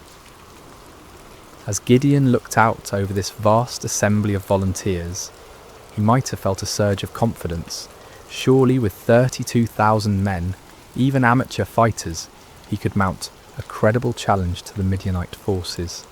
The odds were still daunting, given that the enemy could field armies many times larger, but at least now they had a fighting chance. Yet God had other plans. The fleece tests had been preparation not just for Gideon's faith, but for an even greater demonstration of divine power.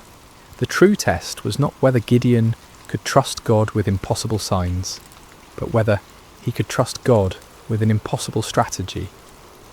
What happened next would shock both Gideon and his army, challenging every human assumption about warfare and victory. God was about to demonstrate that his ways are not our ways, and that his power is made perfect, not in human strength, but in human weakness. The morning sun cast long shadows across the camp as 32,000 men prepared for what they believed would be their march to war. Weapons were sharpened, provisions were packed, and final prayers were offered. The air buzzed with nervous energy as farmers turned warriors contemplated the battle that lay ahead. Gideon moved among his troops, offering words of encouragement and trying to project the confidence that a leader must display. Yet privately, he was still awed by the magnitude of what was happening. Just weeks earlier, he had been hiding in a wine press, and now he stood at the head of the largest volunteer army Israel had assembled in generations. But as the army prepared to march toward the enemy encampment, God spoke to Gideon with words that must have sent shockwaves through his entire being. "You have too many men. I cannot deliver Midian into their hands, or Israel would boast against me. Our own strength has saved us." Too many men? The statement seemed to defy all military logic.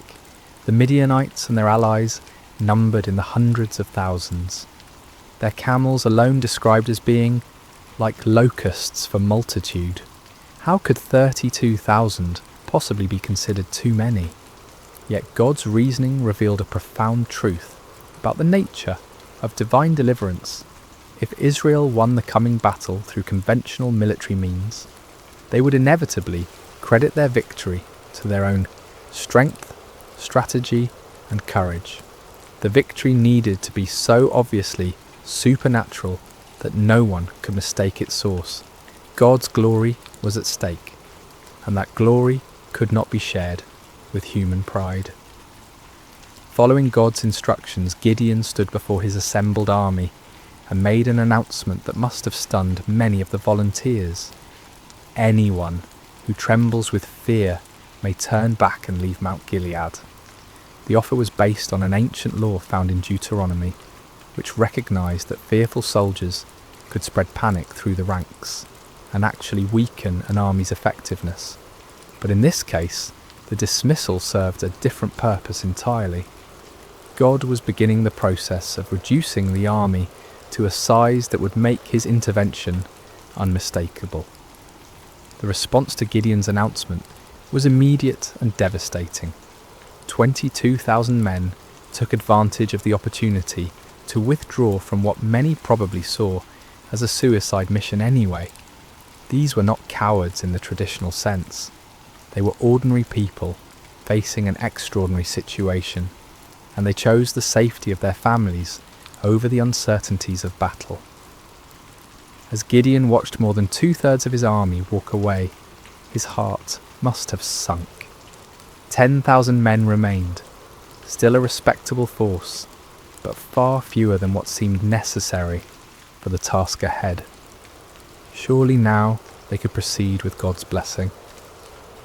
But God was not finished with his reductions. "There are still too many men," came the divine word. "Take them down to the water, and I will thin them out for you there. If I say, 'This one shall go with you,' he shall go.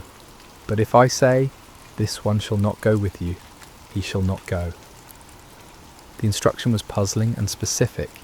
Gideon was to observe how the men drank water and select his final army based on their drinking method. Of all the criteria that might be used to choose warriors, how they consumed water seemed among the least relevant to military prowess.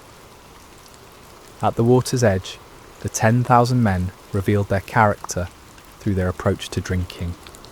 The vast majority knelt down and put their faces directly to the water, drinking deeply and focusing entirely on satisfying their thirst. But a small group, only 300 men, demonstrated a different approach. They brought water to their mouths with their hands, lapping it like dogs while maintaining their vigilance and readiness. God's instruction was clear. "With the 300 men that lapped, I will save you and give the Midianites into your hands. Let all the others go home." The reduction was complete and shocking. From 32,000 to 300 represented a decrease of more than 99%. What had begun as a substantial army was now reduced to little more than a large company. The odds, already daunting, had become mathematically absurd. Yet the selection criteria revealed profound spiritual truths. The 300 men who were chosen had demonstrated alertness, self-discipline, and readiness, even in a moment of personal need. While drinking, they had maintained their awareness of their surroundings, prepared for action at a moment's notice. These qualities, while admirable in soldiers, were really symbols of spiritual preparedness and faithfulness. As the dismissed soldiers departed, taking most of the weapons and supplies with them, Gideon was left with 300 men who looked more like a ceremonial guard than a fighting force. The enemy they faced was described in terms that emphasized their overwhelming numbers. All the Midianites, the Amalekites, and the other eastern peoples had settled in the valley, thick as locusts. Their camels could no more be counted than the sand on the seashore. The disparity was so extreme that it moved beyond the realm of military strategy into the realm of the miraculous. No human commander would voluntarily reduce his forces to such a level when facing such overwhelming odds. Yet this was precisely God's point. The victory that was coming would be so clearly divine in origin that no one could attribute it to human planning or prowess. For Gideon, this final reduction must have been the ultimate test of faith. Everything in his military thinking, everything in his natural instincts, everything in conventional wisdom screamed against such a strategy. Yet his experiences with the fleece had prepared him for this moment. He had learned to trust God's ways even when they contradicted human logic. The 300 men who remained showed remarkable faith as well. They could see the enemy forces spread across the valley below them. They knew the odds better than anyone, yet they chose to stay, to trust in the God who had called them through his servant Gideon. As night fell over the Israelite camp, the 300 men prepared for what would be the most unconventional battle in military history. They had no idea that they were about to participate in a victory that would be remembered and celebrated for thousands of years. A victory that would demonstrate God's power to use the weak to confound the mighty. The stage was set for a night that would change everything. The Midianites slept in their countless tents, confident in their overwhelming superiority. The 300 Israelites made their final preparations, trusting in a God who specialized in impossible victories. The hours before dawn are often the darkest, both literally and figuratively. As Gideon and his 300 men crouched in the hills overlooking the vast enemy encampment, the weight of their impossible mission pressed down upon them like a physical burden. The valley below was filled with the tents of their enemies, stretching as far as the eye could see in the starlight, a sea of canvas that housed an army larger than any they had ever faced. Despite the miraculous signs he had witnessed and the divine assurances he had received, Gideon still struggled with doubt. God, in his infinite understanding of human nature, provided one more confirmation before the battle commenced. "Get up, go down against the camp," the Lord instructed, "because I am going to give it into your hands. If you are afraid to attack, go down to the camp with your servant Purah and listen to what they are saying. Afterward, you will be encouraged to attack the camp." The offer revealed God's compassionate understanding of Gideon's anxiety. Rather than rebuking him for his continued fears, the Lord provided an opportunity for reassurance. Taking his servant Purah with him, Gideon crept down toward the perimeter of the enemy camp under cover of darkness. The Midianite camp was massive beyond imagination. Thousands upon thousands of tents housed warriors from multiple nations united in their conquest of Israel.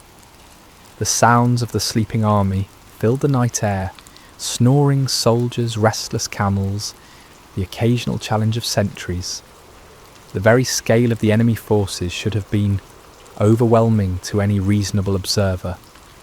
As Gideon and Purah approached the outer edge of the camp, they overheard a conversation between two Midianite soldiers. One was telling his companion about a disturbing dream he had experienced. "I had a dream. A round loaf of barley bread came tumbling into the Midianite camp. It struck the tent with such force that the tent overturned and collapsed." The interpretation offered by his fellow soldier was even more remarkable. "This can be nothing other than the sword of Gideon, son of Joash, the Israelite. God has given the Midianites and the whole camp into his hands." The irony was profound. Here, in the heart of the enemy camp, God was providing confirmation through the mouths of Israel's oppressors themselves. The barley bread in the dream was significant. Barley was considered the food of the poor, inferior to wheat. Yet in the dream, this humble loaf had the power to destroy the entire enemy position. The symbolism was clear. God would use the humble and despised to bring down the mighty and proud. That Gideon's name was already known to the enemy indicated that word of the gathering Israelite resistance had reached their ears. Rather than being encouraged by their overwhelming numerical superiority, some among the Midianites were apparently experiencing anxiety about this upstart Hebrew leader. God was already working in the hearts and minds of the enemy, preparing them for defeat. Gideon and Purah retreated to their own lines, hearts pounding with excitement and renewed confidence. The doubt that had plagued Gideon was finally dispelled by this remarkable confirmation. When they reached the Israelite position, Gideon called his men together for final instructions.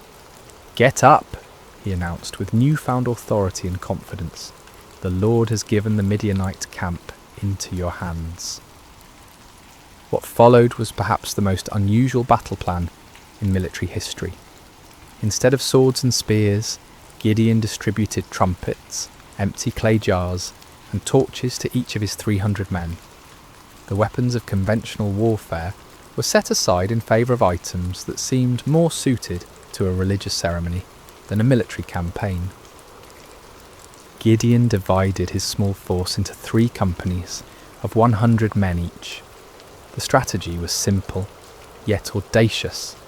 They would surround the enemy camp, and at Gideon's signal, create as much noise and confusion as possible while giving the appearance of a much larger force. "Watch me," Gideon instructed his men. "Follow my lead. When I get to the edge of the camp, do exactly as I do.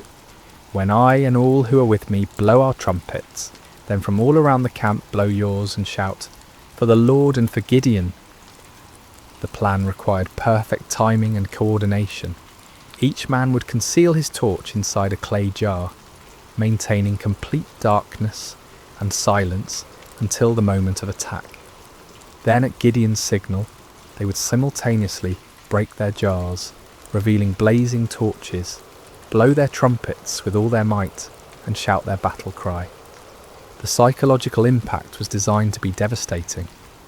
The enemy would suddenly find themselves surrounded by lights and noise, creating the impression of a massive attacking force.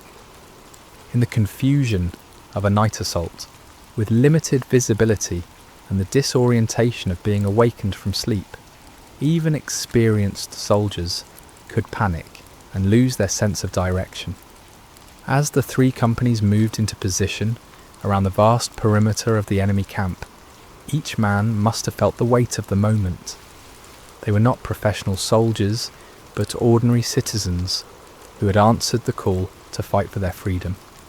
Now they found themselves in the most critical moment of their lives, armed with the most unconventional weapons imaginable, trusting in a God who had promised victory through seemingly impossible means. The middle watch around midnight was traditionally the time when sentries were changed and vigilance was often at its lowest point.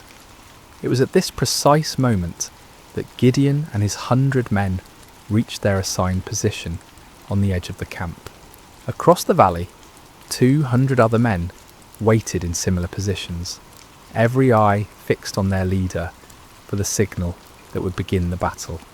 Gideon raised his torch-filled jar high above his head, then brought it down sharply, smashing it against a rock. The clay shattered with a sound that seemed to echo across the silent valley, and immediately his torch blazed forth in the darkness. At the same instant, he lifted his trumpet to his lips and blew a long, piercing blast. "For the Lord and for Gideon," he shouted at the top of his lungs. The signal rippled around the camp as 300 jars smashed simultaneously. 300 torches burst into flame, and 300 trumpet heights sounded their defiant call. The battle cry of "For the Lord and for Gideon" echoed from every direction, creating the impression that the Midianite camp was completely surrounded by a massive army. The effect was instantaneous and devastating. Thousands of sleeping soldiers were jolted awake to find their camp surrounded by blazing lights and deafening noise.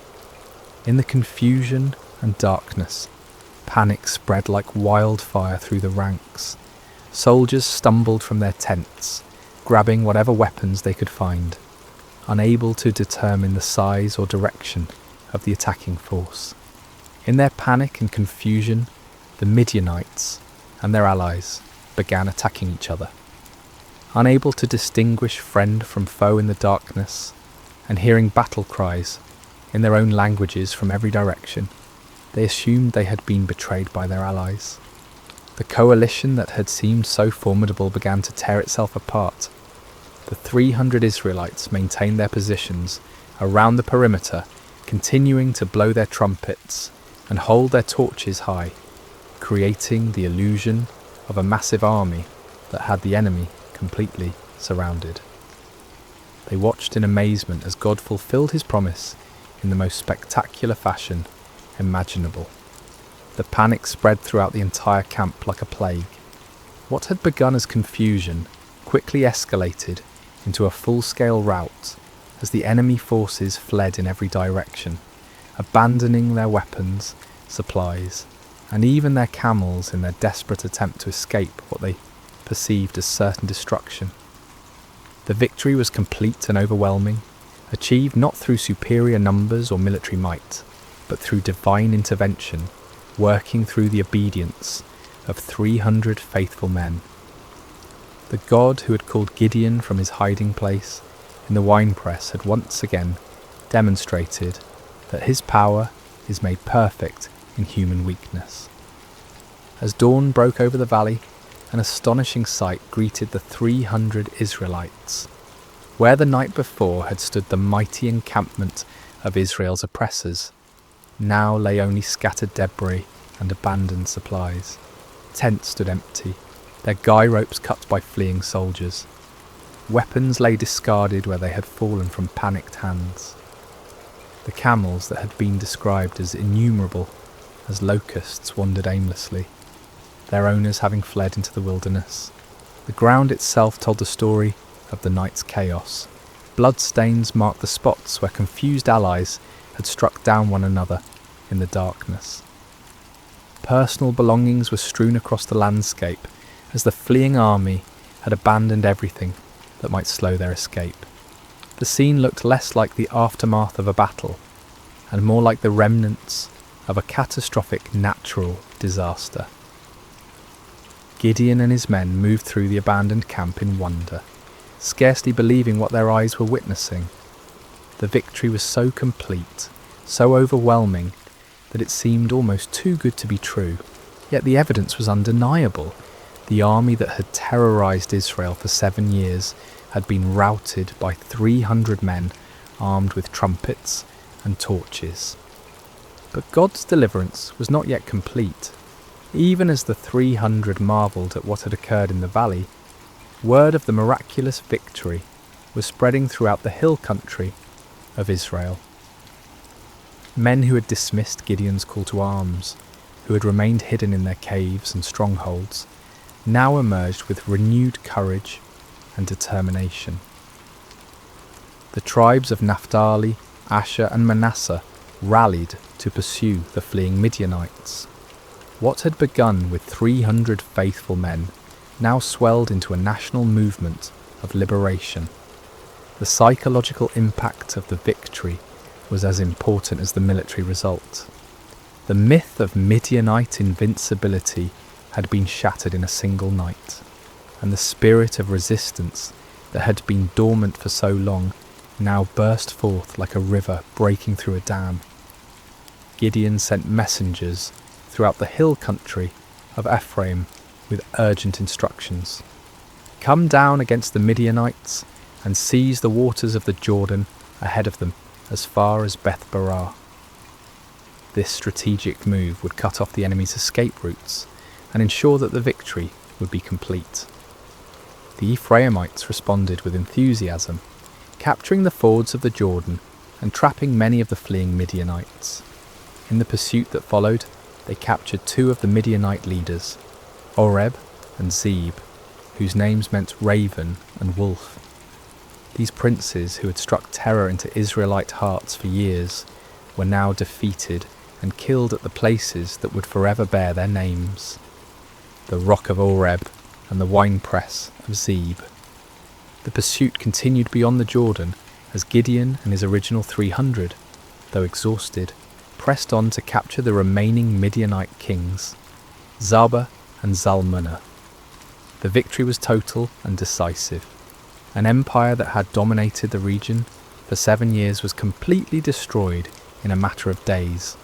The land of Israel enjoyed peace for 40 years during Gideon's lifetime.